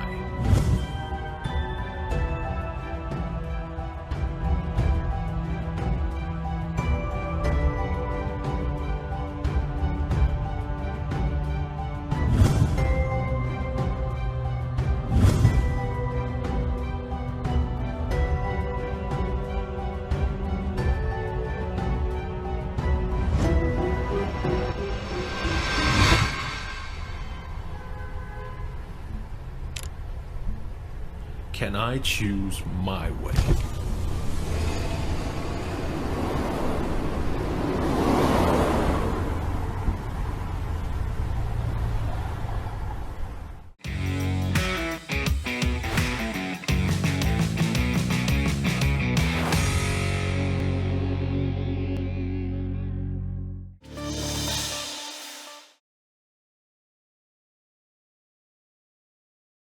Estamos haciendo este video porque en el mundo están siendo total y absolutamente injustos con quienes utilizamos el cigarro electrónico. En Chile hemos visto cómo el ministro sale por cadena nacional desinformando a la población. Actualmente en Chile mueren 45 chilenos al día por culpa del cigarrillo tradicional. Es decir, perdemos a 12.000 chilenos al año solo por la combustión del tabaco. Es por esto que en este video queremos desmentir los 3 errores más grandes que ha dicho el ministro.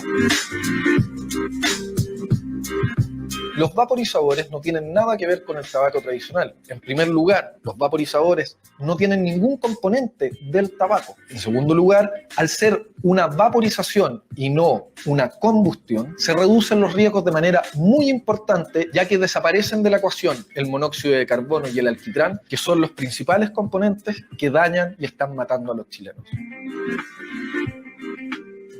El Colegio Médico del Reino Unido ha demostrado que el cigarrillo electrónico es al menos un 95% menos dañino que el tabaco. En Inglaterra, el sistema de salud pública usa el cigarrillo electrónico como medio para salvar la vida de las personas, haciendo que pasen de un cigarro común a un vaporizador. Otra de las cosas que se han repetido es que el vapeador pasivo podría recibir algún tipo de daño y eso no es así. Existen muchos estudios a nivel mundial que demuestran que aquellos que están cerca de quienes vapean no reciben daños como si lo reciben las personas que están cerca de aquellos que fuman tabaco tradicional. Todos los casos de enfermedades vinculados supuestamente al uso de cigarrillo electrónico son falsos. Estos casos fueron generados por personas que compraron líquidos de marihuana en el mercado negro, es decir, a narcotraficantes que no debiesen ser utilizados en dispositivos para la vaporización. Por eso es importante estar informados sobre este y otros temas que tengan que ver con la salud y entender y dar la posibilidad de que el ministerio y el ministro en sí se pueden equivocar al momento de dar información. Después de 15 años ayudando a más de 40 millones de personas, no se ha detectado ni un solo caso de una persona que haya contraído una enfermedad por culpa de los vaporizadores. Todos los casos mostrados últimamente en la prensa han sido desmentidos en su totalidad. Por eso es tan importante estar informado. Tú podrías ser el próximo en salvar tu vida. Compartiendo este video podrías estar ayudando a una persona que fuma cigarro convencional a cambiarse a un vaporizador y así salvar su vida y la de la gente que lo rodea.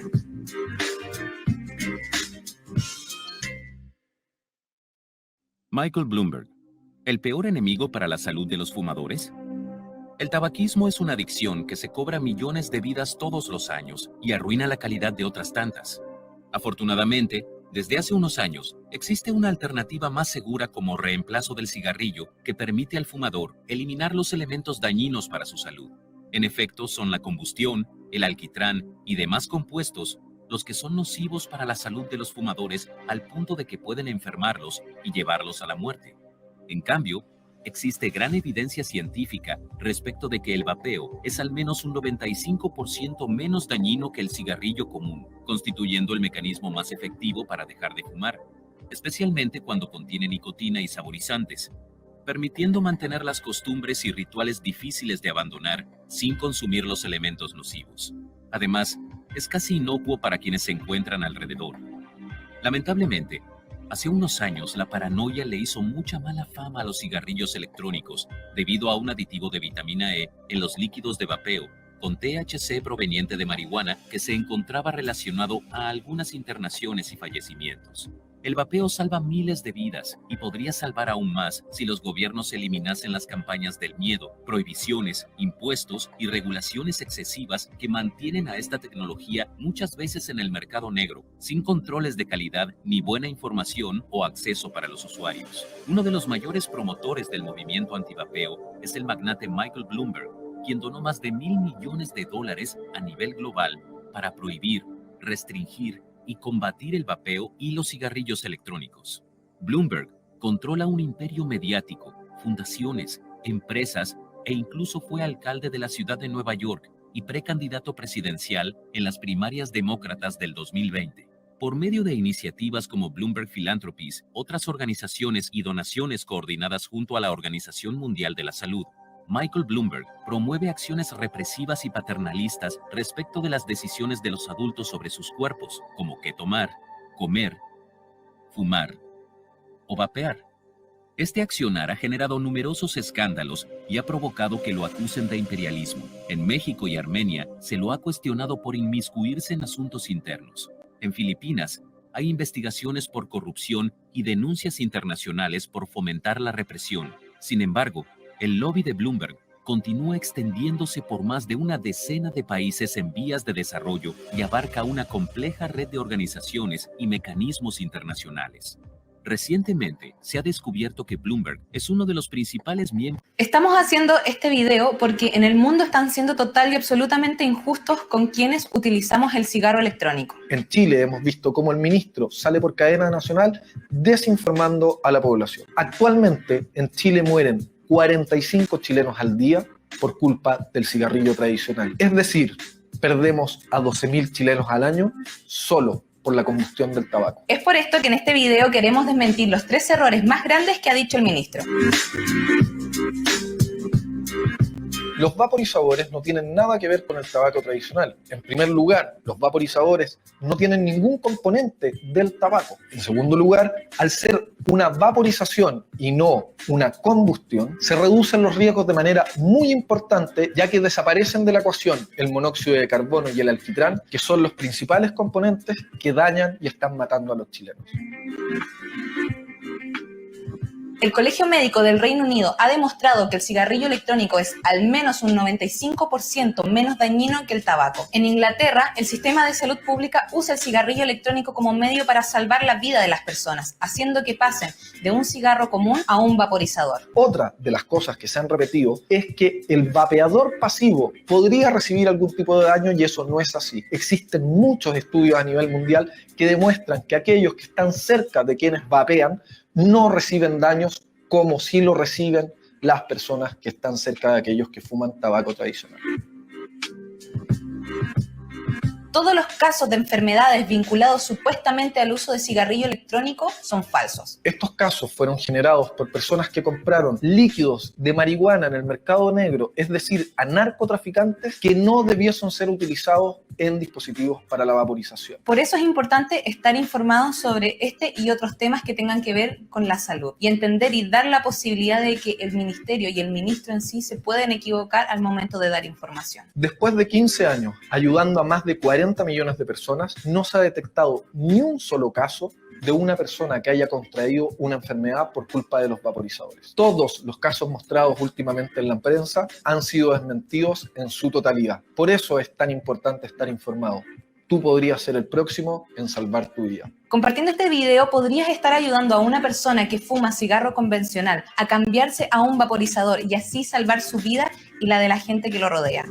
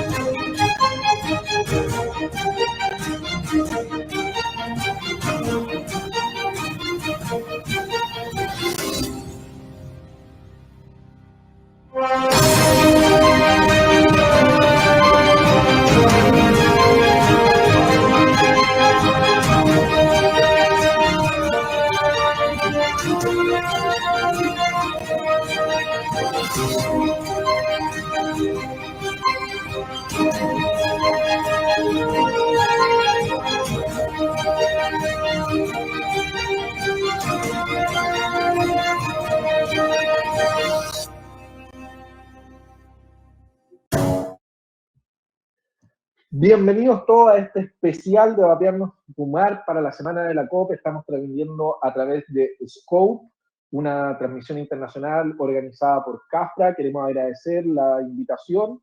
Y aquí estamos con la directiva de ARDT. Tenemos a Francisco de Colombia, el presidente de ARDT y además presidente de ASOVAPE Colombia. ¿Cómo estás, Pancho? Muy buenas tardes, noches o otros días para todos los que nos están viendo. De verdad muy felices de estar acá y pues firmes, atentos a todo lo que está pasando este año en el COP9. Tenemos también con nosotros a Juan Facundo, nuestro amigo de Argentina, presidente de ASODEIP Argentina. Saluda a la gente, Facundo. ¿Cómo estás tú? Buenas tardes, noches. Muy bien, muy halagado por la invitación a participar de este evento internacional. Y bueno, y para contar un poco de lo que pasa en la región. Muchísimas gracias. Gracias, Facundo. Seguro que vamos a tener mucho que comentar sobre la situación argentina. Otro de los que está en situación compleja en Latinoamérica es nuestro amigo Claudio Teixeira, de Brasil. ¿Cómo estás tú, Claudio? Hola a todos, muy bien. Muchas gracias por la invitación. Por otro lado, tenemos a Jorge, de Perú, quien también ha tenido una semana bien movida. Ahí, entre la COP y sus problemas internos, supongo que esta semana va a estar movida. ¿Cómo estás, Jorge? Muy buenas tardes, gracias de hecho por la invitación. Ahí vamos avanzando a ver qué se puede lograr. Y por último tenemos a Jeffrey Zamora, la enciclopedia del vapeo de habla hispana, nuestro amigo de Costa Rica, pero lo tenemos en Inglaterra. Y de hecho vamos a partir conversando con Jeffrey para que nos cuente qué está haciendo en Inglaterra y qué pasó hoy día en Inglaterra, porque él lo vivió ahí in situ. Hola, un gran saludo a todos, espero estén pasando un excelente día. Un saludo a todo el panel, genial como siempre, y amigos, de verdad. Más que todo de amigos, también además compañeros de pelea. Creo que estamos viendo en la COP9 lo que se esperaba. Se esperaba que nos atacaran fuertemente a los que estaban partidarios de la reducción de daños por tabaquismo, a los que estamos partidarios de salvar vidas a través de métodos alternativos y de disminuir la cantidad de fumadores que tiene 20 años de estar arriba de los 1.000 millones de personas en el mundo. Ha sido un día súper interesante aquí en Londres. Tuvimos un rally que fue como una manifestación a favor de lo que está haciendo el Reino Unido alrededor del mundo, lo que por lo menos lo que es la presencia de ellos alrededor del mundo con la reducción de daños por tabaquismo y su apoyo, por ejemplo, a los cigarros electrónicos, que es muy importante lo que ellos hacen. Creo que todos sabemos que a partir del 2016 salió la posición del Colegio Real de Médicos, cual es una entidad increíblemente prestigiosa, con más de 35,000 médicos y más de 500 años de excelencia. Ellos fueron los que dijeron que el daño ocurrido por los cigarros electrónicos no iba a exceder el 5% de los ocasionados por el tabaco combustible. Un año antes de ello salió lo que es salud pública en Inglaterra, que fueron los que dijeron la grandiosa y muy recordada suma de que los cigarros electrónicos son 95% menos nocivos que el cigarro convencional. Entonces, nosotros nos sabemos en un grupo representativo de toda Latinoamérica, de toda Asia, de toda Europa. Nos hemos reunido debido a las condiciones del COVID-19. No fue fácil. Mucha gente lastimosamente no pudo venir, como es el caso de nuestros amigos que son Francisco, Ignacio, Jorge, Claudio, Juan Facundo, que no pudieron sumarse aquí en Londres por restricciones de que lo que era Latinoamérica con el COVID-19 y la inmigración a lo que era el Reino Unido. Lastimosamente no se pudieron reunir, pero los tuvimos aquí en presencia de cariño, de espíritu y sumados a la lucha.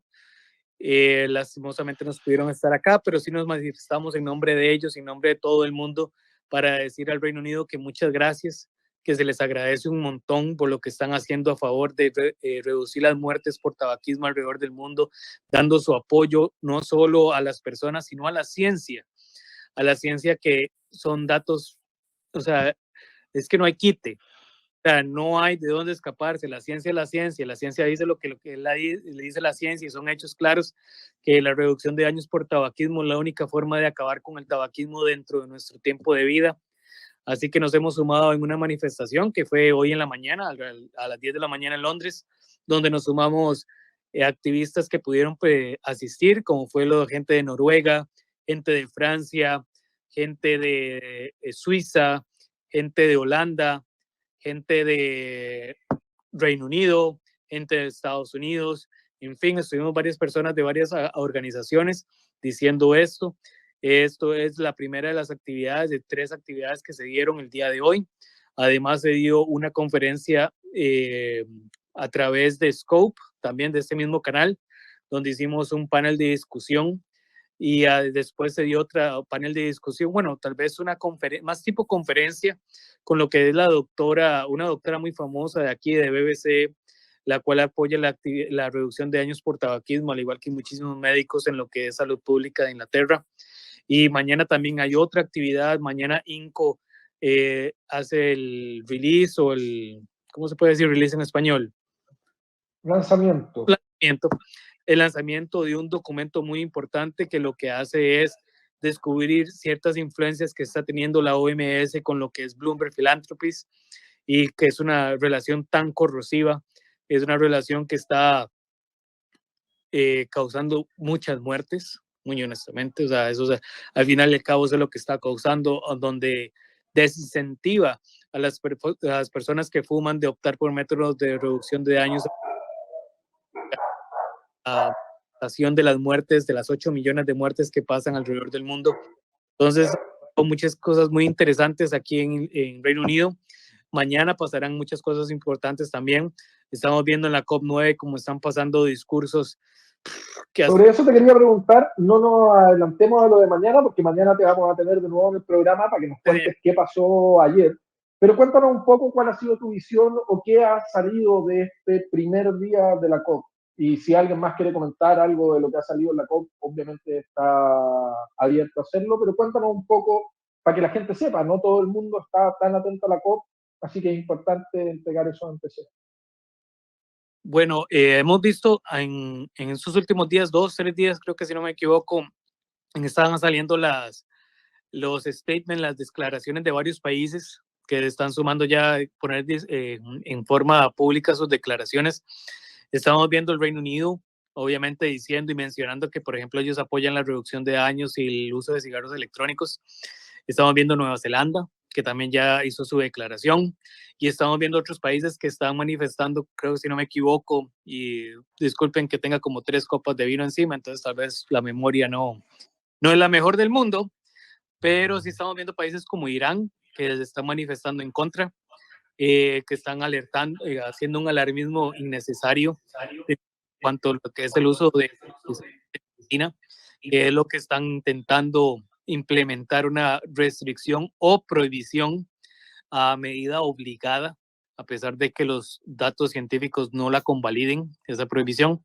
Entonces estamos viendo el push de lo que son las organizaciones antivapeo, de lo que es el lobby político y que se está dando dentro de la COP9, lastimosamente, igual que en años pasados, hay una censura a lo que son los consumidores, no se les quiere tomar en cuenta, no se les quiere dejar entrar, han prohibido la entrada de toda organización que esté a favor de la reducción de daños, a favor del vapeo, a favor de los cigarrillos electrónicos, a favor del snus, a favor de los pouches de nicotina. Se les impide asistir y las personas que son adecuadas según sus requerimientos para asistir como observadores son personas que en realidad tienen un gran conflicto de interés con lo que son las donaciones o financiamiento de Bloomberg Philanthropies y otros, las cuales tienen una posición negativa en contra al uso de productos de reducción de daños. Entonces estamos viendo un discurso específicamente parcializado para poder convalidar su posición prohibicionista. Entonces es muy lamentable lo que estamos viendo una vez más, de lo que ya hemos visto antes, de lo que ya se había vivido antes en la COP8, donde han pateado a la Interpol, han pateado a los periodistas, han pateado a toda organización de consumidores y se sigue manejando en completo secretismo todo lo que es decidido entre la COP8. Es terrible en realidad. Yo lo que sí me gustaría comentar sobre los statements de las naciones, obviamente todos los vimos. A mi parecer, a mí me pareció bastante tibio el statement de Inglaterra e incluso frío, llegaría a decir el de Nueva Zelanda. No sé cómo lo sintieron ustedes, pero por lo menos esa fue mi sensación. Esperaba muchísimo más del Reino Unido, pero también esperaba muchísimo más de Nueva Zelanda, dadas los cambios en sus políticas. Fue como un comentario muy solapado, muy... No sé cómo esperar su participación en la COP cuando todas las esperanzas estaban puestas en ella. Fue demasiado tibia ambas declaraciones de Nueva Zelanda e Inglaterra, pero yo creo que puede quedar una esperanza con Francia. No sé cómo se ha vivido la posición francesa, Jeffrey, desde Londres. Desde Londres, lastimosamente, no he podido ver las declaraciones. Lastimosamente, igual que todo el mundo, no tiene el acceso a la COP9 y no podemos saber qué está pasando en vivo. Vivimos a través de lo que son información filtrada o información que sale o posteada de alguna forma en red social, pero vivimos un sesgo, una carencia de acceso a lo que es lo que está pasando dentro, lastimosamente. Nos gustaría que Francia tomara una posición muy a favor de la reducción de daños según sus políticas internas, igual que Nueva Zelanda, que acaba de aprobar lo que es la regulación, igual que el Reino Unido, que acaba de aprobar lo que es la prescripción médica de cigarros electrónicos, pero lastimosamente no, es que no podemos ver. La OMS se ha encargado de mantener todo en un secretismo, casi que cae en un oscurantismo prácticamente de lo que está pasando dentro de la COP. Igual que en años pasados, sabemos que es una violación del derecho de las personas que están realmente interesadas en estas situaciones y en estos movimientos. Y esperamos tener más información. Tal vez ustedes, no sé si han podido accesar a más información, no sé si Pancho, no sé si Claudio o Jorge han podido accesar más información. No, y aprovechando la pausa del no, le queremos recordar a todos los que nos están viendo, ya sea por la transmisión internacional de Scope, ya sea por los canales de Vapear No Fumar, que estamos transmitiendo a la vez por Facebook y YouTube.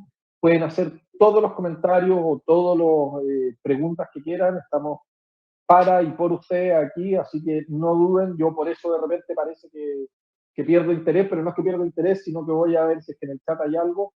Queremos agradecer a quienes nos están viendo y obviamente queremos escucharlo y transmitir sus visiones o sus posturas a través de las pantallas. Pero bueno, estamos aquí en una transmisión internacional y para muchos es una incógnita saber qué es lo que está pasando en los países de Latinoamérica con respecto a las regulaciones, prohibiciones, etcétera, que tenemos. Hoy día, como tenemos al directorio de ART, nos vamos a enfocar en los países en que estamos. El día de mañana van a agregarse las otras agrupaciones de ART, vamos a tener a Ecuador, a México, Panamá, Paraguay, vamos a tener a España, la gran Ángeles Montada, que sin duda es pilar del activismo, así que los dejamos invitados para mañana también. Y partamos por lo peor, por Claudio, no, mentira, no es por Claudio, es por Brasil que tiene la peor situación y con, no sé si decirla con menor futuro, porque estamos todos muy esperanzados, uno nunca sabe cómo se pueden dar vuelta las cosas, pero cuéntale un poco a la gente que no sabe qué es lo que pasa en Brasil, Claudio, bueno, cómo es el tema de la regulación, a qué están expuestos. Bueno, primero, la declaración de Brasil ha sido un desastre. Está en YouTube para quienes quieran ver. Y claro que es una declaración oficial y siempre tiene tintes diplomáticos. No significa exactamente una síntesis de lo que va a ocurrir en reuniones a puertas cerradas, pero sí que deja entrever un poco el ambiente político del país y sus posicionamientos dentro de la COP9, ¿no? Bueno, Brasil. A ver. Es evidente que hay que reconocer cierto éxito en los programas de control de tabaco en Brasil. La prevalencia del tabaquismo en el país ha ido disminuyendo muchísimo desde la década de los 80, si no me equivoco, de los 35, 36% en 89 para el 17 o 10% en 18, según la fuente. Pero independiente de estas inconsistencias numéricas, y aunque todavía hay un número significativo de muertes y enfermedades relacionadas al tabaquismo, son 165.000 muertos al año, los logros son innegables, hay logros. Ahora bien, la tasa de disminución pierde intensidad con el tiempo, eso es natural. Y aunque eso no significa ninguna deficiencia en lo que se ha alcanzado hasta ahora, sí que muestra que el estado actual es un punto de estancamiento o incluso un punto de inflexión. De ahí no va a avanzar más.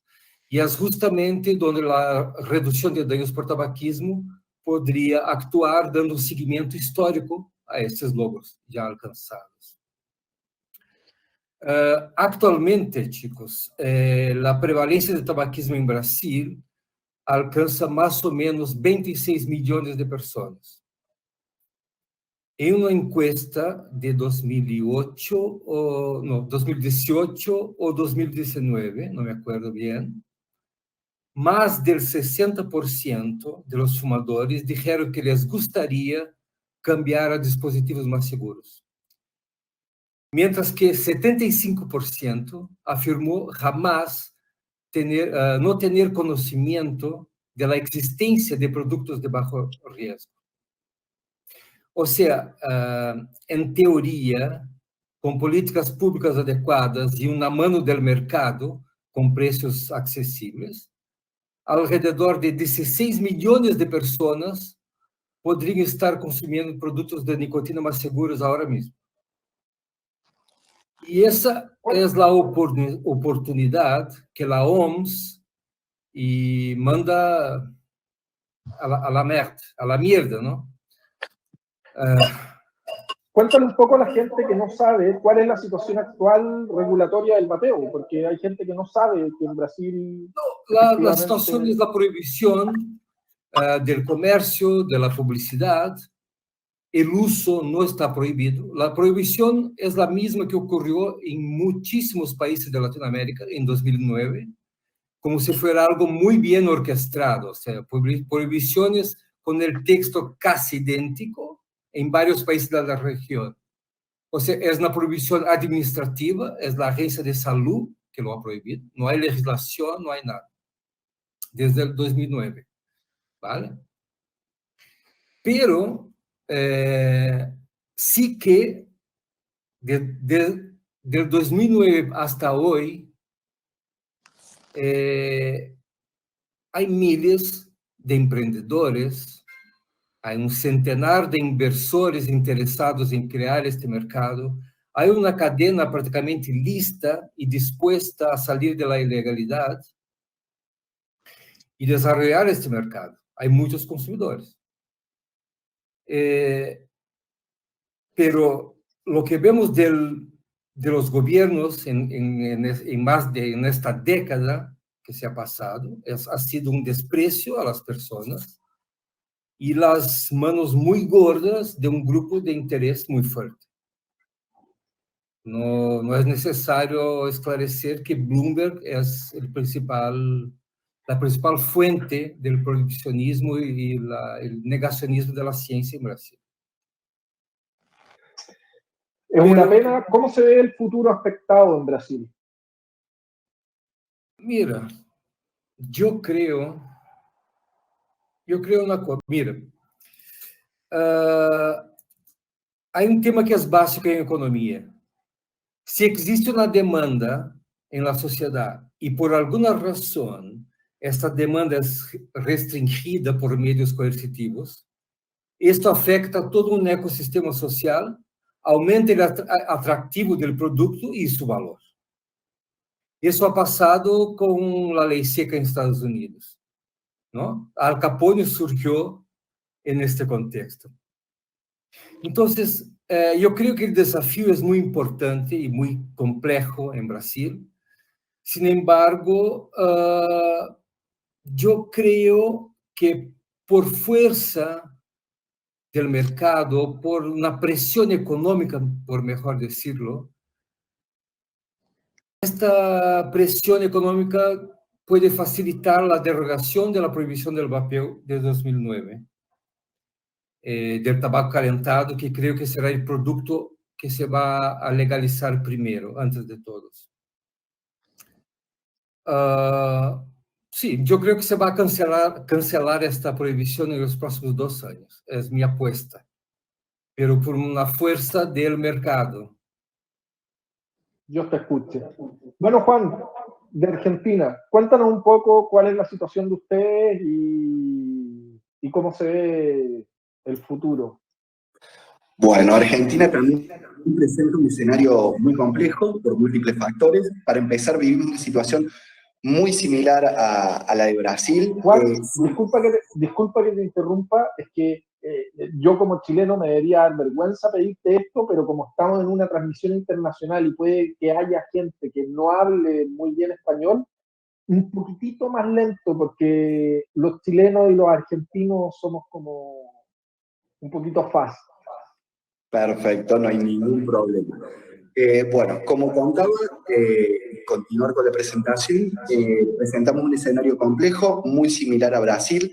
Si bien la disposición administrativa que prohíbe la comercialización, distribución y promoción de los productos de vapeo y todos sus accesorios no viene directamente del Ministerio de Salud, viene de un ente relacionado que es ADMAT, sumado a la falta de interés que hay por el Estado y que la reducción de daños por tabaquismo no es algo de interés público.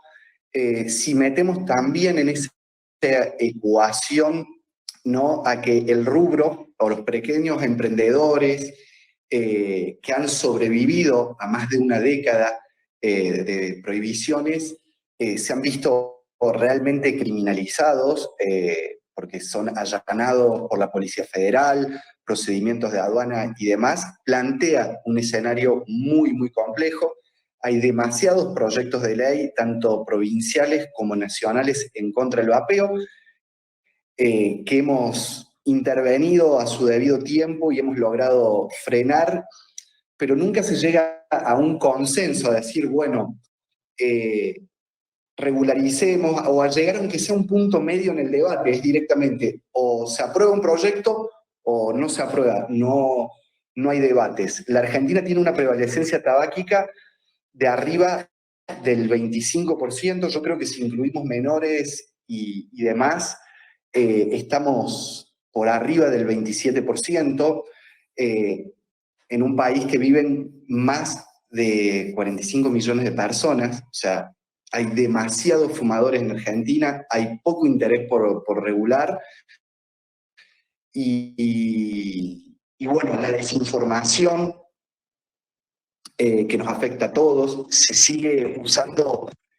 ciencia absurda y casi lisérgica, o cuestiones que pasaron hace años y ya se esclarecieron, siguen haciendo hincapié y ruido en los medios argentinos.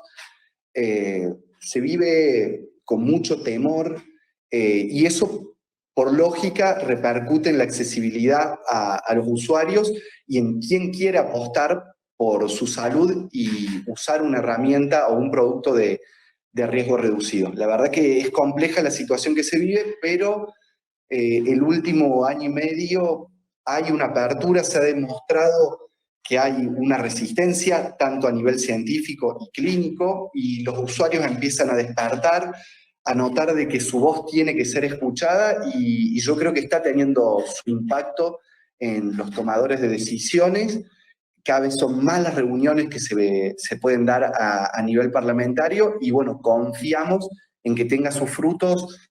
No creo que este año, que es un año electoral en nuestro país, pero sí en el año finales del año que viene o en el próximo año, que tengamos resultados positivos, o por lo menos estamos esperanzados, ¿no?, con todo esto.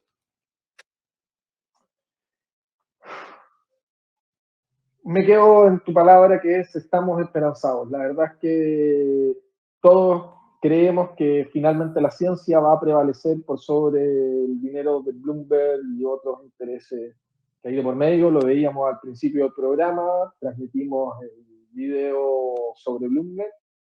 Hay una pregunta en el chat que me parece acorde, el que quiera responderla, Francisco, si tú tienes ganas, si no Jeffrey o Claudio.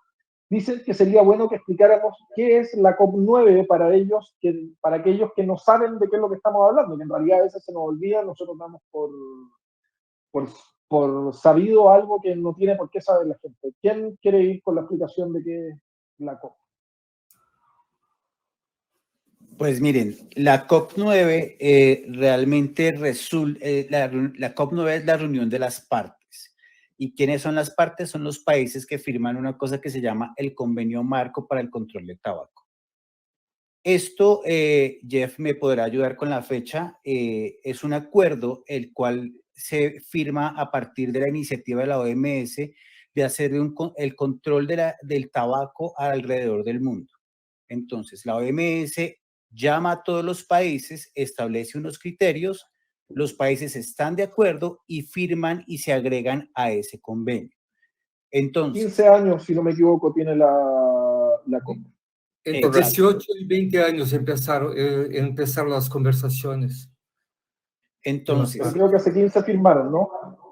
Sí, entonces gran parte de los países han firmado este acuerdo que propuso la Organización Mundial de la Salud, salvo, por ejemplo, los que están aquí, Argentina, que es particular, que es partícipe de la COP9 cuando no ha firmado el convenio y lance juicios y apreciaciones partiendo como si estuvieran dentro de la COP9, que es muy particular. Eso por un lado, y pues el número indica las veces que se han reunido. Cada 2 años se hacen estas reuniones en las cuales se reúnen todos los países, ¿cierto?, a discutir cómo va el proceso del control del tabaco alrededor del mundo, qué políticas propone la Organización Mundial de la Salud para que se implementen en cada uno de los países, pero ojo, y eso es una cosa que nos han querido meter los dedos a la boca. Los países son soberanos de establecer cómo establecen esas políticas. No son obligaciones. Eso no es cierto, ¿sí? Cada uno mira cómo implementa sus regulaciones en cada uno de sus países. Yo pongo un ejemplo. Para todo lo que son los productos de administración de nicotina, lo que conocemos nosotros como vapeo, dentro de los escenarios hay 4 escenarios que propone la Organización Mundial de la Salud a través del COP. Bueno, perdón, a través del convenio marco. 1, prohibición. 2, como producto farmacéutico o médico. 3, como producto de consumo. Y el cuarto, no sé, se me va, Jeff, de pronto ayuda. Producto de tabaco. O como producto de tabaco, correcto. Entonces, el control marco lo que hace es que presenta unas posibilidades y cada país opta por qué ruta se va, ¿sí? Nosotros, digamos, desde el activismo, abogamos para que esa regulación sea a partir de la opción de que sea un producto de consumo, ¿sí? Y bajo los criterios científicos de la reducción de daños y riesgos del tabaquismo. Eso es en términos generales lo que es el COP, la reunión de las partes. Y pues obviamente, desafortunadamente, digamos, como lo mencionaba Jeff hace un momento, pues hay un secretismo y hay digamos, unas sesiones a puerta cerrada que son bastante discutibles frente a la transparencia que tiene la Organización Mundial de la Salud frente a estos asuntos. Lo discutíamos en alguna ocasión con Claudio, por ejemplo, de por qué, si miramos las diferencias entre el COP medioambiental, el COP de control de tabaco. En el COP medioambiental invitan a todo el mundo y hay reuniones paralelas a lo que pasa. En cambio, la Organización Mundial de la Salud, a través del COP, no lo hace. Ni invita, ni permite organizar, digamos, sesiones paralelas a lo que está pasando. Y pues obviamente ya lo hemos mencionado, el video al principio que salió, sabemos de las manos de quién está, digamos, ese control. Por ejemplo, este año, como lo mencionaba Jeff, se le negó la entrada, por ejemplo, de nuevo a las organizaciones de consumidores, como es el caso de INCO, pero sí se le dio la entrada a Vital Strategics, que es una organización en la cual fondean, obviamente, el señor Michael Bloomberg, la Fundación Melinda Gates, entre otros. Entonces, al parecer, hay que pagar membresía para poder entrar a las reuniones del COP. Así, tal cual. Eso es lo que está pasando. Y lo mismo, por ejemplo, Tobacco Free Kids también asiste a otra reunión en la cual también se les negó la entrada, por ejemplo, que es otra reunión paralela que tiene que ver también con el control de tabaco, pero Tobacco Free Kids sí tiene entrada. Entonces eso pone en seria credibilidad las decisiones que toma el convenio marco para el control de tabaco, y por eso, digamos, estamos todos nosotros aquí haciendo la presión y haciendo, digamos, el llamado a todos los usuarios, a todas las personas, e incluso a la misma Organización Mundial de la Salud, al control marco de tabaco, que sean transparentes. ¿Por qué no se transmiten las sesiones? ¿Por qué hay tanto secretismo? ¿Qué es lo que tienen que ocultar? Y no se pueden seguir ocultando bajo la excusa de la interferencia de la industria tabacalera. Eso no es ninguna excusa. En el COP medioambiental participa toda la industria que le genera daño al planeta, por ejemplo, en las sesiones y en los eventos paralelos. ¿Por qué en este caso no se le permite la participación a los usuarios? A los usuarios. Ahí me gustaría hacer un disclaimer para que no se vaya a malentender. Nosotros no estamos defendiendo las tabacaleras. No, eso que está diciendo Francisco tiene que ver porque una de las razones que ellos esgrimen es que los activistas tendríamos algo que ver con las tabacaleras y no hay nada más lejano a eso. Nosotros somos gente que queremos que la gente deje de fumar y se cambie a un sistema mucho menos dañino. Además, se habla de las tabacaleras, pero solo para dar un ejemplo, porque esto se ha tratado de puntualizar como si fuera una lucha en contra de las tabacaleras. En Estados Unidos hay 3 tabacaleras, pero hay 15.000 marcas en la industria del vapeo que no tienen ningún vínculo con las tabacaleras. Por lo tanto, aquí ni siquiera estamos hablando de las tabacaleras, porque esa industria, que es la industria del vapeo, que no tiene nada que ver con el tabaco, la tratan de dejar fuera diciendo que son las tabacaleras. Hoy día las tabacaleras representan una parte mínima del vapeo en el mundo.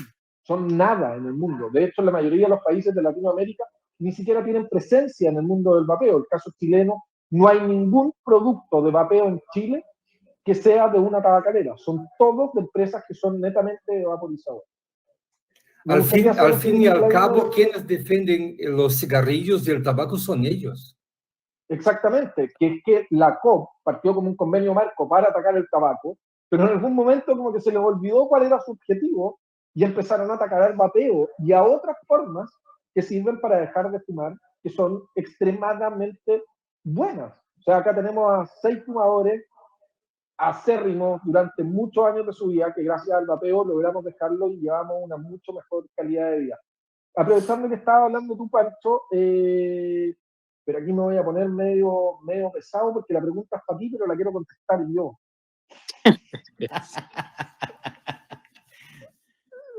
Te hago la pregunta y si quieres me dejas. Si no, dices no, yo la quiero contestar, pero si no, la contesto yo. Dice David Merino, pregunta, consulta para Francisco Ordóñez. ¿Piensa que en los países en los que aún gobierna el socialismo, la política anti-vape es rígida? Por ejemplo, en Argentina el gobierno es de Fernández, es de tendencia socialista. Ignacio, por favor, yo te complemento. La respuesta que yo quiero dar, después tú puedes decir no estoy de acuerdo, la respuesta es que esto no tiene nada que ver con la posición política del Estado. De hecho, tenemos Brasil, donde está Bolsonaro, que es mucho más restrictivo incluso que otros países socialistas, y tenemos el caso de Venezuela, que es un gobierno extremadamente socialista, llevado al comunismo, de hecho, y que es el único país donde ha habido una regulación positiva hacia el vapeo, donde se ha logrado legislar, y hoy día ellos tienen una regulación con otra tendencia, tienen una tendencia alejada de la reducción de daños, pero sí tienen una regulación y es el único país de Latinoamérica que hoy día la tiene. En otras partes tenemos en el gobierno chileno a Sebastián Piñera, que es de derecha, y también atacan el vapeo. Y por otro lado tenemos a los mexicanos, que son también un gobierno de izquierda, el que están haciendo bolsa al vapeo desde el punto de vista del gobierno. Y esto no tiene que ver con la postura política de un gobierno o de una persona en particular. En el caso mexicano tenemos a 2 diputados del mismo partido enfrentándose a favor de la reducción de daños, defendiendo el vapeo y en contra del vapeo, que es la diputada Medel del partido Morena, quien de hecho ha sido acusada de corrupción porque se detectó que el documento que ella presentó de ley lo había redactado una funcionaria de Bloomberg.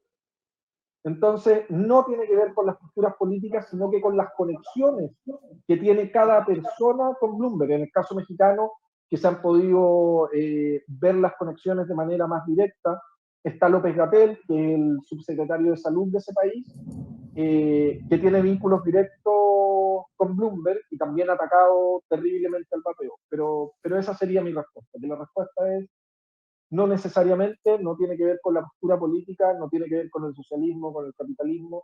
Acá hay algo que va mucho más allá, que según mi punto de vista, defender los intereses de Michael Bloomberg, Gates y las farmacéuticas, entre otros.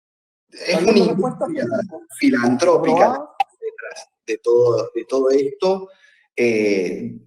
Para dar un ejemplo muy breve, todos los diputados de cualquier partido en Argentina han sido abiertos, tanto los pro como los anti, pero se notan que sucumben bajo la influencia. Si bien no hay un vínculo directo del Estado argentino con las organizaciones de Bloomberg, pero cada proyecto de ley que nosotros vamos a defender anti-vapeo, o sea, defender nuestra posición, todo proyecto anti-vapeo en Argentina y de los últimos tiempos se ven influenciados por el FIC Argentina, que sabemos que tienen grants, que tienen becas directamente de Michael Bloomberg, y son los pajaritos que le comen la oreja a todos los políticos hoy por hoy en Argentina. Y la idea de ellos es incluir al vapeo en todas las políticas de control de tabaco. Nosotros celebramos cualquier ley y política antitabaco o de control de tabaco para no faltarle el respeto al convenio marco,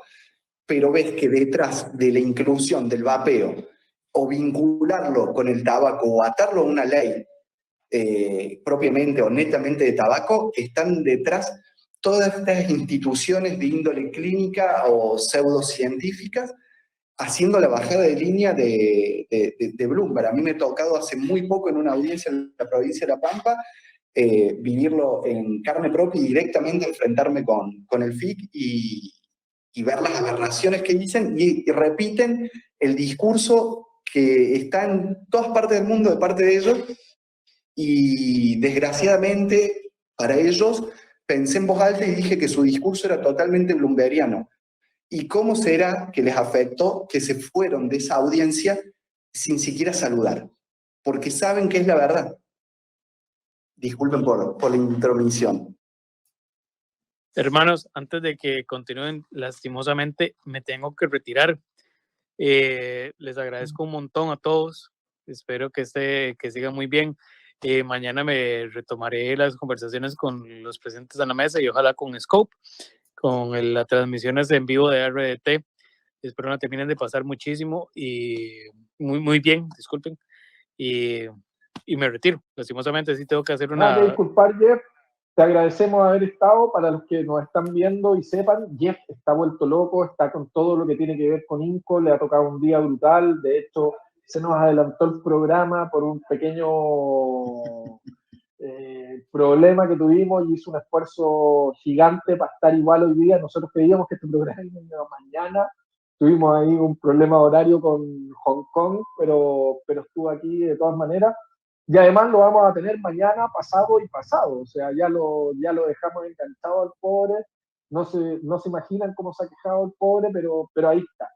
A pesar de que se queja, aparece y nos mantiene informados de lo que está pasando en México, en Inglaterra. Un abrazo grande a la distancia, querido amigo, y a seguir con fuerza ahí poniendo atención para mantenernos informados a todos los monitos latinoamericanos. Bueno, hermanos, un gran saludo a todos, que les esté pasando. Y feliz vapeo a todos. Ay, no se tiró su nuevecita de despedida, la primera persona que se va sin una nuevecita. Pero bueno, volvemos al tema. ¿A quién interrumpí? Ya ni sé.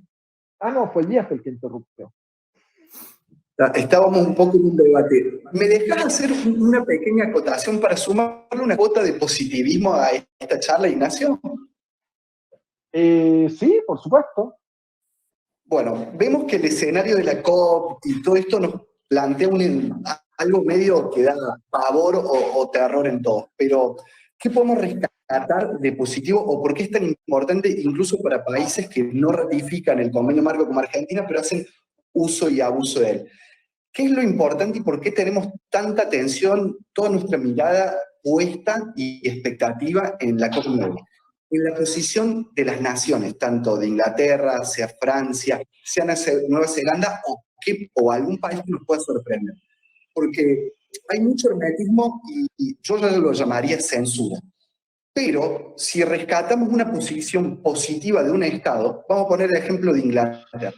Nos pueden desmentir a los usuarios, a las asociaciones, organizaciones, comunidad. Pueden plantear todo el conflicto de interés que quieran, pero no pueden desmentir a otro Estado.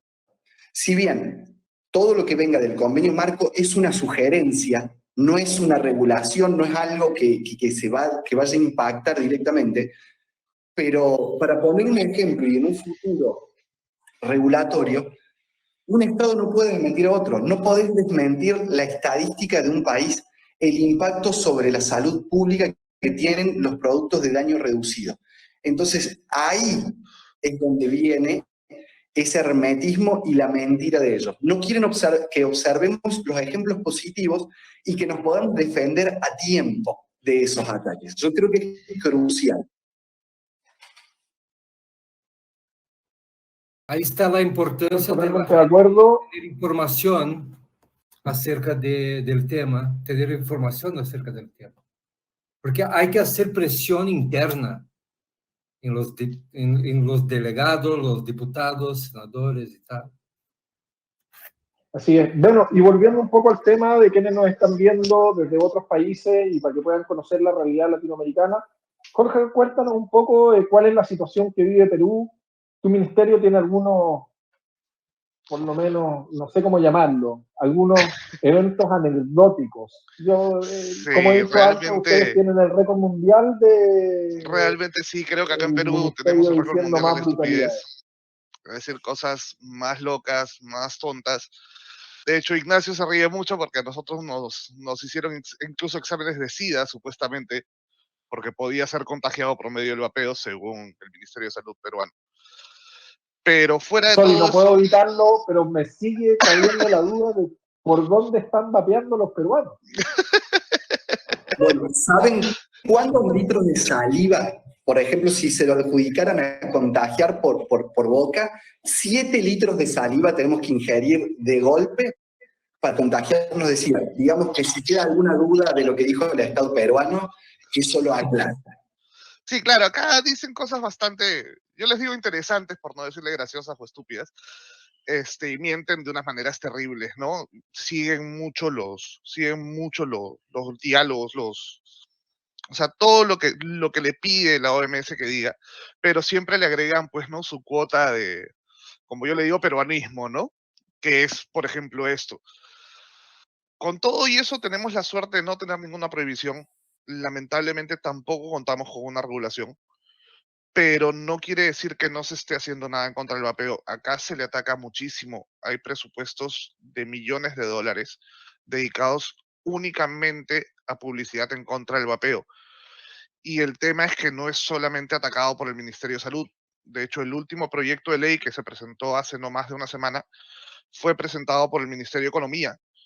Y es un proyecto de ley muy peligroso porque no contento con ser comparado con el tabaco, no ponen ni siquiera un valor, lo que le da el poder al gobierno de poner el valor que le da la gana.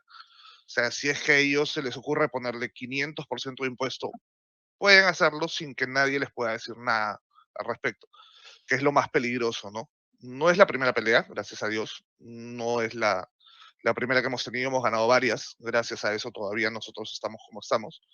Se hace mucho trabajo para ganarlas, pero lamentablemente los ataques cada vez son más graves, las mentiras cada vez son mayores y de hecho cada vez los intentos son mucho más difíciles de rebatir, como este, por ejemplo, ¿no? Es muy probable que que yo no tenga acceso al Ministerio de Economía de ninguna manera, por lo menos no de ninguna manera tradicional, ¿no?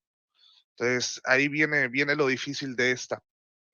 Gracias a Dios, como les digo, estamos bien, pero por ahora tenemos que seguir peleando. No podemos quedarnos callados, no podemos dormirnos en los que estamos, porque si no vamos a terminar peor que la mayoría de los países. Ya sabemos, nuestros políticos son súper graciosos, por decirlo de una manera, y son súper propensos a aceptar todo lo que venga con un auspicio de otro lado. Eso está más que comprobado en Perú. Y esto sabemos que tiene auspicios bastante grandes. Así que si no nos defendemos, no vamos a llegar a ningún lado jamás. Bueno, toda la fuerza a los amigos peruanos y a levantarse porque es necesario hacer escuchar su voz. Es importante que apoyen, que se sumen a la causa y vayan haciendo ruido. Pancho, Colombia, donde la cosa pinta un poco mejor. Bueno, nosotros, bueno, digamos en términos generales, no es que pinte mejor, sino que hay dos fuerzas ahí haciendo presión.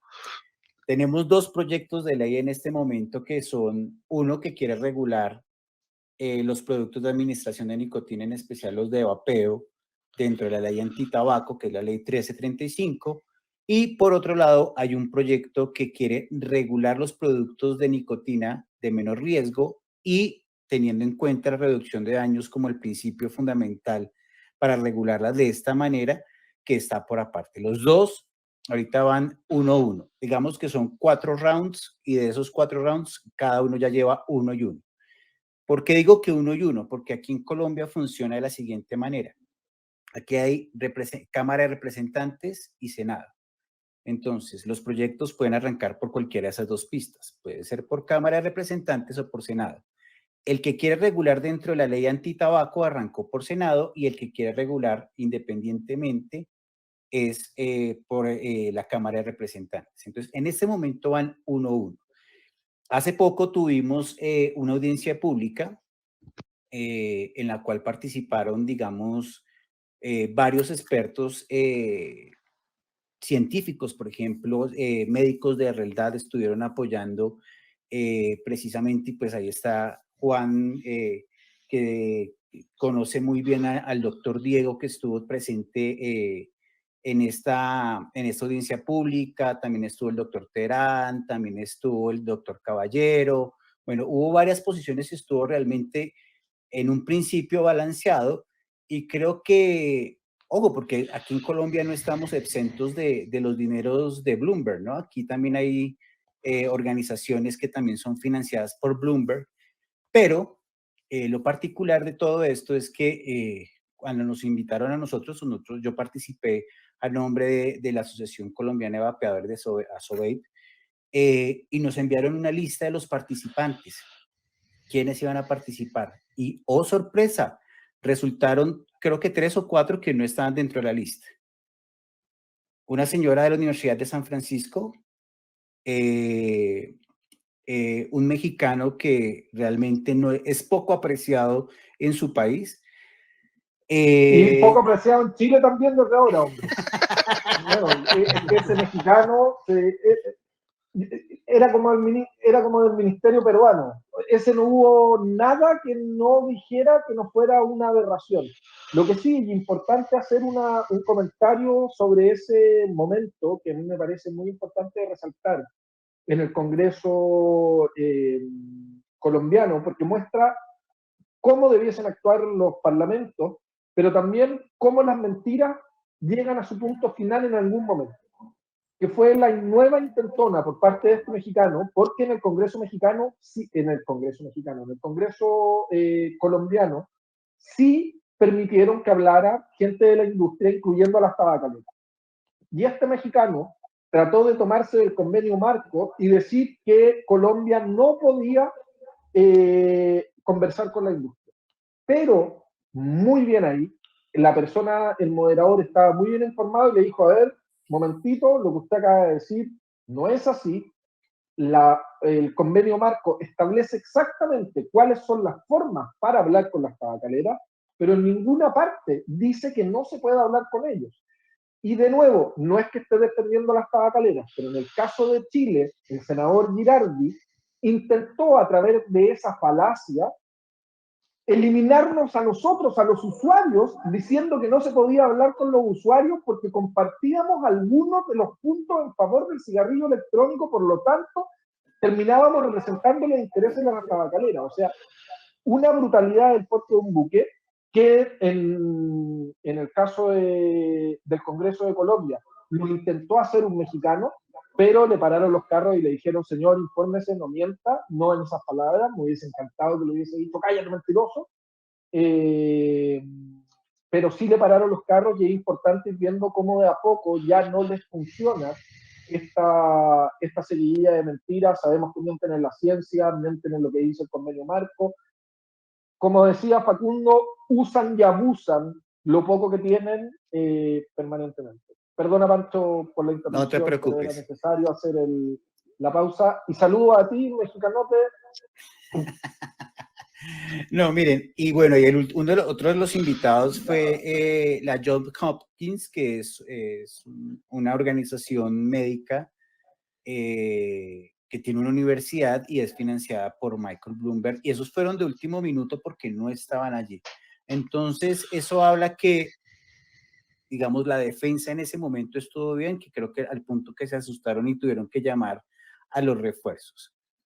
Pero obviamente se ve claramente la mano oscura de Bloomberg, precisamente en todo esto, y como mencionaba hace un momento, hay organizaciones aquí en el país que reciben dinero, grandes cantidades de dinero del señor Michael Bloomberg, y que obviamente le han hecho oposición a todo lo que son los productos de vapeo, ojo, amparándose en el discurso que se volvió prácticamente universal, y es protejamos a los niños. Cuando todas las organizaciones de usuarios estamos en sintonía de que estos productos no tienen que llegar a manos de menores de edad. Todos, o sea, no hay ninguna organización que promueva el uso de este tipo de dispositivos en menores de edad, y siguen recalcando y acudiendo a lo mismo. ¿Y qué es lo que pasa? Bueno, aquí en Colombia las posibilidades de que se prohíba son casi nulas. ¿Por qué? Porque la Constitución colombiana tiene dentro de sus principios el desarrollo de la libre personalidad. Entonces, no puede haber una prohibición como pasa, por ejemplo, en el caso de Brasil o en el caso de Argentina, que es una prohibición comercial realmente, porque en Argentina y en Brasil tú no puedes vender, pero sí lo puedes utilizar. Pero la pregunta es, ¿de dónde carajos consigues el dispositivo si te permiten utilizarlo, pero no te permiten venderlo?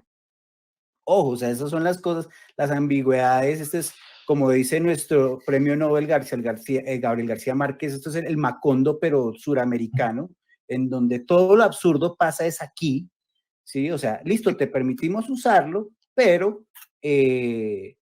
no te permitimos que otras personas te lo vendan. Entonces, esos son los absurdos de Latinoamérica.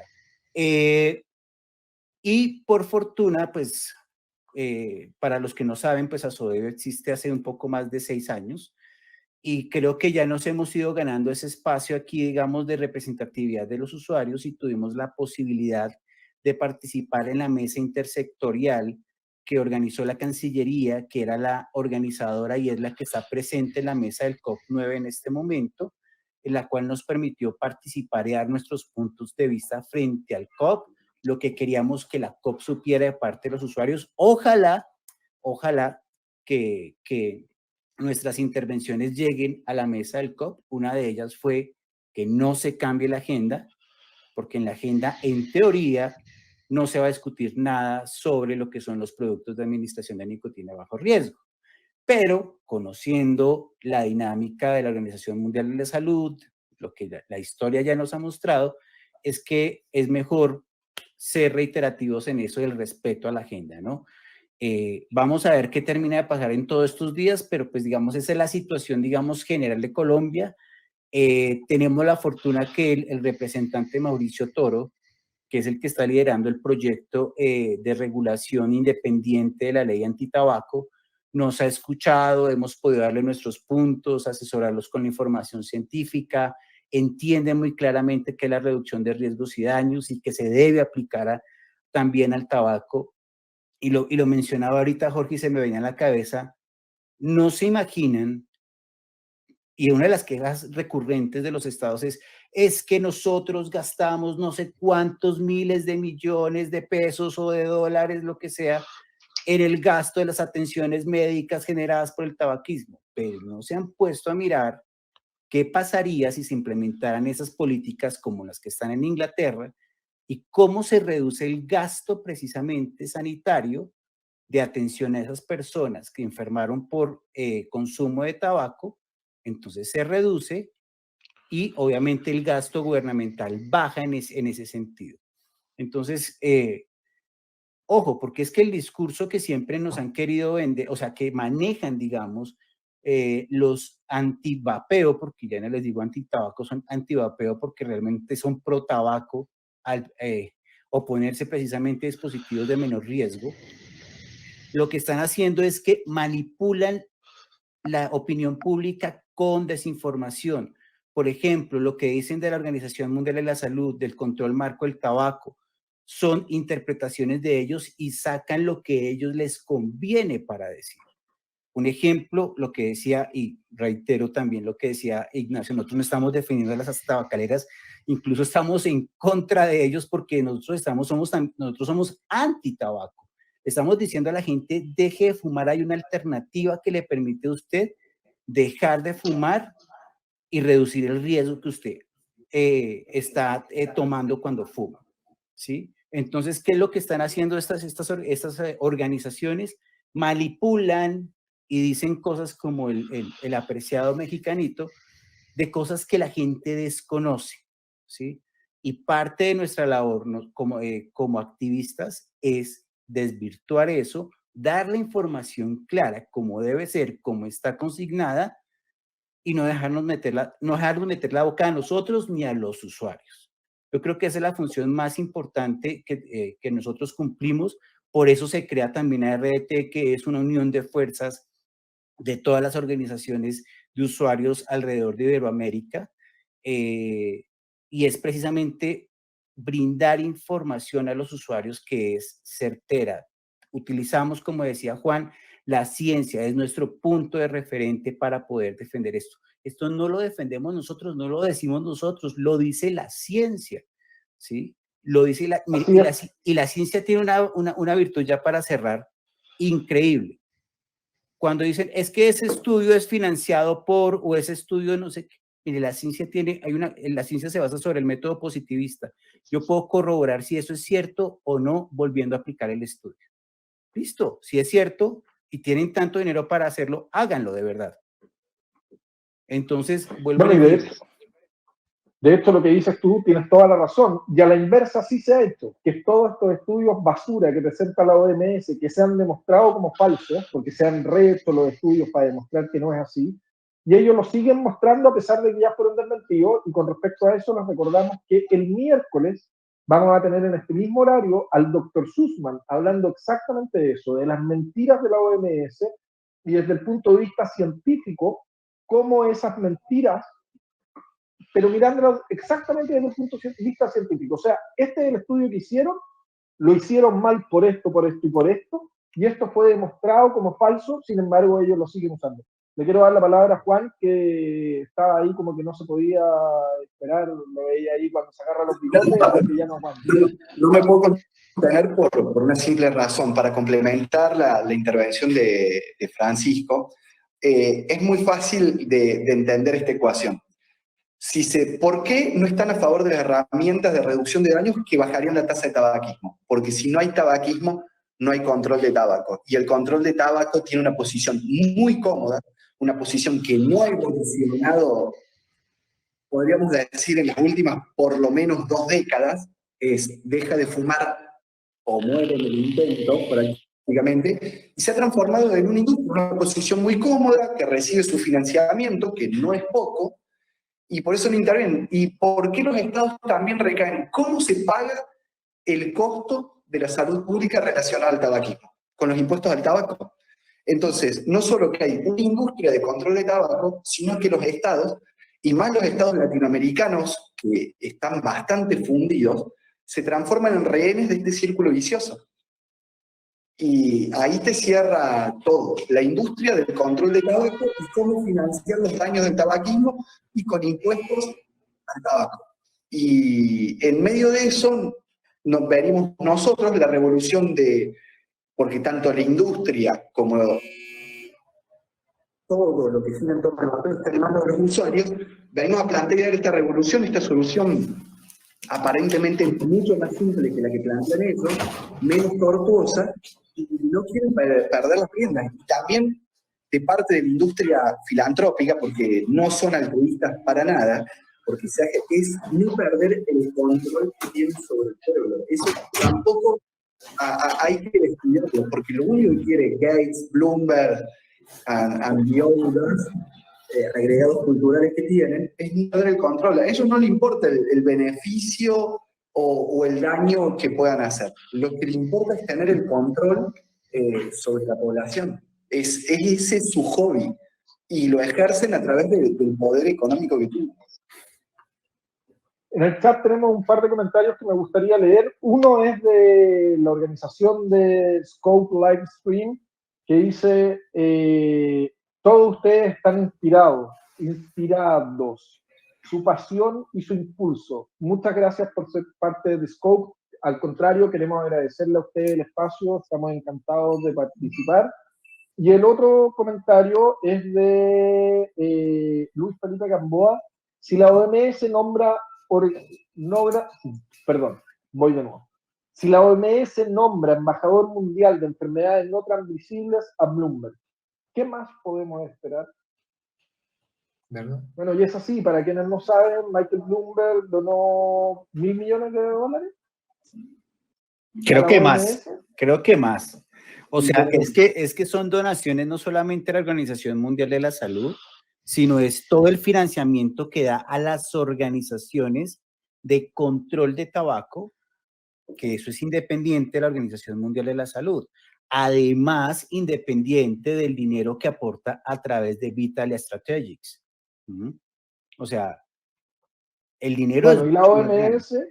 y la OMS, que no se rinde ante intereses económicos, lo nombró embajador. A él. No, y este año ha sido muy particular porque no solo lo nombra, pero ya directamente no se gasta en esconderlo. O sea, OMS y Bloomberg Philanthropies van de la mano públicamente,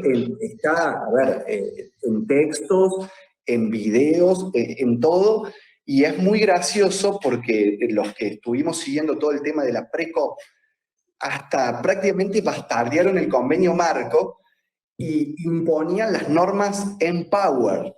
Y eso fue, yo lo digo, pareció algo gracioso, realmente da lástima, porque ha sucumbido de tal forma la OMS que ha puesto en primera plana las normas Empower que son redactadas prácticamente de la mano de Bloomberg, menospreciando su convenio marco.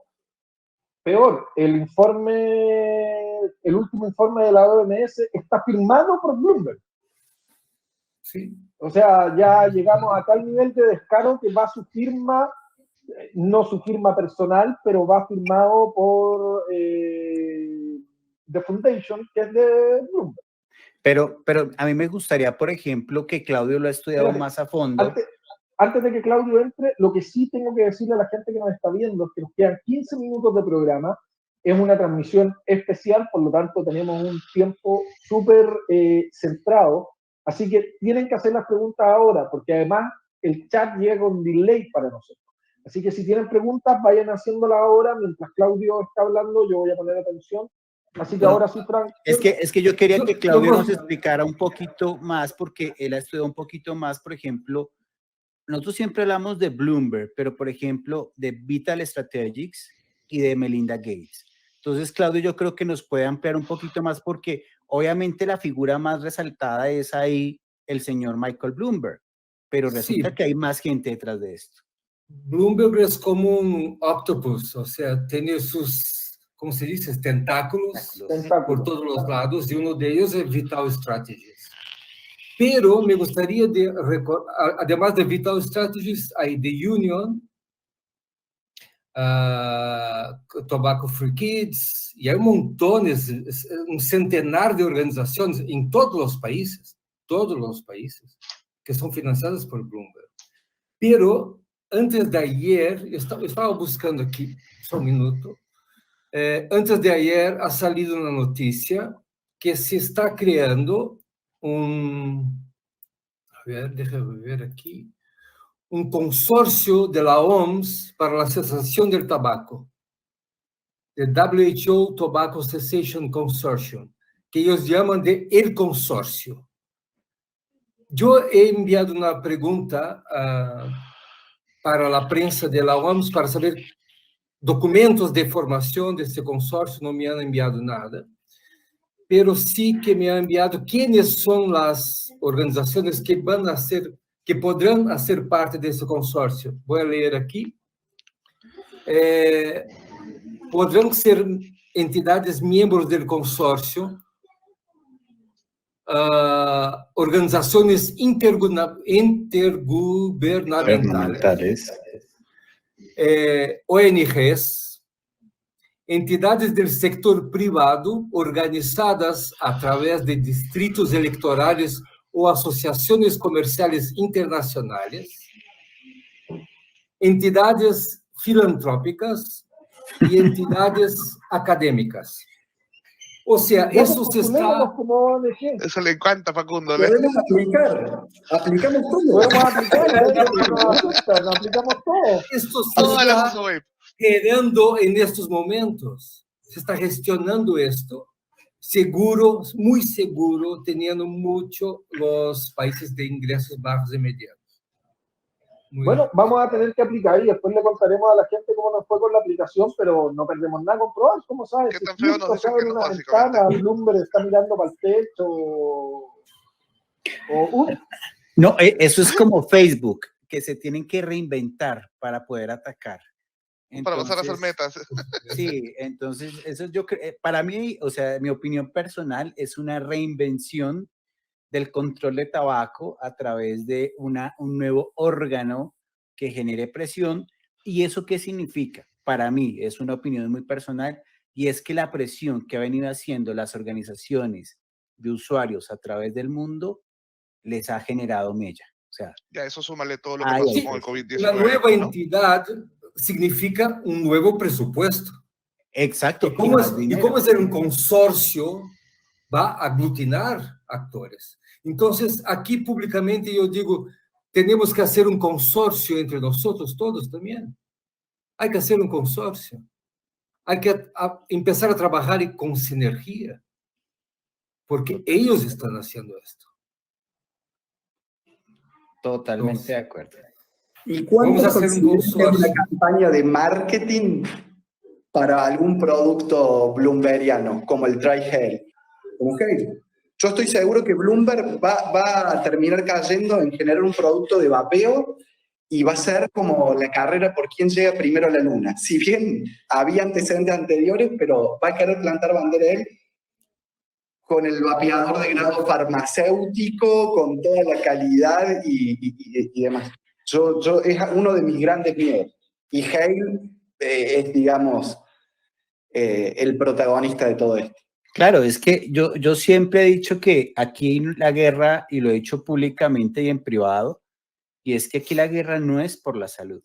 Aquí es la guerra es por la torta, porque es una torta muy grande, muy jugosa, y ellos no piensan a 1, 2, 3, 5, ellos piensan a 50, 100 años y lo que les significa económicamente eso. Y obviamente la industria farmacéutica está ahí detrás. Les recuerdo que cuando Michael Bloomberg fue alcalde de Nueva York, invitó a toda la industria farmacéutica a que fuera a Nueva York para que Nueva York fuera la sede mundial de la industria farmacéutica. Entonces, blanco es, allí no lo pone.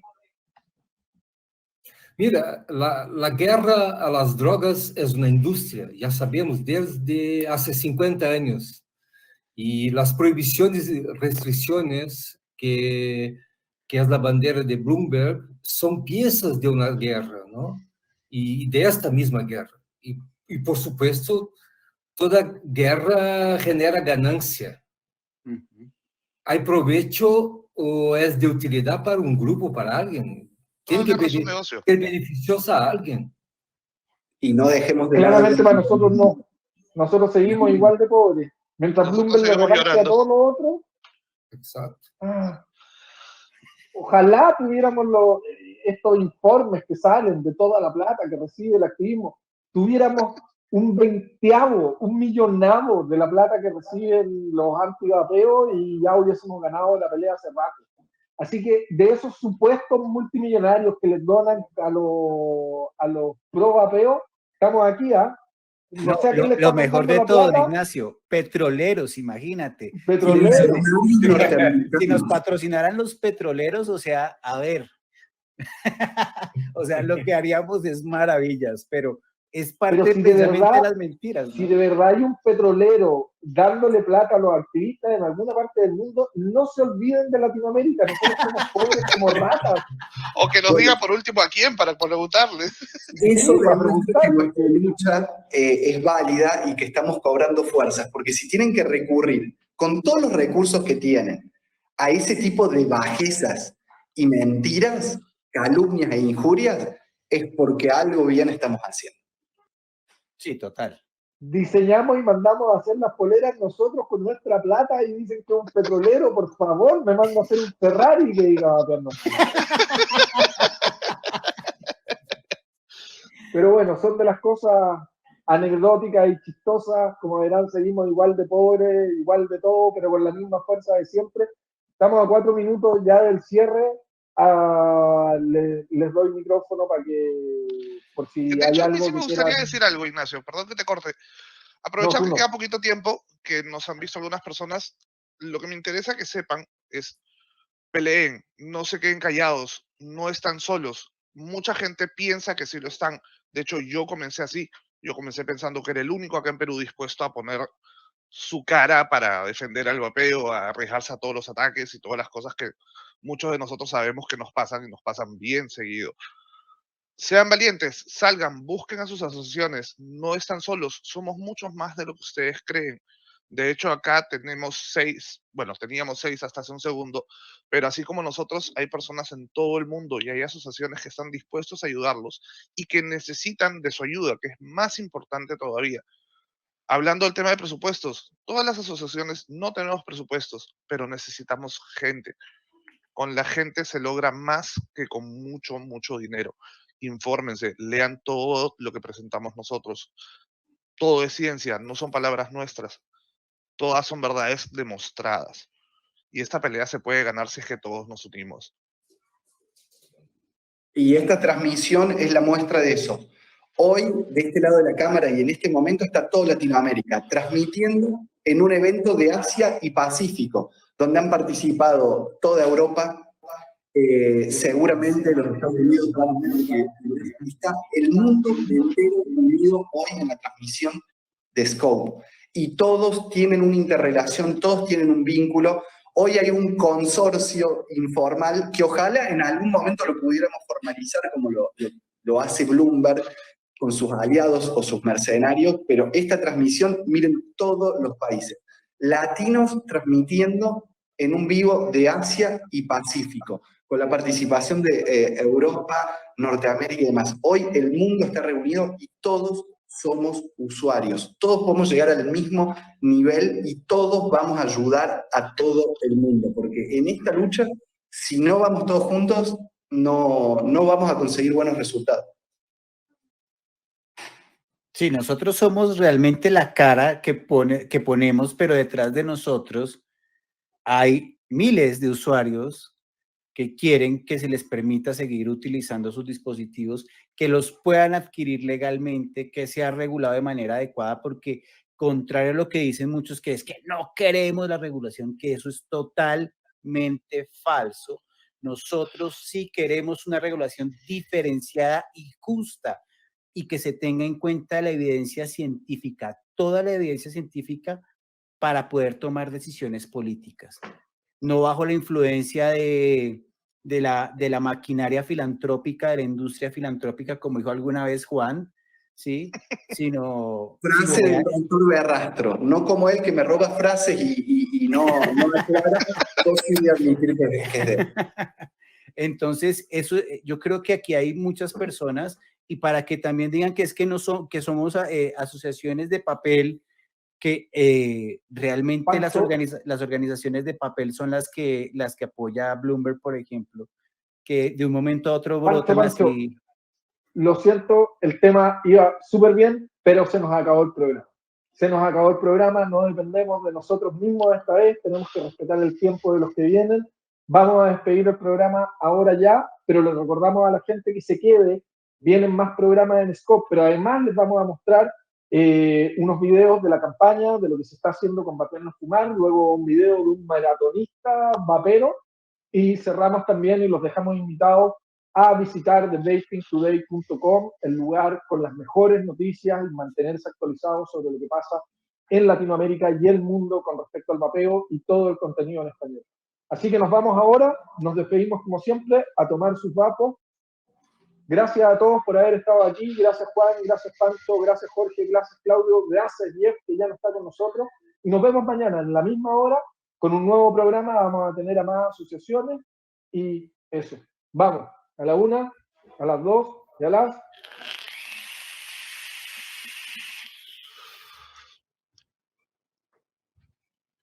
Chao, chao. Este fue un capítulo especial de Vapear no fumar y ART por Scope Internacional.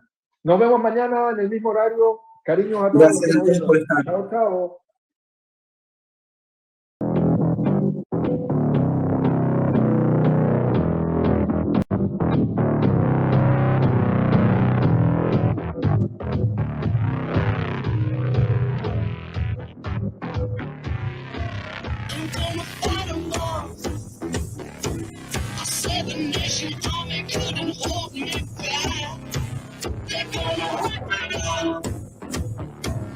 Taking their time right behind my back, and I'm talking to myself out loud because I can't forget. Back and forth through my mind behind a cigarette, and a message coming from my eyes.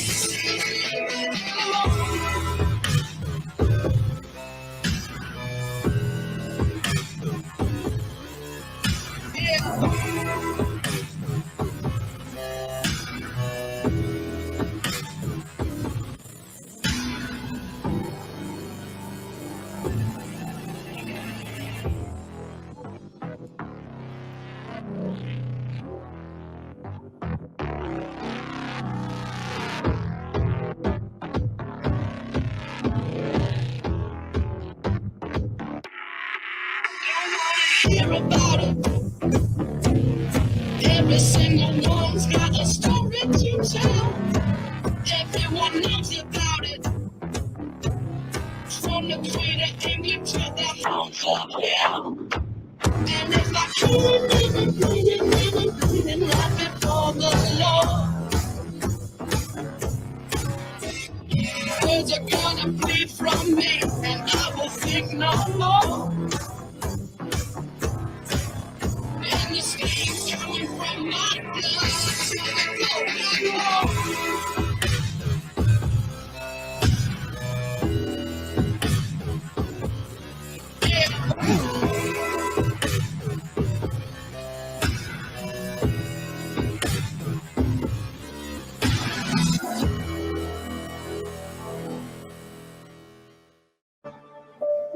Hola, soy Víctor, soy vapeador. Voy ahora a correr el Maratón de Santiago, ya tercera vez que la corro. El año pasado corrí 42, el primer año que la corrí 21 y ahora voy a correr 21 de nuevo. Vapeo hace 5 años. Puedes hacer una vida completamente normal, hacer deporte y sin ningún problema.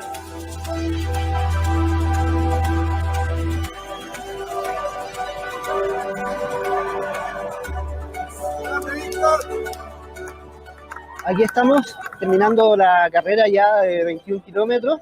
Llegamos a la meta, llegamos vapeando, le demostramos a la gente que esto no nos impide hacer deporte. Los invitamos a que sigan la página, a que firmen, nos sigan en redes sociales. Esto fue parte de la campaña Vapear no es fumar.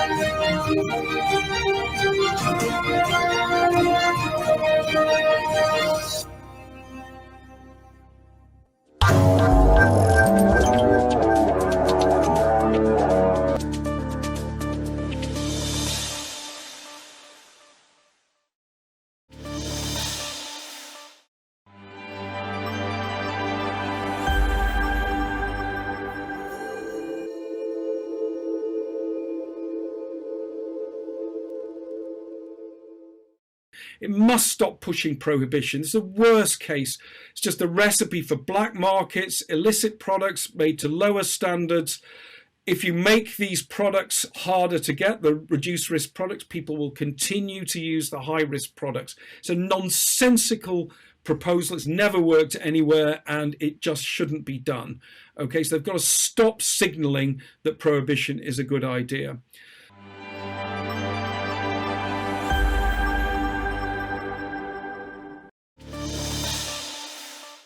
Hi, Shri. Hi, Nancy. Let me get everyone else in.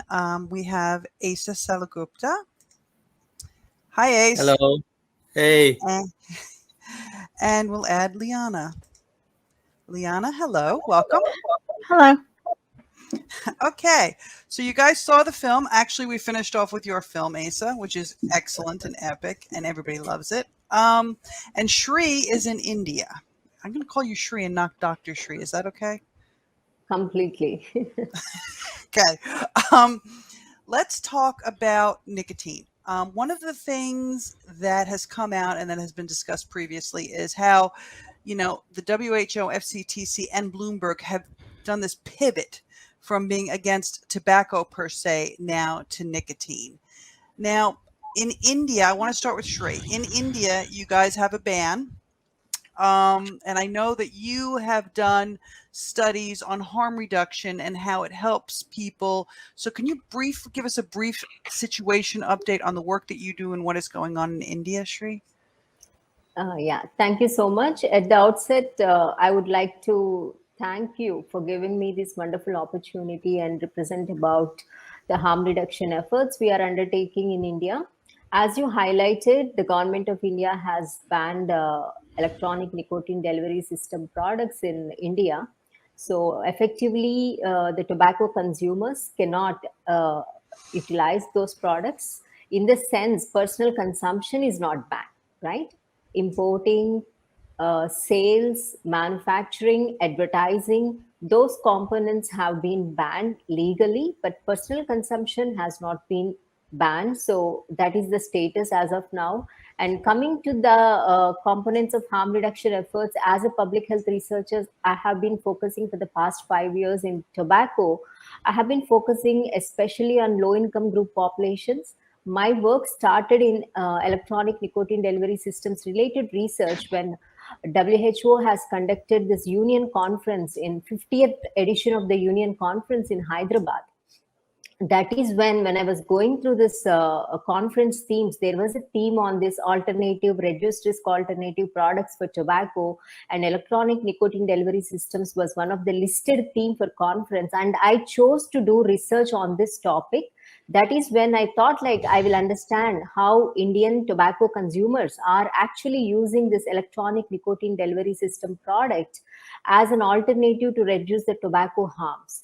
That is when I designed a research survey to interact with these consumers, to understand how and why, for what purpose they are using, and what change this particular product is making a difference in their life when it is related to this reduced risk alternative perspective.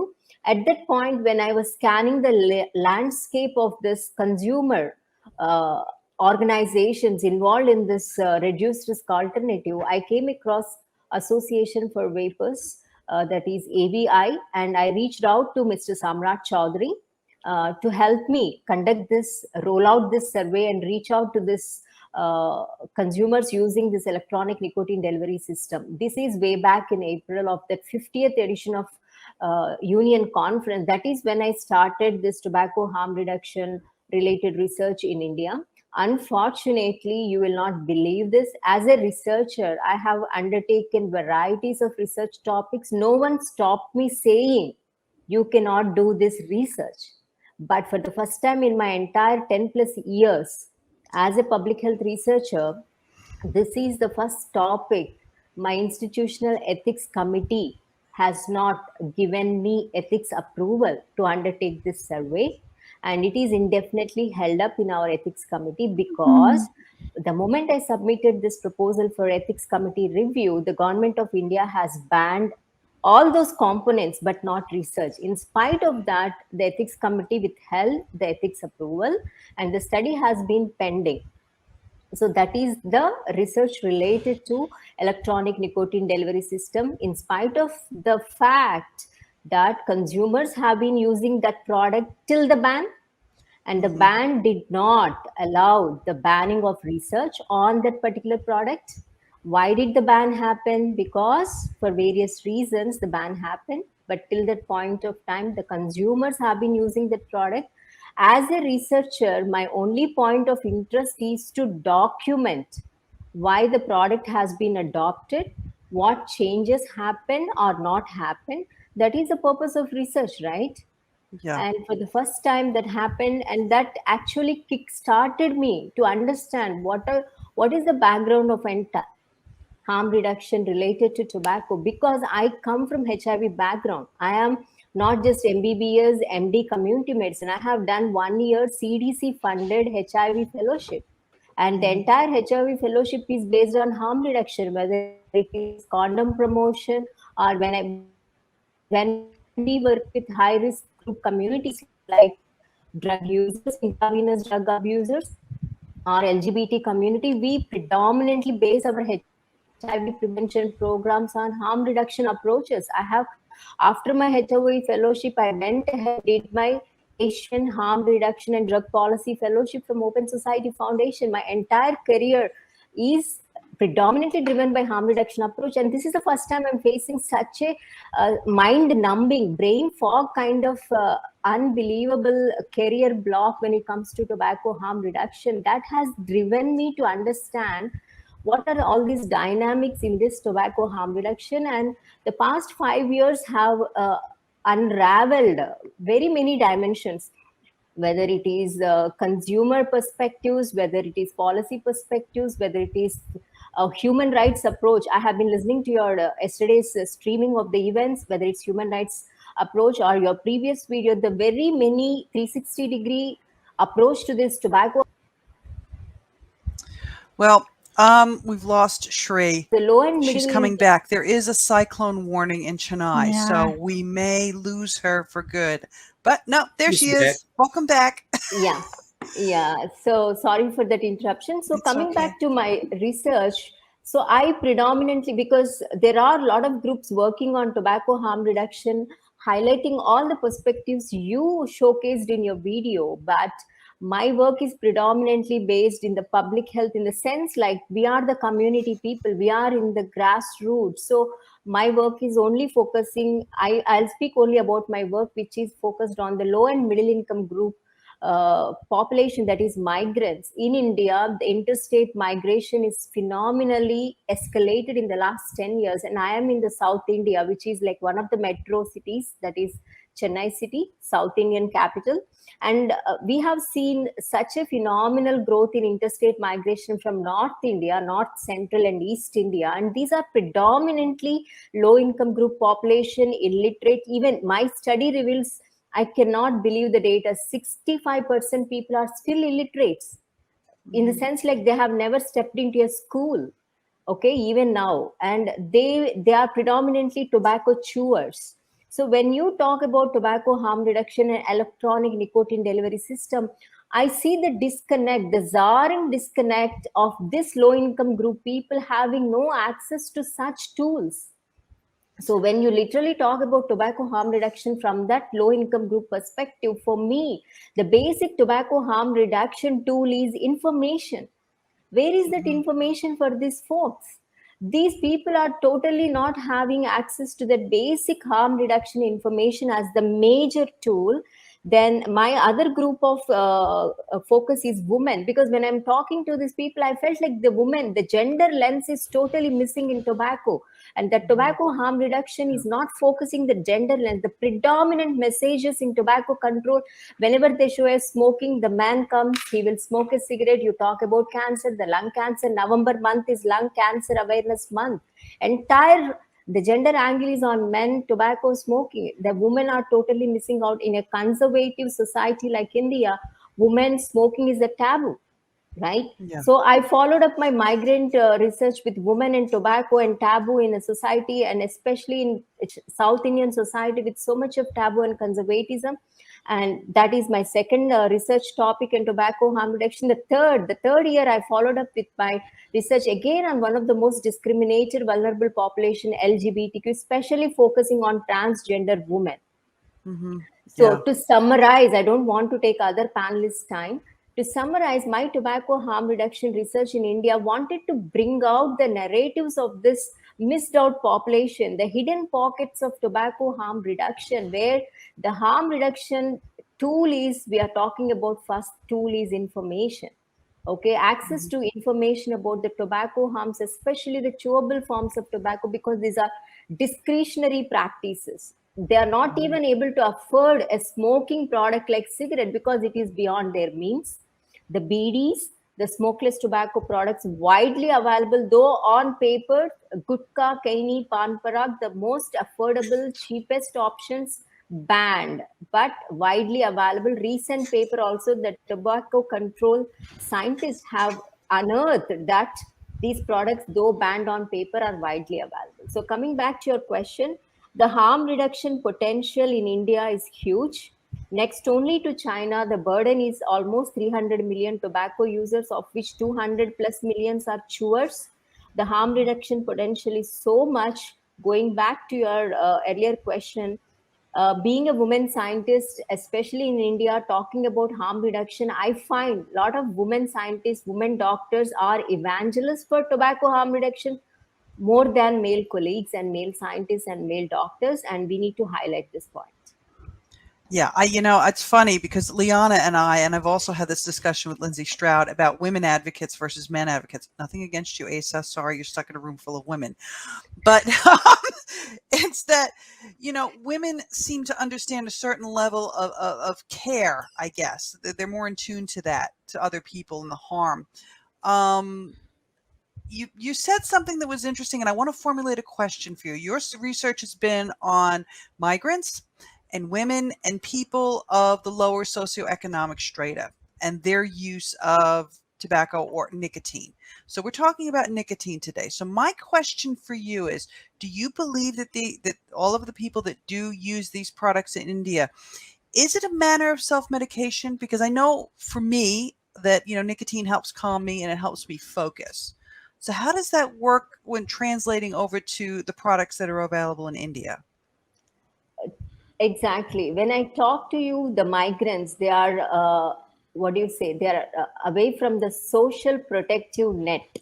That is, they are away from their families, they are away from their culture, they are away from their known friends and peers. So a North Indian, suppose say from Orissa, Bengal, these are like extreme cultural variations. They are uprooting themselves from their culture, and they're bringing to extremely different culture like South Indian culture, the food habits, the living habits, the kind of entertainment factors, totally different. So they're uprooting themselves and coming to a different locality, different culture in search of livelihood.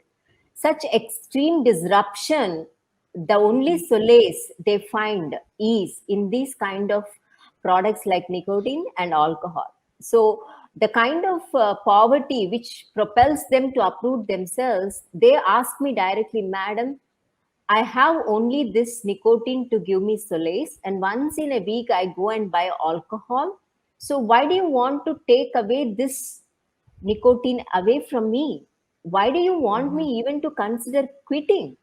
Okay, you say harm reduction, instead of taking 10 BDs or 10 Kani pouches or quids, you want me to reduce the harms by minimizing it to 5 or 6. I will do that. But completely quitting, it is out of my consideration. Never ask me to do that. So to come back to the question, is it for solace? Is it for recreation? Is it for that kind of use? It is definitely that, because everyone knows about the harms of smoking. Everyone knows that consuming tobacco is going to kill them with cancer. Tobacco use causes cancer. Everyone is aware. 99% awareness is there. The pictorial warning labels are educating them. The repeated messages in television, mass media is educating them. But in spite of that, why are they using that? Because this uprooting, especially when it comes to migrants, women, they are not at all given importance in the families. They are their secondary role. They are bored at home once husband and children go away. So all these dynamics are clearly revealed in our research. That is why the role, the function, the nicotine use or tobacco product use is being played in the life of migrants and women is clearly documented in our research. Yeah, yeah. Asa, I'm not ignoring you, Liana. Asa, does that also translate into Thailand? Because I know a lot of the situation is similar between India and Thailand.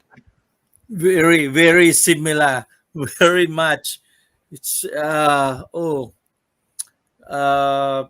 I look at India and saw a lot of similarities between the two of us. You know, the ban, but ban on importation, on possession, and also with the people getting arrested for doing something that is safer and actually it's not illegal. You know, possession and the act of vaping itself is not illegal here in Thailand, but people still got arrested just because some officials use that loophole and some like wording of the law itself and saying that since it's banned to import and it's illegal to manufacture and distribute, then you cannot you cannot sorry you cannot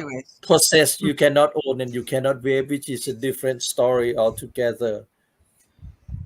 So Yeah. it's really it's a crazy situation going on here in Thailand. So Yes. it's very similar to what happened in India also, and also with Sri being a female researchers, I don't know if we have such here in Thailand. There are female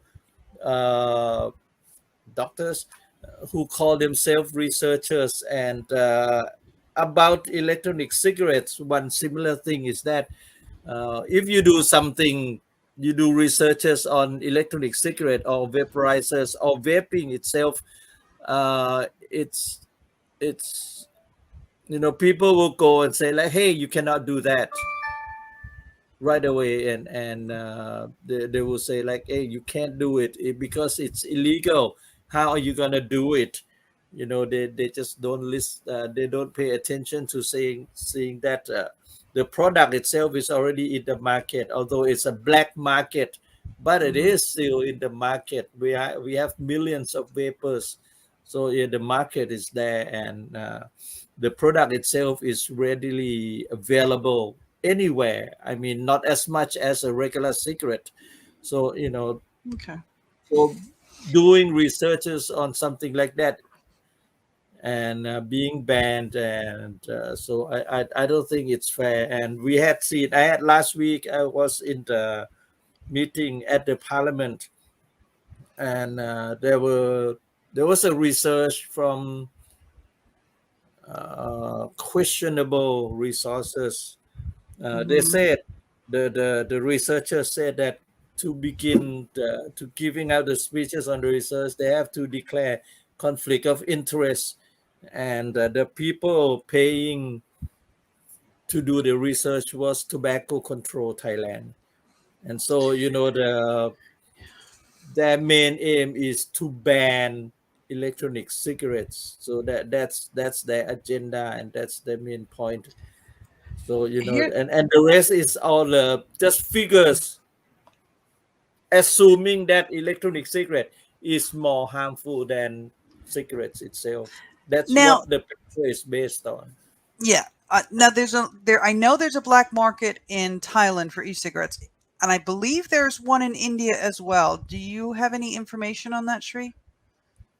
Yeah, in newspaper articles, we keep continuously reading how the ban is not really helping this non-availability of these products. Even in the recent times, an article has highlighted how online these products are available.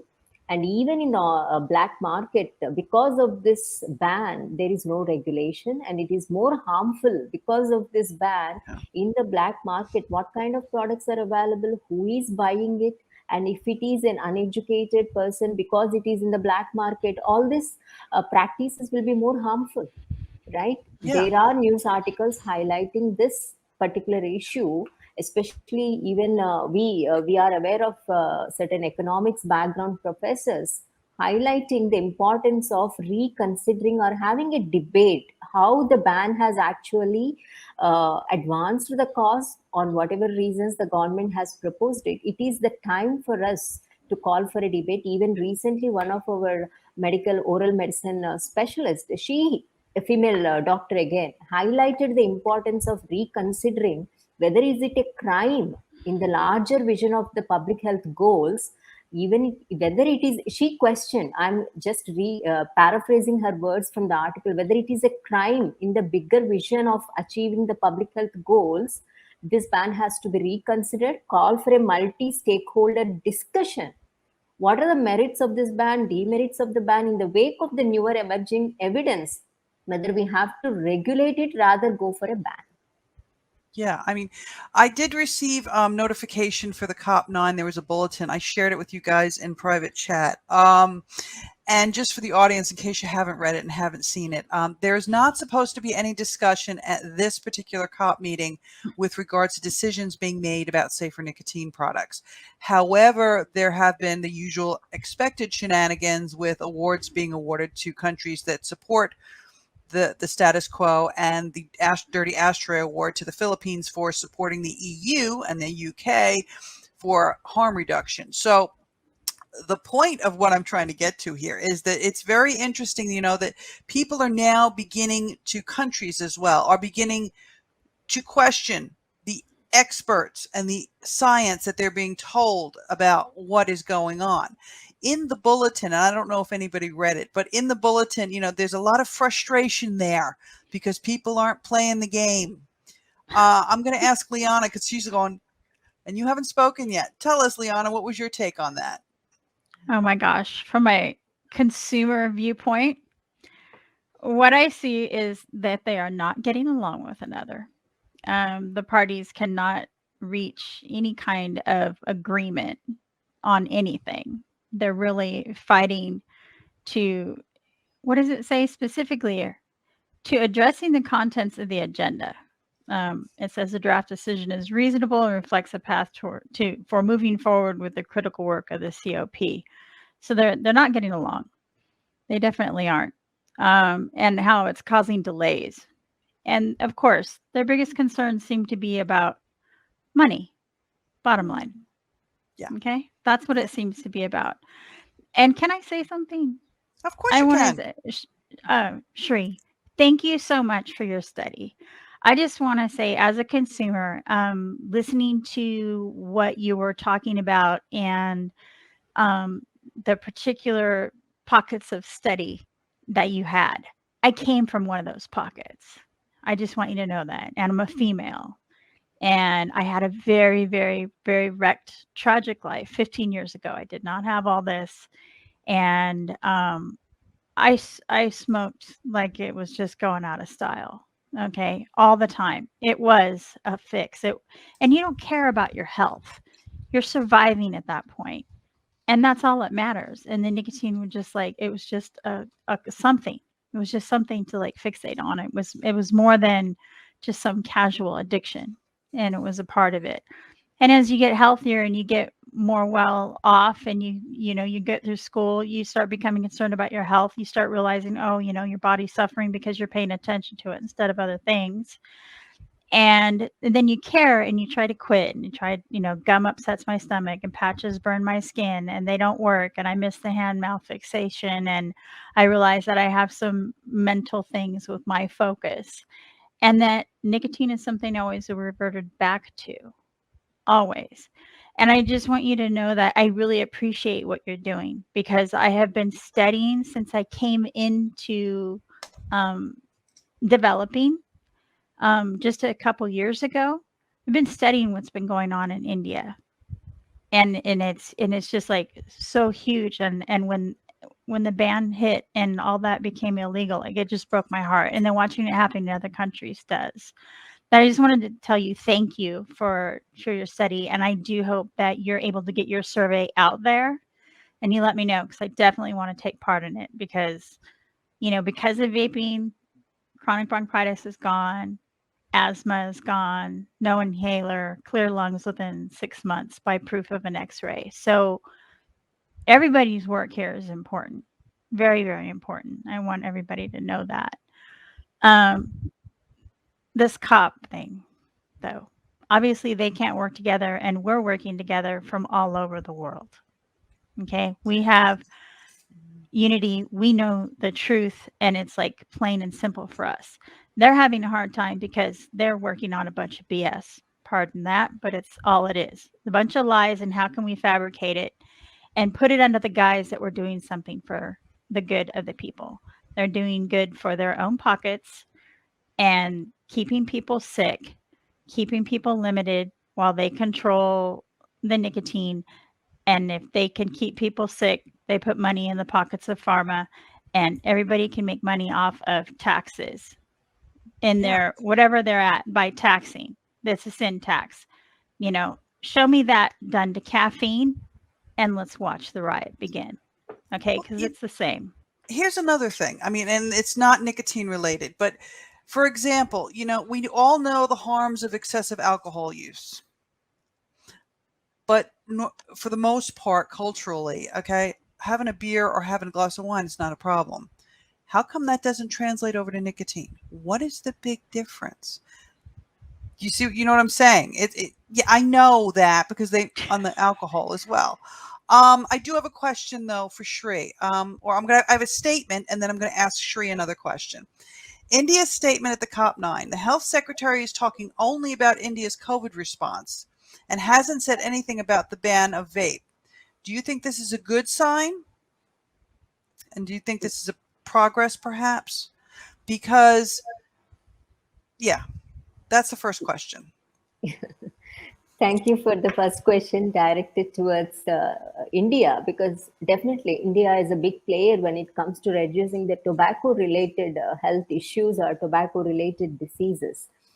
We also had conducted one or two webinars, especially when there was a change at the level of Ministry of Health and Welfare, and there was a lot of hope and interest whether there was going to be some significant changes coming towards tobacco policies. And we invited multidisciplinary guests from economics background who understand all these things, and we were tracking certain news articles from esteemed journalists who are keeping track of tobacco harm reduction, and they were attending global conferences from London, from Europe, and everywhere, and they were writing a series of articles in the national media.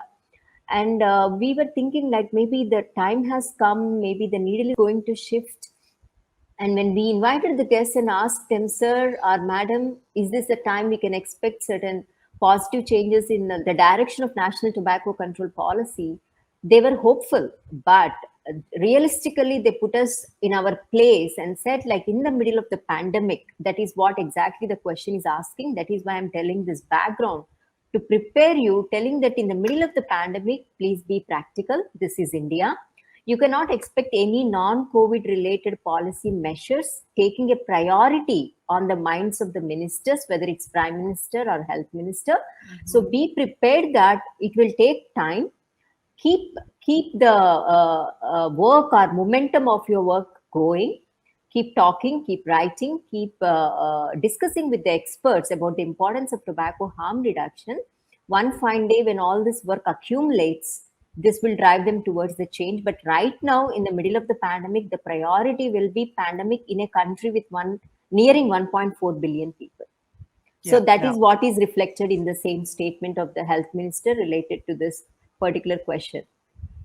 Okay, with regards to research, okay, what is the sense among Indian academics in general regarding interference into scientific research? Are academics okay with the ban or the limit on the tobacco and nicotine research, or is it seen as an attack on the integrity of the scientific method? This is an extremely important question for me, at least because I'm in the academia and I undertake tobacco related research regularly. But unfortunately, I see like the most of the research being generated from India is focused 99% still on tobacco control.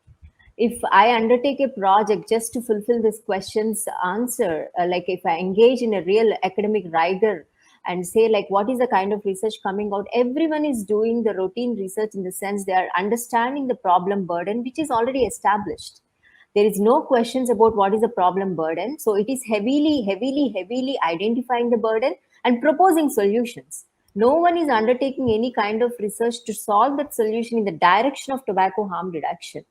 Okay, so I'm sorry to admit that the research coming out of India is not novel in the sense like it is addressing the question of tobacco harm reduction per se. And coming to that particular point, when this ban came in and when there is an interference of scientists being directed to do this kind of research or that kind of research only, there is not much opposition, unlike in humanities when there was a shift in certain funding. Suppose a government funding was given earlier to do research in humanities, but now they are telling with this funding you can do only this research, that research. There was a hue and cry and people resigned. The senior most professors, esteemed professors, distinguished professors have resigned, telling that this is interfering with my freedom, this is interfering with my scholarly freedom. They resigned. But I did not hear such thing happening in medical field. It did not happen, especially to this question. So it did not happen. It will not happen because 99% the funding is going to tobacco control based research, and people are comfortable in doing that kind of research because tobacco harm reduction has no big takers in India, because they know nothing. Because my own research revealed that 90% of my qualitative study revealed medical professionals, except for psychiatry professionals, are not aware of this tobacco harm reduction science. Okay. And the second thing, when they are not aware of the tobacco harm reduction science, what kind of tobacco harm reduction research they will undertake, and why will they think that this is an interference? Yeah, exactly. It absolutely makes no sense. I mean, what is a question from one of the audience, from Patrick? I guess whoever wants to answer this can answer this, but let's all three of you answer it at one at a time. What are your thoughts that the WHO FCTC announced that they are tabling any tobacco harm reduction discussion until the next COP? Let's start with Asa. Asa, what is your thought on that? Really? What one of the things that happened here in Thailand is it doesn't matter what the WHO, FCTC, or whoever mentioned anything, but they would twist the wordings and select only what is suitable for themselves and post that as a must. It had happened in the past, saying, like WHO insisted that Thailand must, according to the pact and the signatories and things like that, we have to ban electronic cigarette, we have to do this, we have to do that, and they always say like according to Article 5.3. And another thing that I really want to mention here is that in the bulletin coming out, they were saying about big tobacco's tactics, and they are kind of in a roundabout way saying that we consumer groups are part of big tobacco, and I have been blamed that. And there's a letter going to the parliament saying that with me sitting on a seat with subcommittees to consider to lift the ban on electronic cigarette is not right. It's a violation of Article 5.3 of WHO FCTC COP, and saying that, you know, like I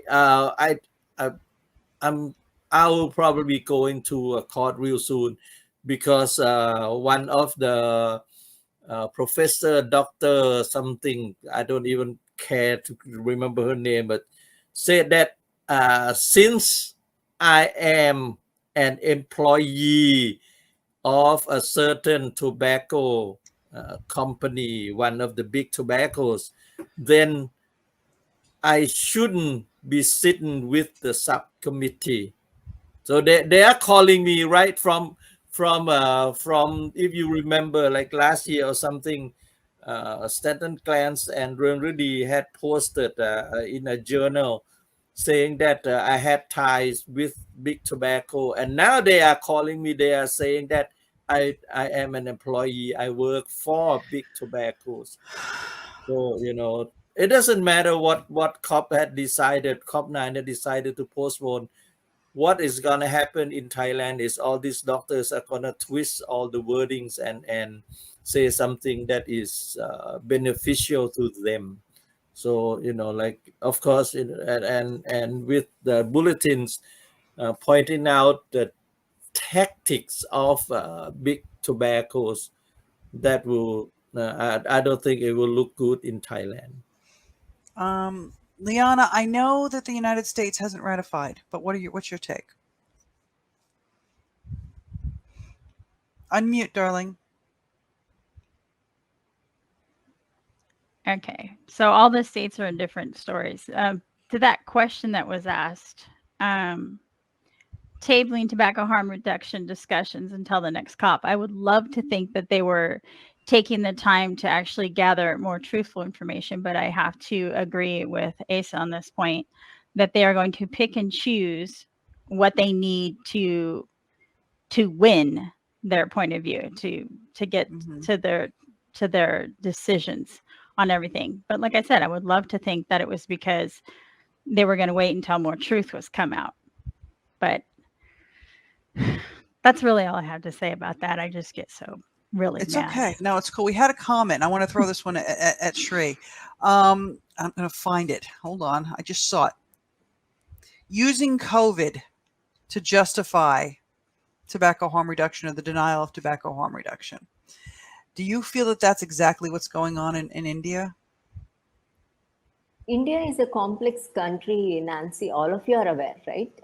The priorities in a country like India, with so many other problems parallelly happening alongside COVID, it is difficult for a non-Indian to understand if the question is coming from a non-Indian, if I believe like that. But for example, only yesterday, I read a report about malnutrition in children less than 5 years. 42% of children less than 5 years are found to be malnourished, of which 31 are severely malnourished. So those reports are also coming on a daily basis. So for a person, when we are debating on this topic alone, this looks like a highly important topic, tobacco harm reduction. And November is a lung cancer awareness week, and we are talking about 30% reduction of tobacco smoking by 2030. We are already in 2021, and 25% reduction to have been achieved of non-communicable disease mortality by 2025. We have so many targets already in national health policy. And every day we see so many disheartening reports, especially malnutrition, maternal child health, tuberculosis, and COVID has actually opened up a different scenario in India, because all other non-COVID related health services have been relegated to a back list. HIV services disrupted, cancer services disrupted, tuberculosis. People were telling HIV care has gone to pre-HAART, that is HIV highly active antiretroviral therapy kind of scenario. So when you see those kind of reports, as a public health academician and a public health professor in academia, for me to give a straight answer, it is very tricky. I can definitely argue tobacco harm reduction being on this panel is equally important. But Yeah. coming from that perspective, in a country with 1.4 billion aspirations, balancing all these perspectives sitting in the ministry might also be very difficult. So Yeah, no. so I definitely want to advocate for tobacco harm reduction being on this panel, and I want to present the case of all this, especially vulnerable population groups, especially the demand for access, improving access for information and tobacco cessation services in the government setting, because that is where it will be a game changer for these people, because awareness creation for tobacco cessation is going to be the major hurdle we have to cross. Because in one of the reports shared by one of the esteemed colleagues, they said that in spite of implementing WHO FCTC in the past 10 years, for a decade, implementing all the 5 demand reduction measures such as taxation, smoke-free policies, pictorial warning labels, advertising bans, and cessation programs. In the FCTC implementing countries, there is only marginal improvement of 1%. So that is not at all going to help us any of this population level public health goals.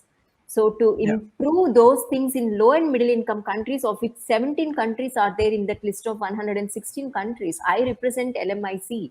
So for me, the priority is to demand the WHO Tobacco Cessation Consortium to establish, similar to Sustainable Development Goals 2030, similar to that framework, this Tobacco Cessation Consortium should have specific earmarked goals for low and middle income countries in establishing smoking cessation centers and improving the access for this smoking cessation tools, along with education and harm reduction. What is that harm reduction approach for tobacco chewing products and tobacco smoking products in the name, if not the products, if they want to table this till next COP, are the people not going to die because of already using these tobacco products? Yeah. Are they going to wait till next COP? Are you going to halt these deaths till next COP?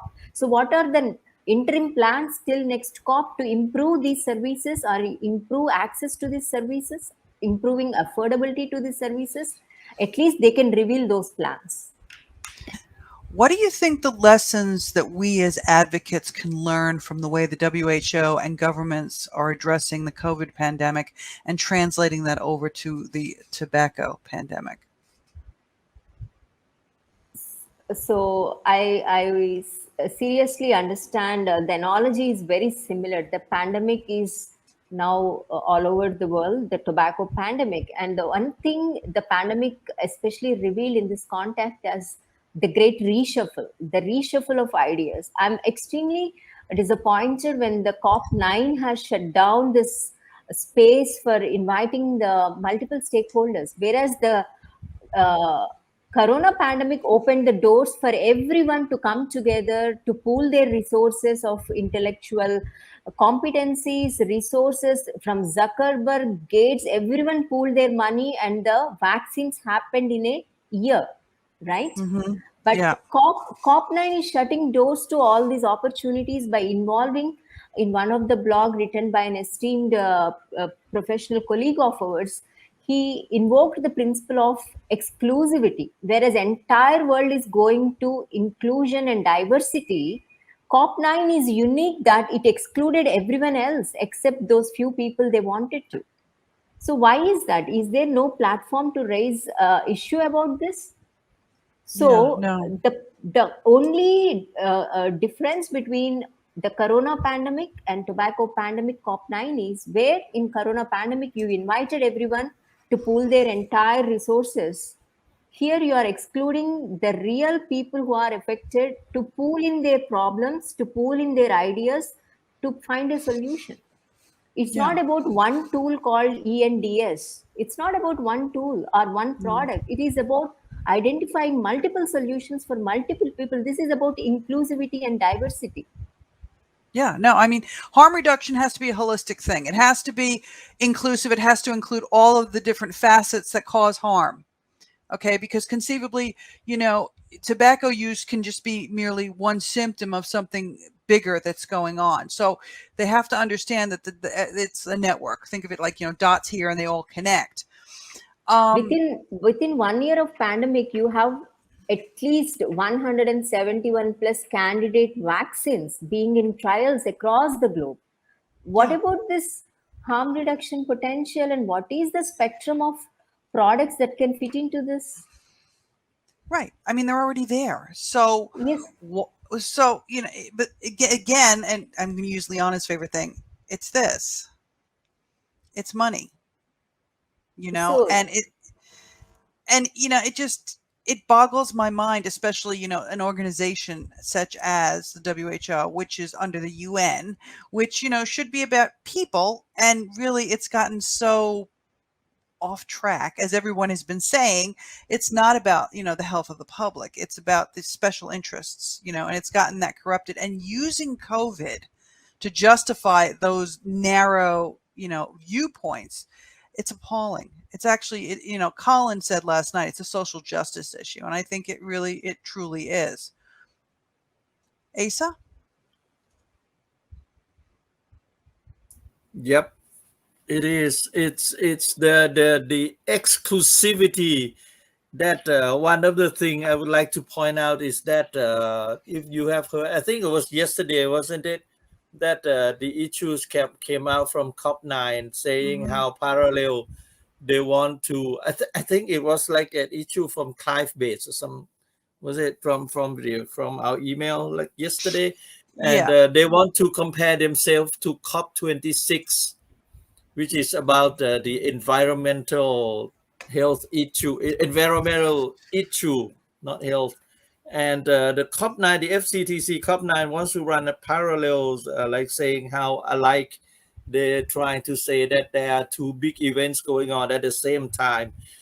And if we want to compare it, we can see that COP26 about the environmental issues are being broadcasted all over the places. It's very transparent, and the parties involved and invited, or at least you can sit in and be observers.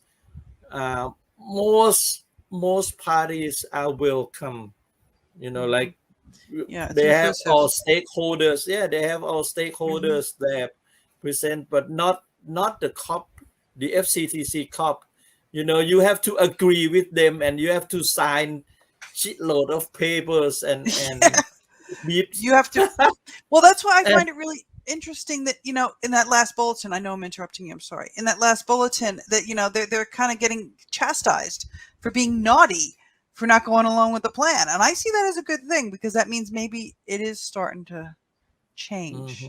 Because they're diametrically opposed. I mean, one is inclusive and let's all talk about this, and they, let the gas companies in and the oil companies in, and then meanwhile, in order to exclude us as consumers, they just automatically tag us all as tobacco company. Sorry, for 5.3. Well, that doesn't even apply to us. And I don't understand. And there's no justification for them to actually use that to exclude us. But here we are. I'm just a bot, remember? I'm not a big tobacco. I am a bot. You're a bot. Remember that. Yeah, I'm just a bot on Twitter and social media. We do have a question. What is the hardest thing for governments to understand about vaping and other THR methods? Shri? I will speak from an Indian perspective, because compared to the other policymakers across the world, it looks like we need to sensitize our policymakers about the tobacco harm reduction science, because listening to some of the earlier panels where I have heard from consumer organization representatives mentioning that in the parliament, when this debate was happening around this, discussions and debates were happening, it looked like our policymakers were not updated about the tobacco harm reduction science and the potential or the components. So it looks like we need to have certain sensitization and more frequent discussions with them. But unfortunately, as the scenario or the environment is right now, we don't have opportunities to do that. That is one of the reason consumer organizations and activism is happening to conduct more and more sessions. But Sometimes we need to seek out more opportunities to go and meet them, send out some kind of easy to read, easy to understand scientific nuggets. That is one thing I think we need to do, especially in India, because they are not very much aware of this tobacco harm reduction science, Nancy. Okay, thank you for that, Shri. Asa? Sorry, I was I was trying to answer the comment from the people. There's one comment saying why more tobacco companies are not advocating the entry into new market of vaping when they can sell their products at in a higher market. And Nancy, if you remember that, like 3 or 4 years back, Mm-hmm. where we met in Japan, and we have representative of one of the very big tobacco Yes. company coming out, and Samrat, our dear friend, had asked that exact same question, and remember they Mhm. said like they have their reputations Yeah, to I remember that. to uphold. And do you remember when I turned around to them and I said to them, yeah, but see, you got to understand that what you're calling vaping isn't vaping according to what we do, and we're worried that one's going to take over. And that happened too, didn't it? Mm-hmm. Yeah, Mhm. exactly. Yeah, know? exactly. And going back to the questions that had been asked, what was it like? The comparing to tobacco with the pandemic, right? Yeah. Lessons to be learned and responses. We had like I don't want to name names here, but we had seen lots of failures from the WHO itself since the beginning of the COVID pandemic. And I don't know what people are still going like they are so high, holy, and mighty. Mhm. There are people working in groups together, and people tends to make mistake. To err is human. They are also human, so I don't get it why, like, if they had, okay, in the beginning of vaping, of our journey, 20 years ago, 15, 20 years Yeah. ago, Yeah. and they don't understand, and it's been called electronic cigarettes. So okay, they will probably think, and they see the big fume coming out, the big vapor coming out, and they were afraid. I could understand. But now, with lots and lots of scientific researchers and all the papers coming out, I mean, it wouldn't it be easy to, just like for us human, for me, for example, personally, if I did something wrong or I made a mistake, I smoked for 38 years, and I just turn around and say, hey, I was wrong, and let's Mhm. do this instead. But with their high and mighty stances, they say, once they commit to something, Yeah, they're dogged about it. yeah, and so it's their egos working on on high, on full level, On a right? human level, I think it's fear. I think Oh they've yeah, been that's doing the same thing for so long in the same way that any kind of change just scares them. oh And yeah, that's it's an impact on their ego. It's also an impact on their relevance. And I think with some of them who are maybe mid-career, it's an impact on their financial future. So we've oh got yeah. people that are operating out of fear. And, humans that operate out of fear are the most dangerous humans there are. Mm. All right, this is your chance. Right now, this is your number one chance to say what you would like to say to the COP9 delegates. I will start with you, Liana, and then we will go through everybody else. Liana, what would you like to say to them? Let us in. You have to end the exclusivity. Everybody needs to be heard. Not just the people that are trying to make laws and that have money, but the ones that the laws are actually affecting. That's pretty much it. Okay, cool. Asa? You represent people. You say, and you said, and you are saying that you are working for public health. The word public health means the health of the public in general, and you are representing For Thailand, 70 something million people. We have over 10 million smokers.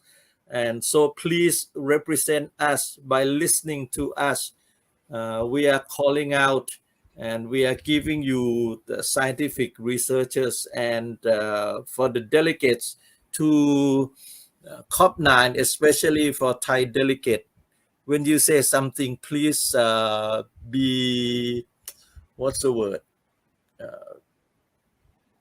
What's the exact wording? Just make sure people understand what you're trying to say and be clear. I'm lost over literate, right? Yeah, literate. Yeah. Yeah, and something like yeah, and well, on a personal note, remove your mask. Okay, thank you, Shri. Your comment? Yeah, I would definitely echo both the earlier panelists' sentiments. Yes, let us in, all of us, inclusivity and diversity. And this, being a public health professional, I would reiterate the earlier WHO approach of health for all and harm reduction for all. Okay, fair enough. I think everybody pretty much, I'm reading the comments and people are like, yeah. I think I agree with all of you. And if you can't do what everybody's saying, then you should do what Madhua said last night and just resign. Yeah. I'd like to thank everybody for joining us. Shri, I know you have things to do. Thank you for joining us, taking your time out. I know you're a busy lady. Thank you, Liana, and thank you, Asa. All of Very you are much more obliged. busy than me. Thank you for the opportunity. Thank you, Nancy, for all the work you've done. Thanks, Definitely, Liana. Thanks, yes. thanks, audience. Thank you so much. Bye. All right, we'll see you guys next time. Thank you. Bye-bye. Take care.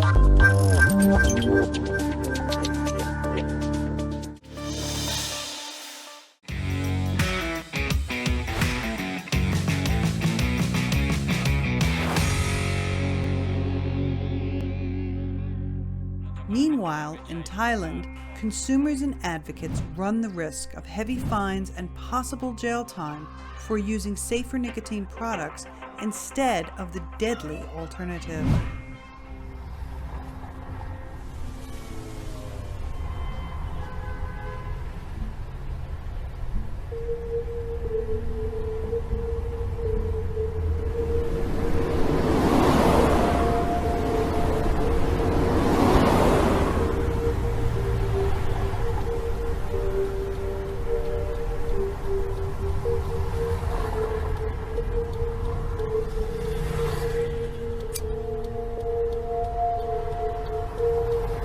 Smoking is bad, but shouldn't we have the right to choose less harmful products?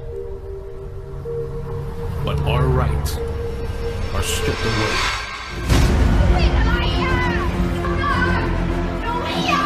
We are harassed physically, financially, and brutally. Visitors, you're forced to smoke again. Why can't we choose? We have the right to know the truth. Isn't it the government's job to provide the facts to help us make the right decision? But look at what we have. คำแนะนำของทางการแพทย์นะครับเขาว่าไม่ได้แนะนำว่าให้ไปสูบบุหรี่ไฟฟ้านะแล้วอเมริกาหรือในออสเตรเลียเขาก็บอกว่าไม่ต้องไปสูบบุหรี่ไฟฟ้าออสเตรเลียเขาก็ผิดกฎหมายเขาบอกว่าคุณเลิกไปเลยแล้วเราก็มีวิธีช่วยให้คุณเลิก Hoax after hoax, lies over and over again. แม้แต่ในอังกฤษก็ดีในอเมริกาเขาแนะนำให้เลิกเขาไม่ได้แนะนำบอกคุณไปติดบุหรี่ไฟฟ้าแทนนะเพราะบุหรี่ไฟฟ้ามันก็มีอันตรายอยู่มันมีสารนิโคตินนะครับซึ่งเสพติดนะฮะทีนี้เนื่องจากบุหรี่ไฟฟ้าเนี่ยมันใช้มาไม่ถึง10 ปีมันค่อยๆมีรายงานออกมาว่ามีสารก่อมะเร็งพบมากขึ้นผลกระทบเราก็ยังไม่รู้เนื่องจากการใช้ยังไม่นานที่อเมริกาเนี่ยสิ่งที่เขาพบและก็กังวลมากก็คือว่าเด็กนักเรียนที่ยังไม่ได้สูบบุหรี่ นะครับ ครับ เข้าไปสู่บุหรี่ไฟฟ้าและเด็กที่สูบบุหรี่ไฟฟ้าเนี่ยนะครับที่ไม่ได้สูบบุหรี่ธรรมดาเนี่ยมีพฤติกรรมเสี่ยงอื่นๆนะฮะกินเหล้าแบบเมาจำเปเลยนะครับ ครับ แล้วมีพฤติกรรมเสี่ยงเรื่องเพศมีพฤติกรรมไปสู่กัญชานะฮะแล้วก็ยาเสพติดอย่างอื่นตามต่อมาไม่กี่ปีเนี่ยกลายเป็นเด็กที่สูบบุหรี่นะฮะทำไมคุณไม่เปิดโอกาสให้ผมเอาผลิตภัณฑ์หนึ่งของอเมริกาเขาทำที่บอกนิโคติน1 หยดฆ่าหนูได้ ที่ความเข้มข้นเท่าไหร่ครับ ไม่ต้องถาม Why do we have to keep our mouths shut just because we think differently? Maybe this is why.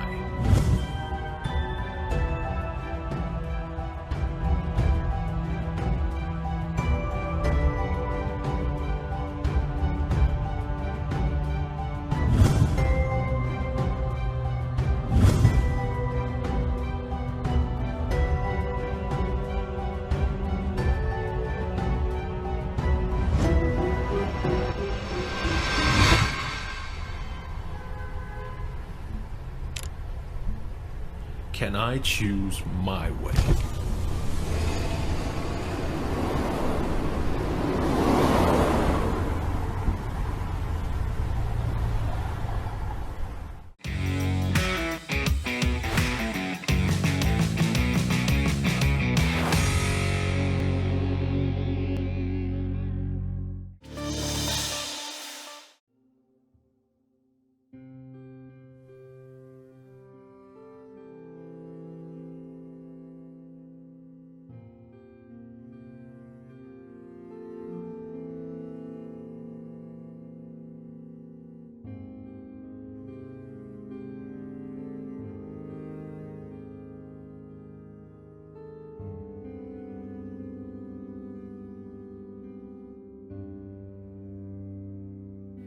We'll turn now to Dr. Derek Yuck. Derek is a global health advocate of over 30 years' experience. He was previously, of course, the founding executive director of the Foundation for a Smoke-Free World. Before that, at the WHO itself, he was cabinet director and executive director for non-communicable diseases and mental health, in which capacity he was deeply involved in the development of the Framework Convention on Tobacco Control. Derek has also authored over 250 peer-reviewed articles, served on numerous prestigious advisory boards, among other accolades, too numerous to mention. And Derek's going to be talking to us today about the origins and decline of the FCTC. Thank you, Derek. Thanks, and a real privilege to be with you all today, and let me commend particularly KAC, Jerry and Harry for the incredible leadership that they've provided in getting the kind of material, the kind of mobilization that we now have, that is one of the few serious counters to some of the stuff we're seeing coming out of WHO and Bloomberg-funded entities. So, I was reflecting, what do I really have to offer? And I think often just a little bit of a historical background may help people fill in some gaps that they may not be aware of. And I lived a lot of them, so I know what was actually happening in some of the periods. Not all. I was too young for the 1962 report of the Royal College of Physicians that actually started it all. But let me go back to 1970. 1970 was a very important year. It was the very first time that a resolution came to the floor of the World Health Organization where it had wording saying that smoking kills and action is needed. It was based really on two major international reports, the Royal College of Physicians report of 1962 and the Surgeon General's report of 1964. And remember, both of those reports were led by doctor-based organizations. It was the Royal College of Physicians from this country that was the very first call for serious international action. And I'm going to come back to that all these years later. Very interestingly, the resolution, there was a bit of a debate and it passed, and an advisory board was set up. And most of the members, in fact, all of them, have sadly died. One of the original members of that task force is alive and at 90, still active. Many of you know him, Lars Ramstam. the person who almost single-handedly has carried the banner for one of the key components of reduced risk, namely snus, over the decades, often at considerable critique, and finally to be vindicated when the FDA authorized generalized snus as being appropriate for the protection of public health. Mea culpa, during the years I was at WHO, and he and the Swedes would come and bring their data, we said, well, this is just industry stuff, must be dismissed. Well, since that very first resolution, there were many resolutions. In fact, in the content areas of WHO, there are very few areas where you've had as many resolutions on a topic as you have for tobacco control. And they were slowly building the basis of what became the components of the Framework Convention. So after a few years, you had one on advertising and efforts to try and ban advertising. You had others looking at smoke-free public places. You had focusing on kids and children. You had issues related to taxation and what was the appropriate approach going forward. I think what was interesting is that over those many years, it was 25 years, there was a slow build-up among governments that this was in fact an important public health issue. And remember that for the world, the dominant issues they thought were mainly infectious diseases or issues related to undernutrition and hunger.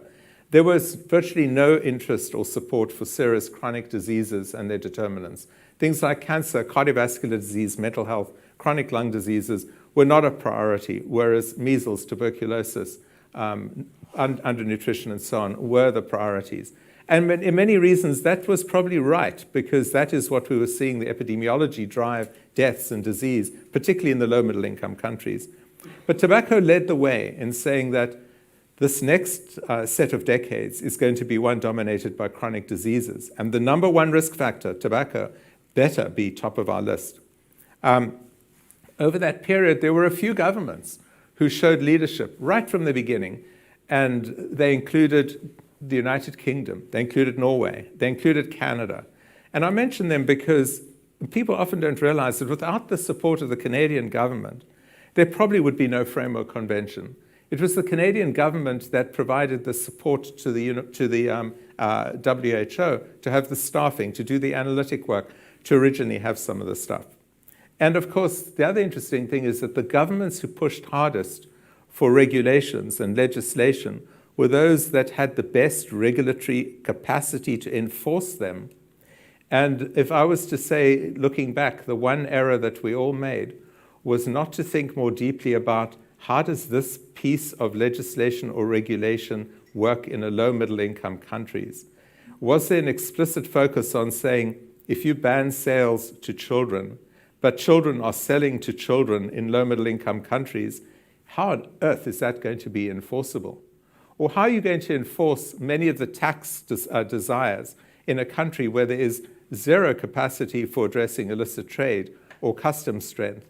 That was never an issue within WHO. The thought about the implementation problems was put on the governments, and hopefully somehow miraculously they would deal with them. They were never funded to do it. And that's why we are at the position we get to today. So this build-up happened. By 1998, the start of the negotiations happened. And I would say that one of the biggest things that if we look back to 1998 that was interesting is that we led the negotiations by bringing the tobacco industry into the hallowed halls of WHO to ask the scientists what did they think they would have in their armamentarium to address harm reduction and the product itself. So we had BAT, Philip Morris, one or two other companies, JT, actually present, can you imagine this, in a WHO building to WHO officials plus external consultants on the record. And their presentations were what they were at the time, 20 years ago. They were not too impressive. The level of science hadn't developed. And our view was really to listen to them to say, well, that's the last time we listened to them, and that's what happened. And WHO walked away from the potential to say, maybe the innovation cycle was going to continue. If you fast forward to where we are now, we have colleagues, Roya Gahali, out of a program out of Oxford, a leading patent attorney and lawyer, has put out a report showing that in the last decade, 75,000 patents have been filed in the area of reduced-risk products, most of them related to harm reduction products that form the components of e-cigarettes or heated tobacco products. And some of them even going further, looking at adjacent uses for nicotine or for the heating devices to improve public health and medicine. Despite all that, if you read the text, the word patent and intellectual property does not exist once in the structure of the Framework Convention. At exactly the same time that was being negotiated, the hottest issue in Geneva was patents and intellectual property related to HIV/AIDS drugs, where the WTO was in a major battle with a number of the companies, and my own country at the time, South Africa and Brazil, were pushing hard to actually make sure that access to science and technology would save lives, and eventually that won out. How is it possible that we were so blinkered? And the reason is because we never in our wildest dreams imagined that true innovation, transformation of the core product that was killing, would actually be transformed through science, technology, and innovation to no longer kill and held the potential to accelerate an end to smoking. If we jump to 2005, by 2005 the treaty was adopted. 180 countries signed on very quickly. And I went back to my comments I made at an SR&T meeting in Prague that year, where I was asked, so what do you think the road ahead is going to be? And I really raised three concerns. One was complacency, that the energy and the excitement, difficult to imagine, around building a treaty, getting text, and some of you in the audience were there with us in different ways, would dissipate fast. And instead a bureaucracy would take over, a bureaucratic mindset would take over, the passion would be gone, the focus on people, on smokers, the focus on cancer, heart disease, and many of the actual diseases would actually would disappear, and the vague term tobacco control would take over. The whole purpose of the Framework Convention is to prevent diseases and death, specific diseases, specific causes of deaths, but we don't talk about those anymore.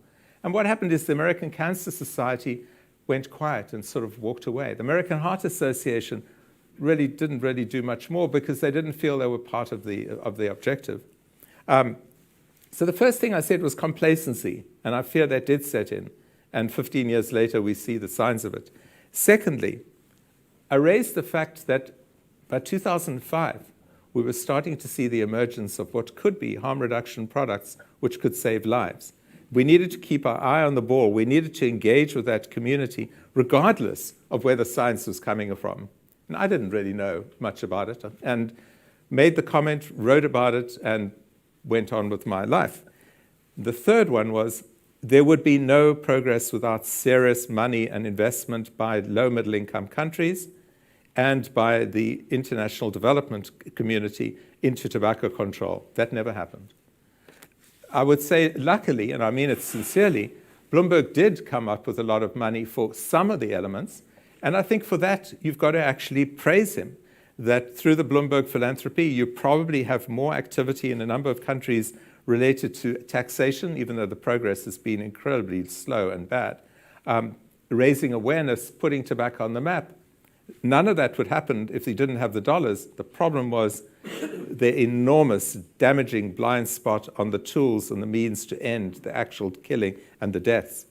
So let's jump to 2015, which was the next year of significance to me. And in 2015, I was asked by Spectator Health here in the UK to write a piece on what was going on in the e-cigarette world.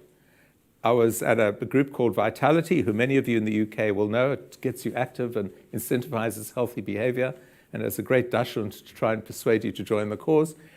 And we were not making progress enough on tobacco, doing well on activity. So I undertook the challenge and reviewed the evidence, and I was shocked that I'd walked away, I'd been out of tobacco control intensively for a decade, and what had happened was millions of people were using e-cigarettes across Europe with great success. Snus, the data that we'd seen before, was starting to actually spread well beyond Sweden. The death rates were down. Swedish men were now dying by far at the lowest rate of cancers. And this all suggested that the harm reduction world was about to start seeing a dramatic increase in interest. Of course, I was late to the party. I had many colleagues, people like Clive Bates and Dylan Human and David Sweener, had been warning this was coming and we weren't paying enough attention. But most in public health dismissed all that. And that was the reason, that was the fundamental reason I went ahead with the foundation. It was because we never before had a technology opportunity to bring the deaths down. And I knew then that if we succeeded, we would actually make the biggest public health impact that we would ever be able to make in our lives. And who on earth would not want to be part of that? So we went ahead. And now let's jump to 2021 and where we are and where we go forward. First of all, one thing we all learned in the pandemic is to look at the projections. Every day these grim projections, the numbers have gone up, the deaths have gone up, and people didn't just talk about them. In some parts of the world, they actually looked at the projections and said, we better double down on masks and social distancing. We better increase our vaccine. There was action based on the projections. You heard what Harry said. 1 billion people are set to die this century if we continue with our trends. 8 million people are dying this year. The thing about tobacco control and the outcome is that it's much more secure to project future deaths because the epidemiology of what happens when you smoke and later die is pretty certain. So when you see projections, you better act on them. But where's the action? Oh, isn't it interesting? We have 8 million people dying this year, and if we continue, blah, blah, blah, blah, blah. Instead of saying, my God, we've got to reverse these trends. We've got to have greater passion, greater activity. And I think that, I hope, is the lesson that people take from the report, that the chance to act remains here, but the results will only be seen 15, 20 years from now, which means we have to tolerate delayed satisfaction in this game compared to COVID, where you see the changes almost overnight. So what are the positive signs? I think the Royal College of Physicians report this year, going back to it, all those decades later, is now leading the world with physicians saying use e-cigarettes as part of your armamentarium. The commonest way people are quitting is through e-cigarettes. Use them, and I'm sure that when they look at the other opportunities, they will see the same. That message needs to be globalized. Nowhere in the world do you see the smoking rate go down among the general population before it first goes down among the doctors, and the gap is usually a decade. Nowhere in the world. Look at China. The smoking rate among doctors is 50%. The smoking rate in men is 50%. In Indonesia, the figures are 60, 65% for both. If the doctors don't lead, the population will not follow, the population will not act. We have forgotten about the doctors. We've forgotten about their leadership. They played decisive roles before, and they need to return to that role. Second, the FDA. I'm sitting in the UK. The FDA still matters. It's probably the most powerful regulatory science body we have on the planet. It's something we look to for pharmaceutical decisions, for drug decisions, for medical device. I sat on some of their global food safety. We know that their global safety standards become the global norm. There are virtually no examples of an FDA decision that does not become the global norm. There are one or two, but they're peculiar. So the question is, how long will it take for the US government to actually talk more rigorously and vigorously about the authorizations they've had for snus, for VUS, and for ICOS, all authorized as appropriate for the protection of public health? Usually what happens is the US government makes a decision, it authorizes its embassies to actually get out and tell and explain to the people in country why they made this decision. What is the underlying science? What's the benefit to the population? They should be proud of it. It's a fantastic decision. Don't let it sit in the US and fester. Let it become part of the global debate and the global norm. Combine that with the Royal College of Physicians report and the Doctor's Voice of the UK, and you have two incredibly important countries respected around the world in a position to actually influence the debate. On the user side, as Harry said, never before did we think we'd have 100 million people using the range of products, from snus to heated tobacco products to e-cigarettes and a wide range of other vapes. Their voice clearly needs to be more activated and allowed to be present. Remember what we learned from HIV/AIDS. It was when the patients and the people who had AIDS who spoke up and organized and said, nothing for us without us, action followed. That's starting to be said in this community, but I don't see the passion, I don't see the organized focus and discussion yet. because those voices have been so dampened down. The smoker has been so stigmatized. The smoker has been so excluded from the debate, deliberately expunged from the debate, that they no longer seem that they have a voice. And then on to the companies. We are so cautious and careful about saying, we don't talk about company X, Y, and Z, and, you don't want to. Well, let's just take one very quick look, and I'm nearly there, Will. To take one quick look at the internal combustion engine debate. What's going on there? You have President Xi of China saying he wants to end the sale of the internal combustion engine, I think he said within a decade. You have President Biden making similar comments about where he wants the US to be 15 years from now. Of course, China can do a lot by control. The US has got to stimulate market forces. What are the companies doing? Well, many of them are way out front. If you've got companies like Swedish Match getting 40% of their revenue from reduced risk products, PMI is now at 30%, BAT is at 12%, that's a pretty good starting point from zero not too long ago. Why aren't we getting out there and saying they are the equivalent of Ford and General Motors and Volvo, all actually saying we want to end the internal combustion engine? And what is happening to them? Governments adjust their regulations to make it easier for them to actually get out and make it easier for consumers to buy these products. But that isn't all. We have the equivalent of Teslas. We all praise Tesla's doing a fantastic job, but nobody says Tesla should be given even more praise than GM getting out of internal combustion engine. Tesla's been on the front end, but it's no longer the largest contributor to reduced risk products. So who are the Teslas? Smur, a country coming out of China at us around the world with a market capitalization far greater than Joule. Most people never talks about them. Relax, another company based out of Singapore. And of course, Joule. And remember, between them, initially, none of them had any tobacco industry ties. Joule, of course, does. The other two don't. But is that the point? The point is they are leading the way out of combustibles with products, with marketing, with strategies. Surely the government should say, let's make it easier for them. And the way to do it is to make sure that you have your regulations proportionate to the risk of the product, something I think we'll talk about lastly. So let me just end by saying, when I look forward, I hope that we recognize that this will be a holding year. The best that can be achieved at COP9 is not much. We hope it's a year of relative silence. It's a year of a lot of noting and nodding, but it's a year when the member states finally start seeing that if you've got 100 million users, if you've got FDA authorizations all over the place and many more to come, if you've got the Royal College of Physicians and doctors starting to see it, if you've got the distortion on the knowledge of nicotine that you have, surely the time's come to change course and actually address what could be preventing the largest cause of death in the world. Thank you.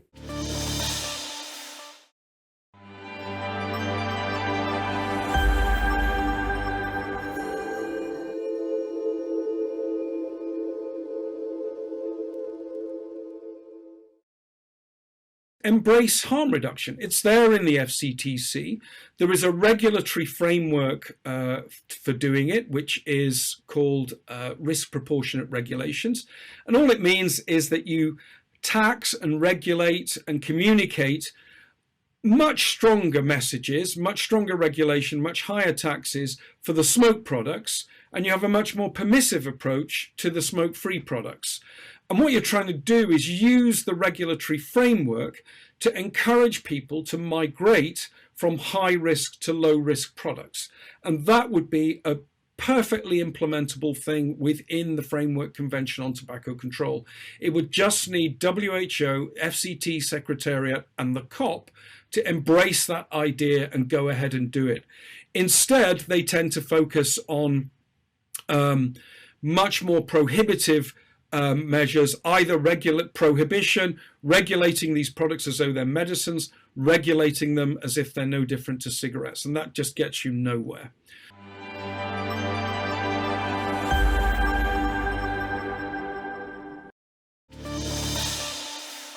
We're sort of excited. We have amazing people tonight. We have amazing people. So normally, it's me and Kevin shooting the breeze, but we have Kevin. We have Ignacio Oliva, and I'm probably saying his name wrong, Jeffrey Zamora, And H is supposed to be in here somewhere, but he's probably he's on that Thailand internet, so it may be problematic. So Jeffrey, you're in Costa Rica. What's the name of your organization in Costa Rica? Asovape, Costa Rica. And Ignacio is in Chile, and he's Asovape Chile. Yep. And I said that wrong. I said that American Chile. It's Chile. Chile is the meat with the So, hey, we've been doing a show every night on here, same time every night. And last night, after our little show last night, we did a show talking about nicotine and neurodiversity. They were playing a replay of David Sweener TED Talk, and he was talking about slaying dragons. And during his TED Talk, YouTube decided that our stream violated their community standards, and they took the stream down. We were frantically, and you guys are all in the WhatsApp. We were, why did we get, what did we do wrong? And it was kind of depressing to me that all it takes is one person to complain, and ruins all the fun for everybody else. There's H. So, hi, Jeff, Kevin. Here, the whole purpose of what we've been doing a little bit on my show is introducing American audiences to international advocates, and we've crossed a good bit of the globe. But I feel really sad because the only Central South American, Latin American guest that we've been able to get on was Jeffrey, and that was because he called in one of our audience participation shows. I feel really bad because you guys are our neighbors.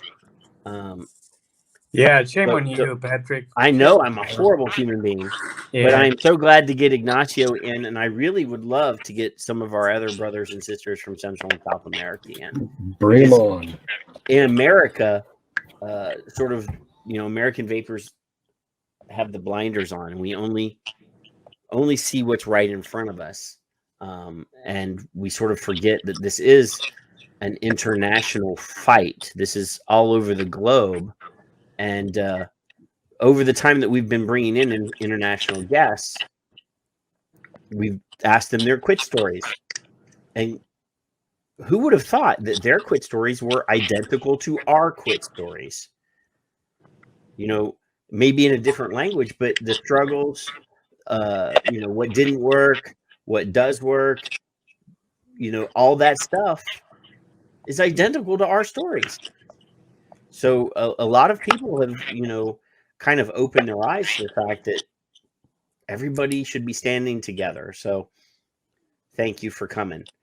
It's a long intro, but, I get wordy. So we've already... for the invitation. Actually, in LATAM, we are quite organized. We have, as you said, my association and Jeff's association have the same name, and it have a lot to do that we are very organized, and we want to show that way the things. We also have ARDT, that is the Ibero-American Agrupations of Associations. And if I'm not wrong, we are 14 countries now. We have Argentina, Chile, Brazil, Colombia, Mexico, Spain, Portugal, Costa Rica, Puerto Rico, Venezuela. I don't know which ones I didn't name, but we are very well connected, and actually we are talking every single day of our life. We are totally connected, and that also have helped us to be aware of what's going on in the world. I think in this fight, it's so important to know what's happening in other countries, because what happened today in my country, it could happen tomorrow in yours. because, as you said, this is totally a global fight. That was one of the mistakes. I have been advocating for vaping 10 years now. And at the beginning, I was fighting alone in my country, not knowing what was going on in the other places. And it feels kind of lonely, but also it doesn't let you see the trees because you can see the forest because of your own tree. But there is a lot to do to learn from what's going on and to be prepared for the next hit that we'll receive from Bloomberg and his tendrils. Fun fact about the consumer organizations in Latin America, is that most of them are first name Asovape. Asovape Argentina, Asovape Chile, Asovape Paraguay, Asovape Peru. That kind of shows how organized things are when it comes to Latin America, and kind of the focus that we have and the path that we go through. We really kind of work conjunctionally to try to fight for the same things. And like Patrick said, it may be some difference when it comes to each country, but at the end, we face kind of the same struggles, even the same enemy, pretty much at the end.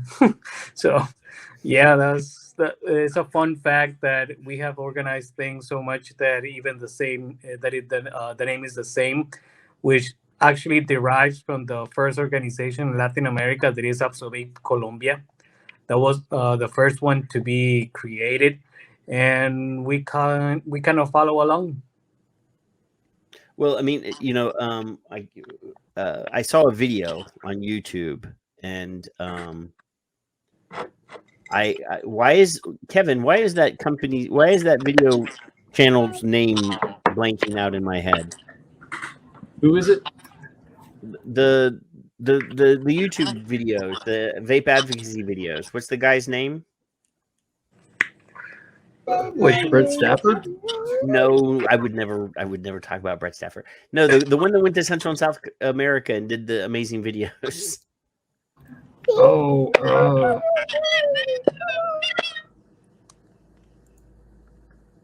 this is horrible. It's Aaron's buddy. Who, el mono vapeador, perhaps? Vita News. Vita News. Yeah. Vita News is not from South America. Vita News is from North America, but they made a video when we create a ARDT in Medellin, where we were there. I'm actually in that video. I don't like it much because I cried. I'm the crier of the group. There's nothing wrong with that. Being emotional is okay. Actually, if you like that video, I should tell you to see another documentary that is called Behind the Clouds. Behind the Cloud. If you haven't seen it, you should. And if you don't want to search for it, you can wait until tomorrow at 5 a.m. Hong Kong time. I'm not sure what's that time at your side. We will release the third chapter of that documentary. So we are showing that documentary tomorrow via Scope in the same moment that the third chapter is released, and it shows a lot of what's going on in Latin America. It shows what advocacy is doing. It's divided in 3 chapters. The first one is like an introduction. The second one, it's about the reasons why we're fighting for and who are behind this fight. And the third one is a surprise, and you will see it tomorrow. Cool.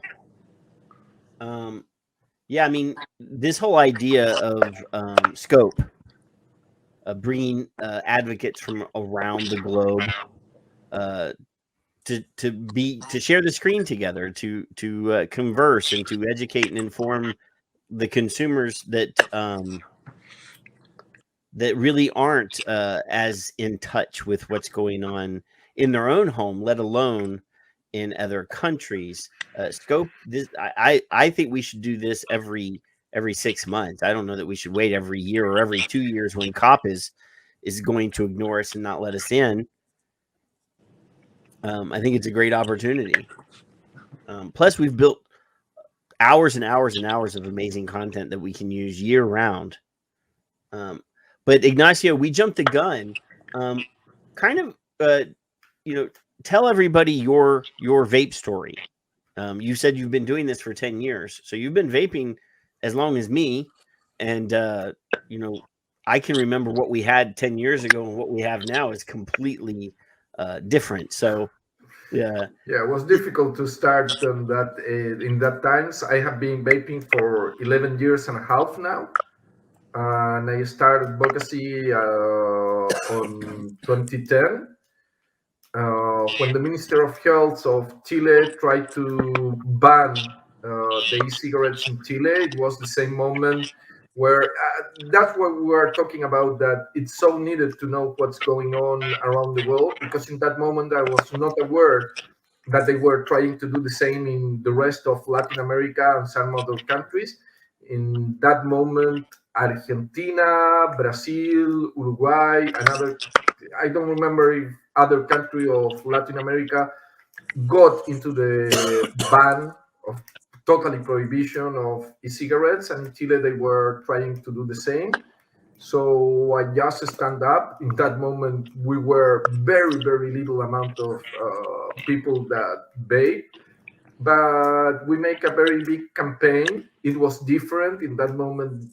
Internet, Facebook, and that kind of stuff didn't have the power that it have today. But in the real medias or in the formal medias, we were able to fight back, fighting against the minister, telling him liar, and we were able to stop the project of law to go into the senator chamber. And that was a win, but we knew that in some moment he will came back, and he came back 10 years later. So we stand back again. I started in advocacy, that's the reason, but I have some further motivation for that. In some years ago, my sister got a very big cancer. She was very, very ill. She had to go through 2 processes of chemotherapy and radiotherapy. We saw her dying. Actually, she was very close to die, and for the family was a very bad thing. It's very difficult to understand how bad it for the family to have someone with cancer. The cancer that my sister had was not related to tobacco, but it's still a cancer, and if it's there something that create cancer in the people, it's smoking. My sister was fighting for 2 years against it, and when she started the process of remission, that it's the process that you are out of the cancer, and then you start the process to know that it's not coming back. 1 week later, they found cancer on me. And the most difficult moment of my life was to tell my mom that I got cancer.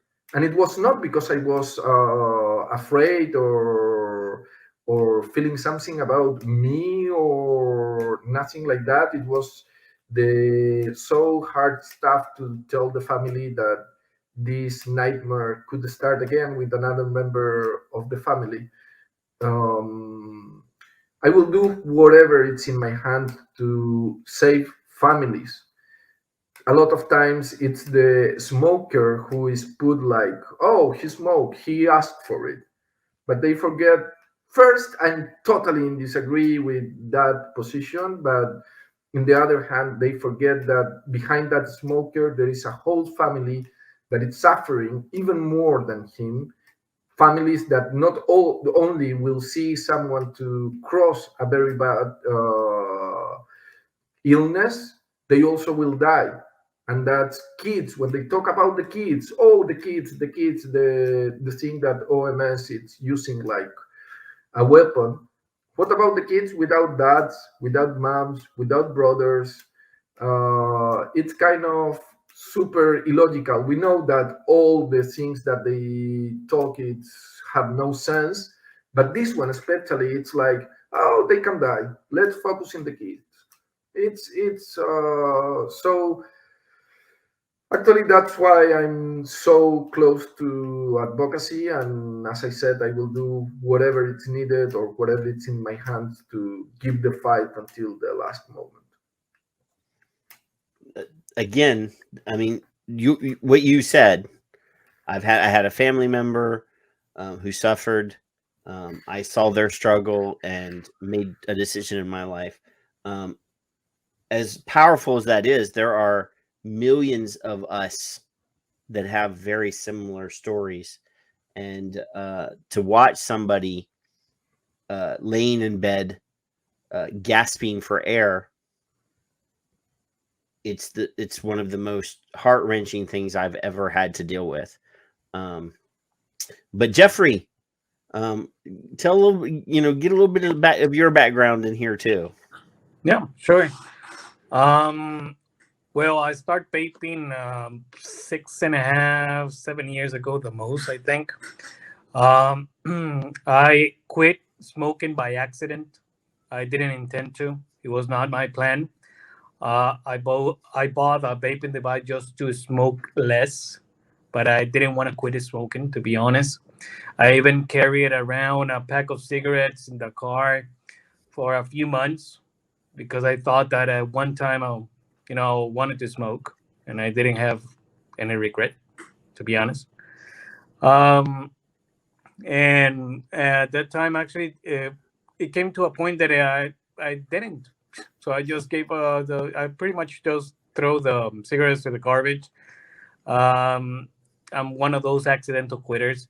I bought a vape pen on a vape shop. Bought it was a peach flavor e-liquid, and that did it for me. After that, um, I start vaping and I continued smoking a bit, but shortly I found that the Eagle pen that I bought, Eagle battery pen, didn't work that well, or the battery didn't last that long. So I bought a Cool Fire from Anakin, and after that, never smoke again. And that was with a coconut flavor as well. So yeah, it was pretty easy for me. It didn't took much of an effort to quit smoking. I had tried quit smoking in the past multiple times. It didn't work, even though that my parent suffered a heart attack and almost passed away because of a 3 pack a day habit. Um, it didn't provoke me any desire to quit, even though the emotional trauma, almost losing him, it got really deep into me. I think the idea of smoking was even, well, it was even more into me that the emotional trauma or something. So I didn't want to quit either. And after that, when I noticed that it worked so well for me, that it was so easy to quit, I started speaking about it. Shortly after that, I began with an e-liquid company. I started mixing stuff, and I began with an e-liquid company that it was called Vaporate, and it was running for some time. At the end, pretty much, I just closed the company and just dedicated to advocacy, to consumer advocacy. I started with another organization that is for Costa Rica, that is kind of a mix between consumer and industry, but got to a few differences with them, about what they wanted to do. So I started Azovate Costa Rica with the help of Francisco, Ignacio, Angeles, and pretty much all the people from Latin America. And after that, I also work with Inco as well. So yeah, it's been a great ride. I think that it started pretty organically. I even think that advocacy chose me, to be honest. It was, like I said, things happen for some reason, and when you didn't put that much effort and it's just happened, this passion to help people and the idea of helping so many lives, so to save so many lives, and now with an even bigger mission that is kind of getting to 1 billion people as soon as possible, eradicate smoking. I do think that we can get really close to that. Obviously, a lot of people will not want to smoke at the end, stop smoking at the end, but I think that tobacco harm reduction, it is the key, that it will be, in the sum up with some other alternative nicotine products, will pretty much just wipe out smoking out of the planet in a few years. I mean, I would never ever denigrate, attack, diminish anything that helps somebody quit smoking. If somebody likes nicotine pouches, great. If they like snus, great. If they like heat not burn and it helps them quit smoking, great. Somebody just made me really big. So the idea that one thing is better than another to get somebody off of combustible cigarettes is it's embarrassing. And then we have people who have billions of dollars who like to go and spend money to enforce their will on other people. Yeah.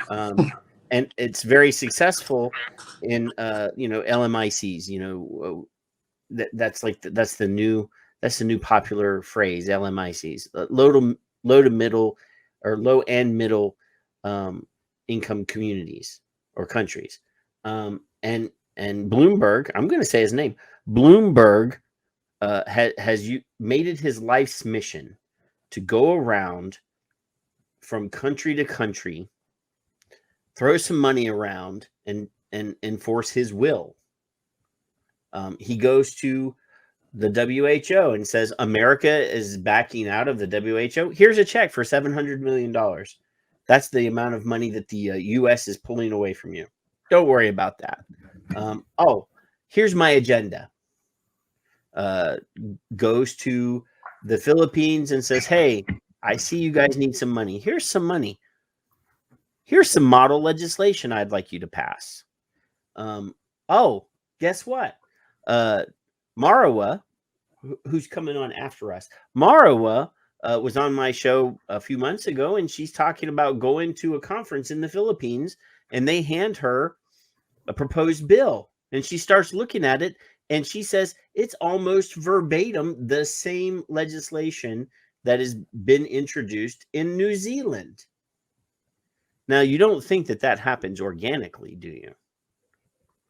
Actually, in Mexico, there was a very huge scandal because in the parliament, in the health commission of the parliament, the head of that commission was not letting pass the laws pro vaping, and in some moment she presented one very bad law against vaping, but they make a little mistake.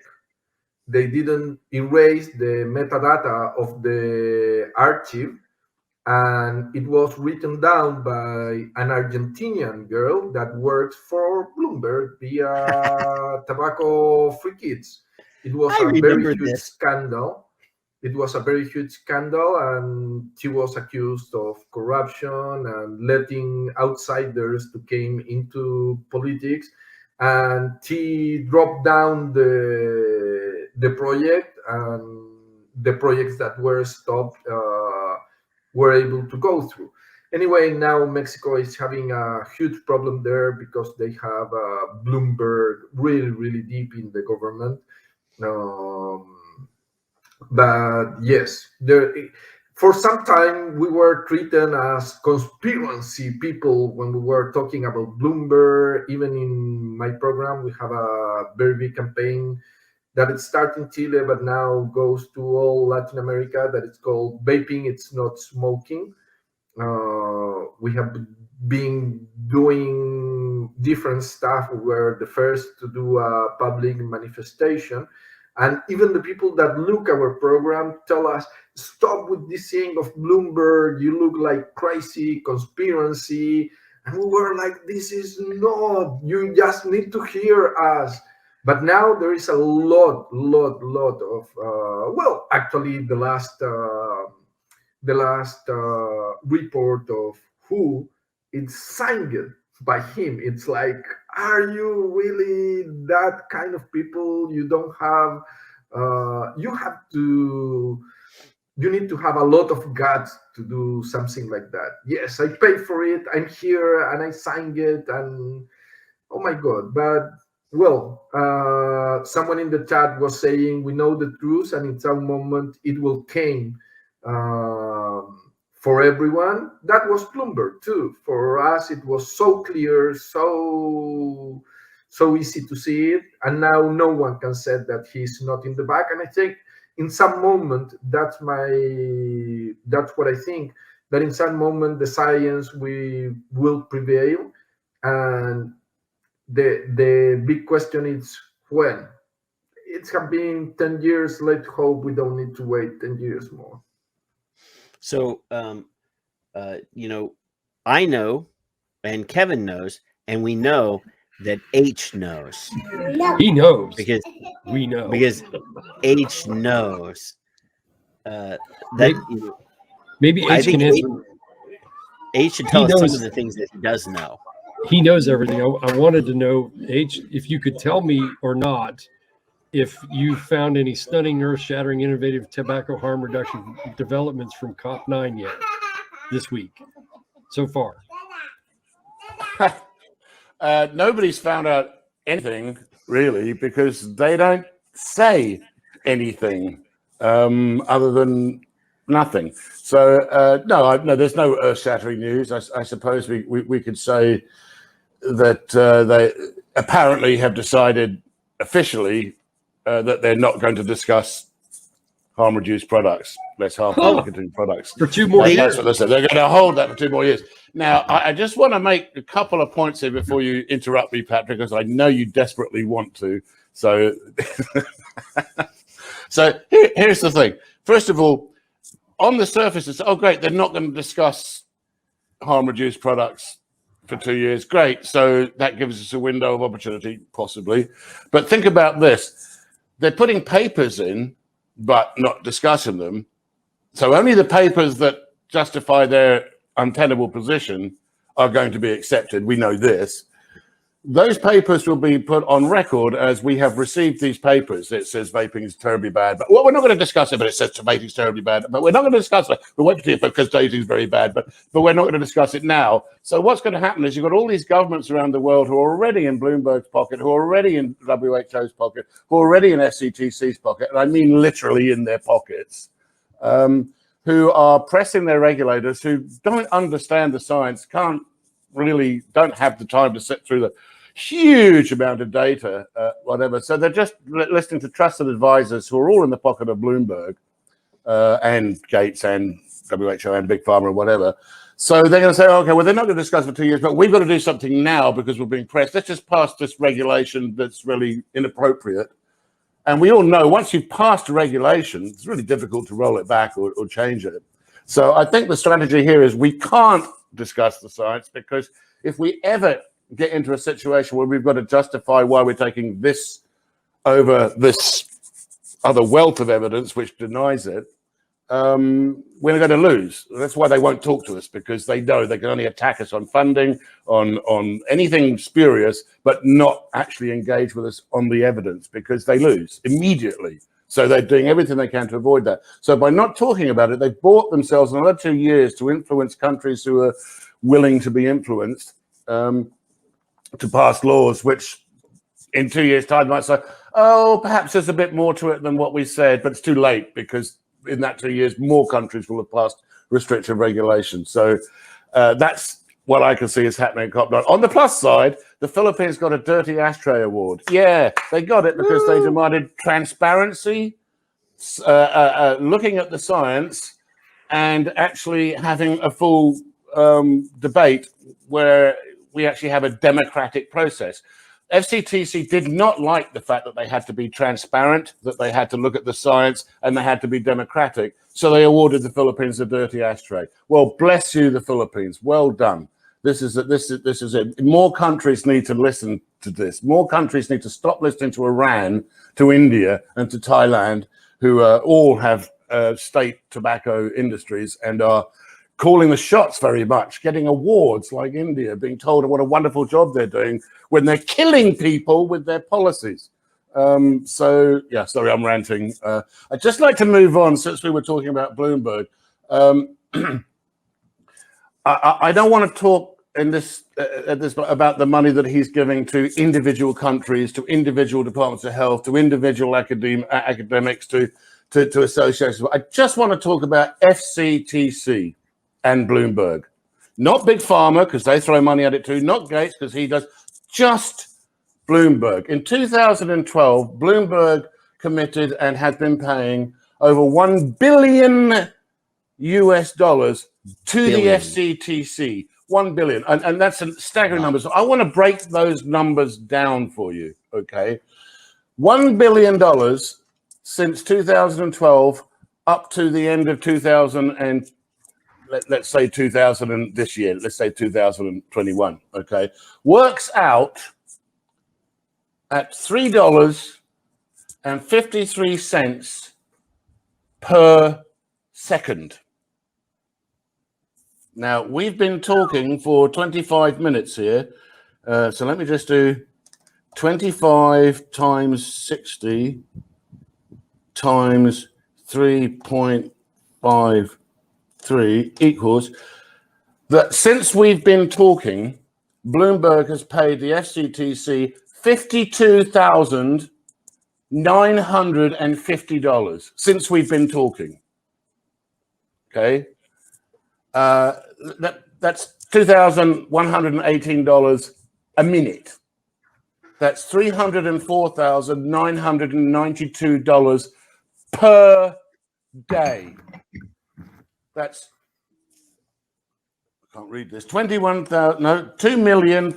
No, I can't read that. I'll have to go somewhere else. Hold on while I open up my Excel file, because unlike everybody else, I can't actually read my own writing. It's a sign of being really super intelligent, apparently, but possibly not. Oh, yeah, here we go.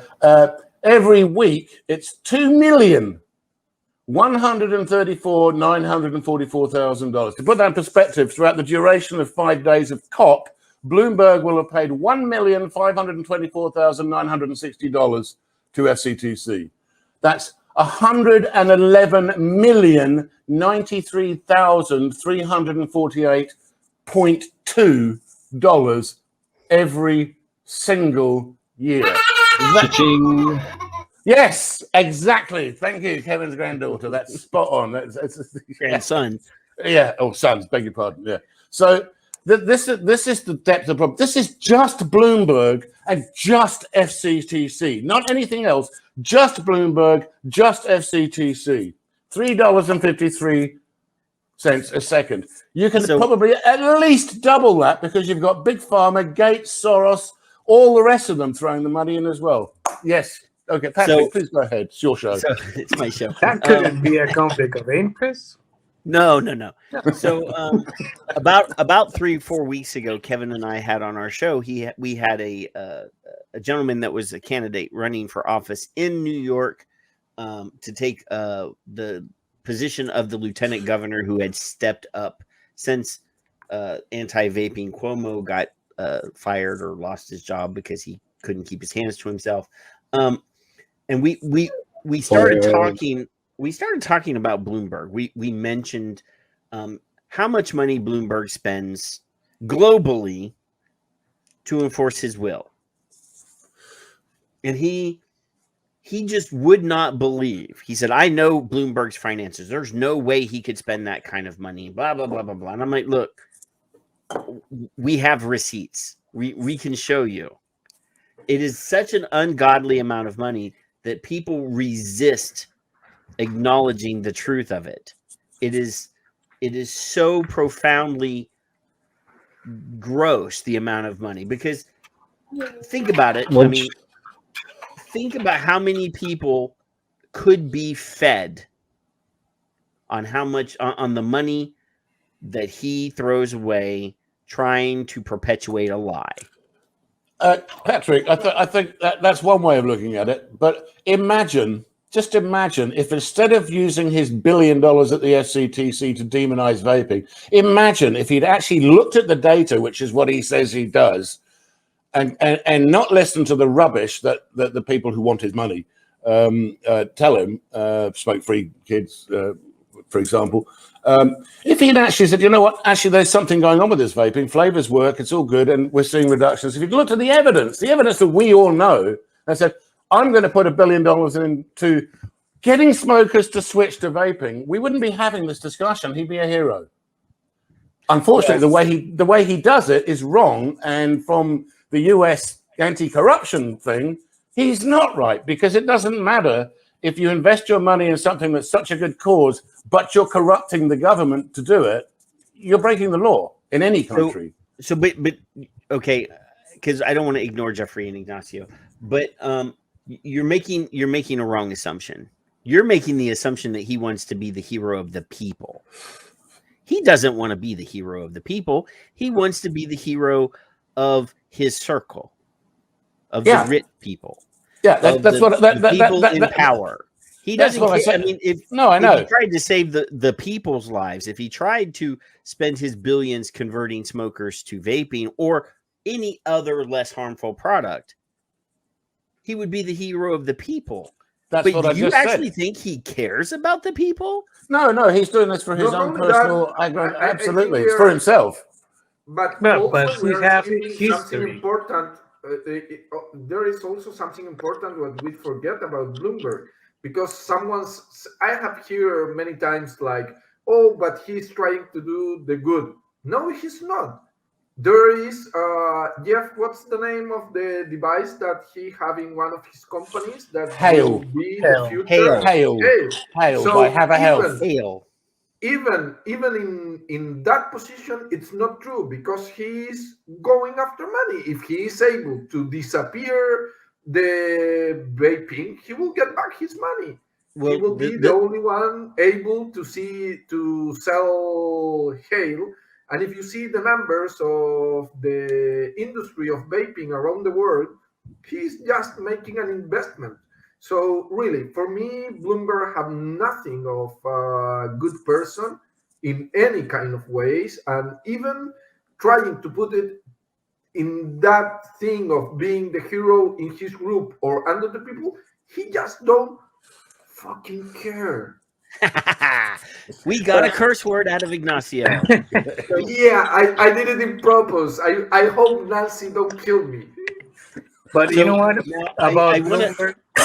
He does have a history of trying to limit people's freedoms. You know, as a mayor, he went after a bunch of stuff, even the sugary sodas, large sodas, things like that. But now I want to be clear about the Hale. So the Hale is it's made by Have a Health is the name of the company. Now there's an organization called The Village, and The Village is a conglomeration of billionaires. Facebook, Google, all the leaders of all these huge companies throw all of their money into a hat, and they have a plan organizer that goes around and an angel invests into small companies to promote those products.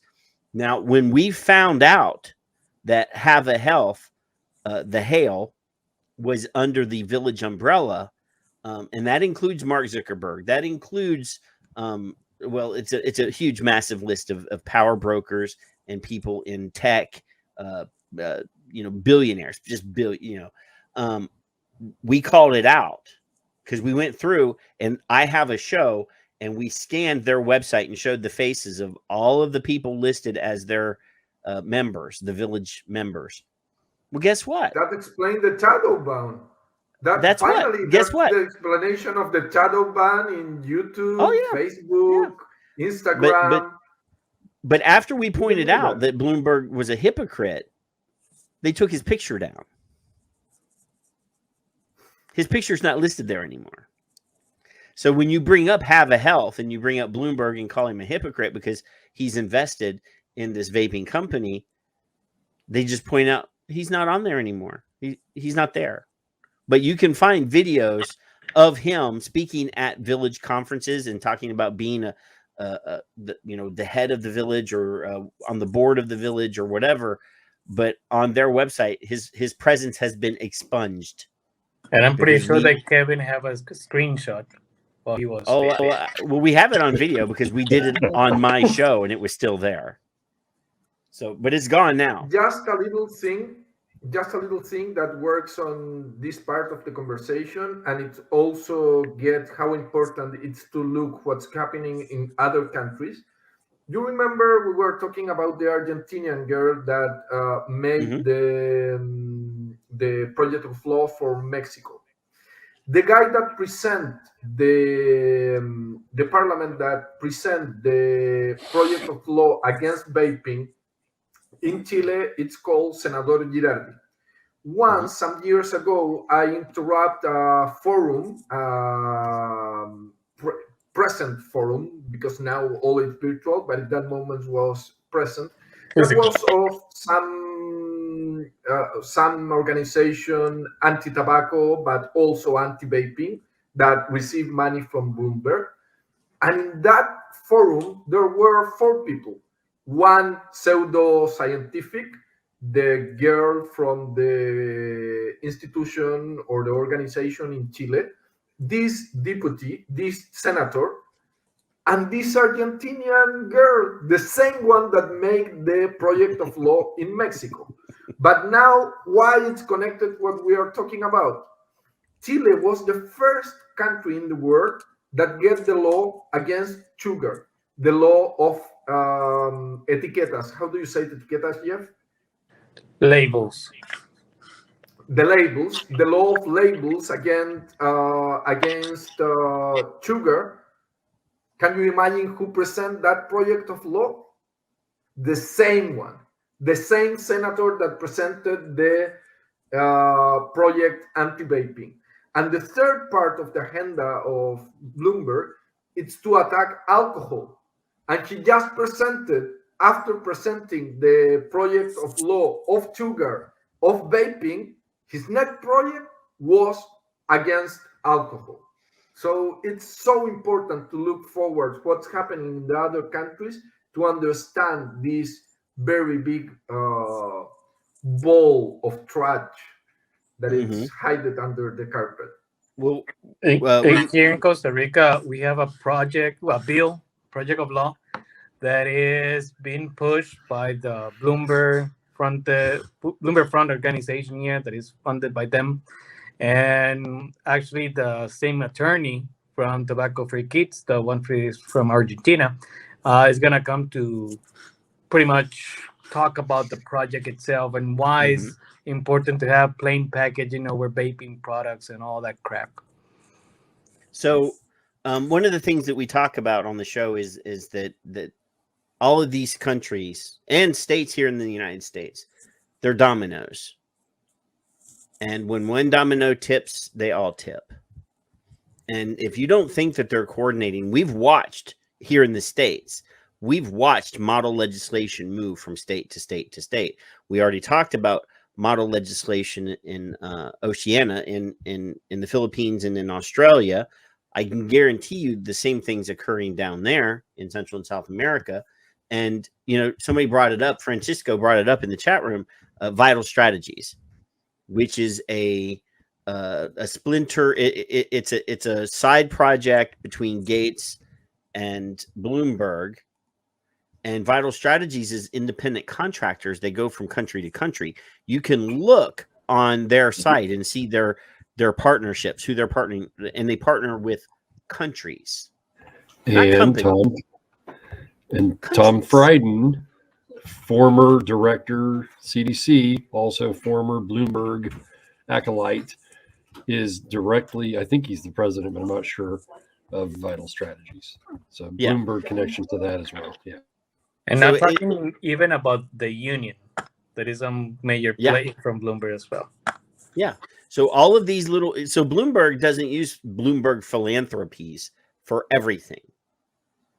They're coordinated from a central, thing, but all of these other little pocket companies are all organizations are all going around writing checks.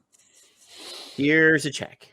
Hey, you want to partner with our organization, Vital Strategies, or the union is willing to do X, Y, or Z. All of these are puppets that he is manufacturing or that he's controlling so that, he can enforce his will. And that's the thing is him wanting to enforce his ideology on other people. Right. By the way, I don't know if you know, guys. Well, most probably you do because you're on top of everything. But perhaps somebody in the audience don't know. But we had a protest in Bloomberg's offices here in London back on Tuesday, and INCO released a dossier which kind of puts together a bunch of evidence to raise questions about the influence from Bloomberg Philanthropies to the WHO. It's on the INCO site, on the website. So if anybody wants to look at it, it kind of puts a lot of information together. So it is worth reading. And, pretty much for journalists, I think that it can be valuable too, right? See everything together because we know those things and we have known them for years. But perhaps to make it easier for journalists, for reporters, for even legislators to see those stuffs, that stuff on one place. With the help of the Safer Nicotine Wiki, we put a bunch of information together and release it. So hopefully it gets to important reporters. Yeah. I actually shared that on Twitter this morning. I threw the tweet up on the share screen. Awesome. So here's the thing, I said in my tweet, the legwork is already done. INCO did all the work for you. Corruption at the WHO, in the FCTC, bankrolled by Michael Bloomberg through Bloomberg.org. So this is private money used to spread lies to the public to guide/control government policy around the globe. So I'm almost positive that every country in the world has a law that prevents outside people from interfering with internal politics.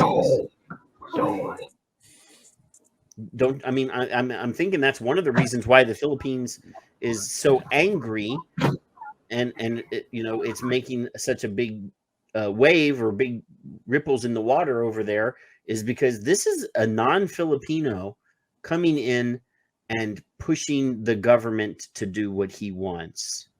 I mean, this is sovereignty. As far as I know, it's also against the law in United States to try to go after the other government. So even if he is attacking a government that don't have the law, he's still doing corruption and going against the law. We know it is. Michael Bloomberg should be in prison for attacking the countries that have low income even harder than the other countries. Even on that, he's a fucking racist because he have different plans for us, that we are the monkeys from Latin America that we can't choose because we are so stupid, so low kind of people that we can't choose. But in Europe and America, it should be only restricted because you are smarter than us. Fuck you, Bloomberg. I love this. So I created a hashtag a long time, well, not a long time ago, but a while ago. Philanthro-colonialism is philanthro-racism. Yeah. And it is very true because you don't see him trying to wield this kind of power in developed countries. Yes, you do. Well, he tries, but it's not nearly. Well, 24 million to the University of Bath. That's not small. Well, that's a university. Bloomberg asked for prohibition in Latin America and the countries under development. And he asked for high restrictions in Europe and USA. So there is a difference. There is a huge difference. Yeah. We are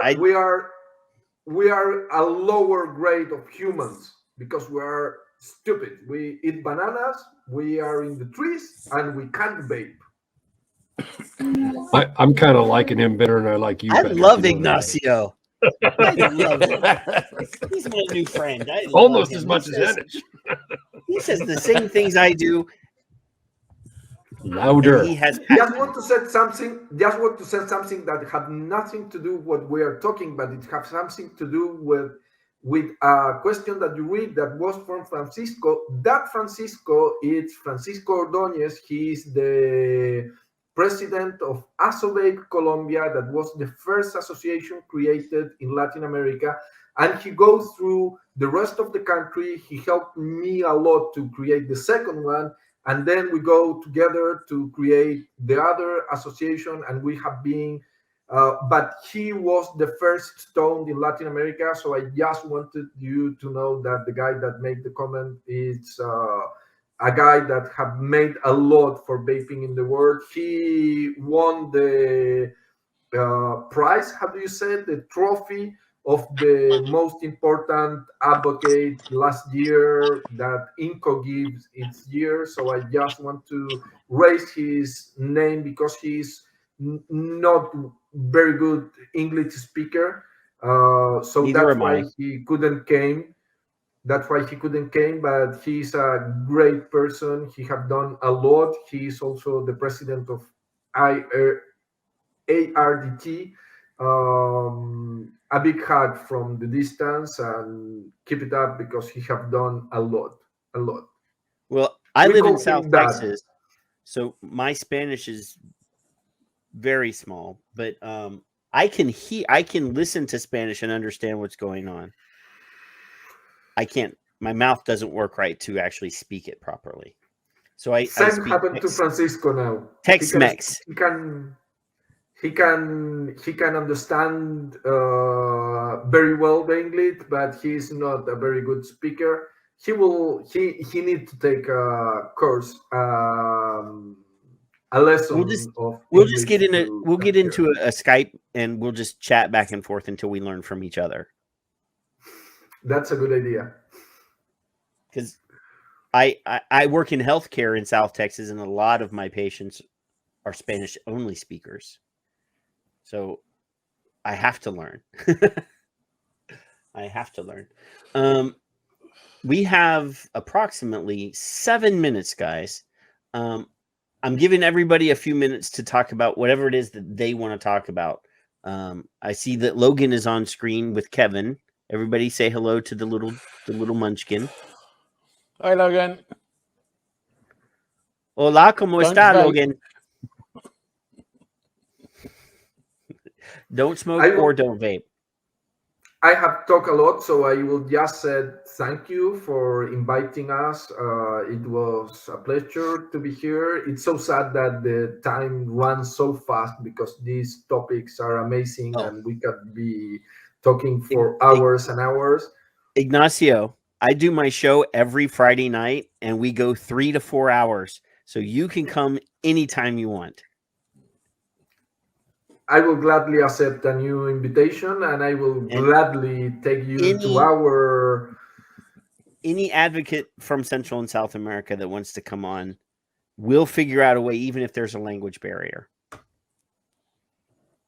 Okay, we will, and we will see how to take you to vaping and not smoking programs. We also stream on Fridays, but at 6 p.m. of Chile, so they will not go one on the other, but it was a pleasure to be here, and now I give the last minutes to the others because I talk a lot.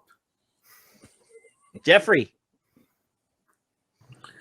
Well, it's always a pleasure to see you guys. You know, I'm kind of a loyal watcher of your show. I really like it, and I do enjoy it. And just want to raise awareness of this, the importance of this kind of things like scope. when it comes to social media, we know that we have a few difficulties. For example, that we cannot pay for reach. So it is really important the organic reach that we have. These kind of events that actually have so much relevance, and it could actually breaks the bubble a little bit. Try to take the message out of our echo chamber. It is really important for us to do this kind of things. It's really important for us to engage in social media, in Facebook, in Twitter, in Instagram, anything that you can. At the end, it's just a matter of trying to deliver the message as much as possible to the bigger number of people as that it can be done, right? Um, since I'm kind of on a communication and social media side, I usually tend to be a little partial about that. And but I do really think that it works in our favor at the end. That we have so many and passionate people that are willing to go the extra mile, that are willing to put an effort, and that is not paid. That is just by the kindness of their heart and their willingness to help the others actually, and the will to save lives at the end. That is kind of an important thing, and pretty much what it motivates the whole community. They're really great people in our community. They're loyal advocates. For example, the people from the Safer Nicotine Wiki, Kevin, Patrick. From the Latin American side, we have a bunch of people that are really dedicated to this stuff, and I hope that we can, keep fighting. At the end, we know that is gonna win. That we are gonna win. What we're doing here is trying to save as much as people as possible and the earliest way that we can. So, cheers to you guys. Thank you very much for the space, Kevin and Patrick, for putting this together. And really looking forward to continue watching Scope. H, make it quick. We got 3 minutes. Okay, I'll make it quick then. First of all, thank you, Patrick and Kevin, for having me and us on the show. Huge shout out to Nancy Lucas and all the team at CAFRA for putting this event together. This is just brilliant. Yeah. And I don't think anybody needs to be too concerned that there's, not vast numbers of people watching us live. All these shows are being repeated. They're going to be aired over and over and over again. All the good bits are going to be put out there. We will break out of the echo chamber. We will. But you can see it even on the floor of COP9, which we can't see, but from what we understand, the rot has started to set in. There's a number of countries who are going, whoa, wait a minute. Hold on. We're a democracy. You're not. Why are we sending our people there? We don't even know what they're saying. Their time is coming. They're an irrelevance. They should have done a good job. They haven't. They've gone completely off track. So it's events like this which really highlight this. Look at it. We're here. We have hundreds of consumers, advocates from around the world sharing information openly, transparently. Everything's free to share. That's what's supposed to happen in the United Nations Conference of Parties. That's what's supposed to happen. If you look at COP20, was it 26, environment, the biggest delegation there is from the fossil fuel industry. Now, some people might go, oh my God, but how are you going to solve it if you don't have all the people sitting around the table? You can't.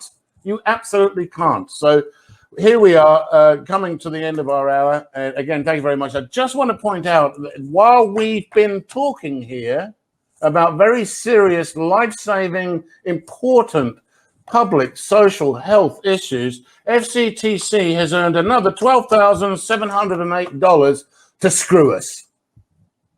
And Kevin, 30 seconds. All I know is that I'm proud of the people that are here.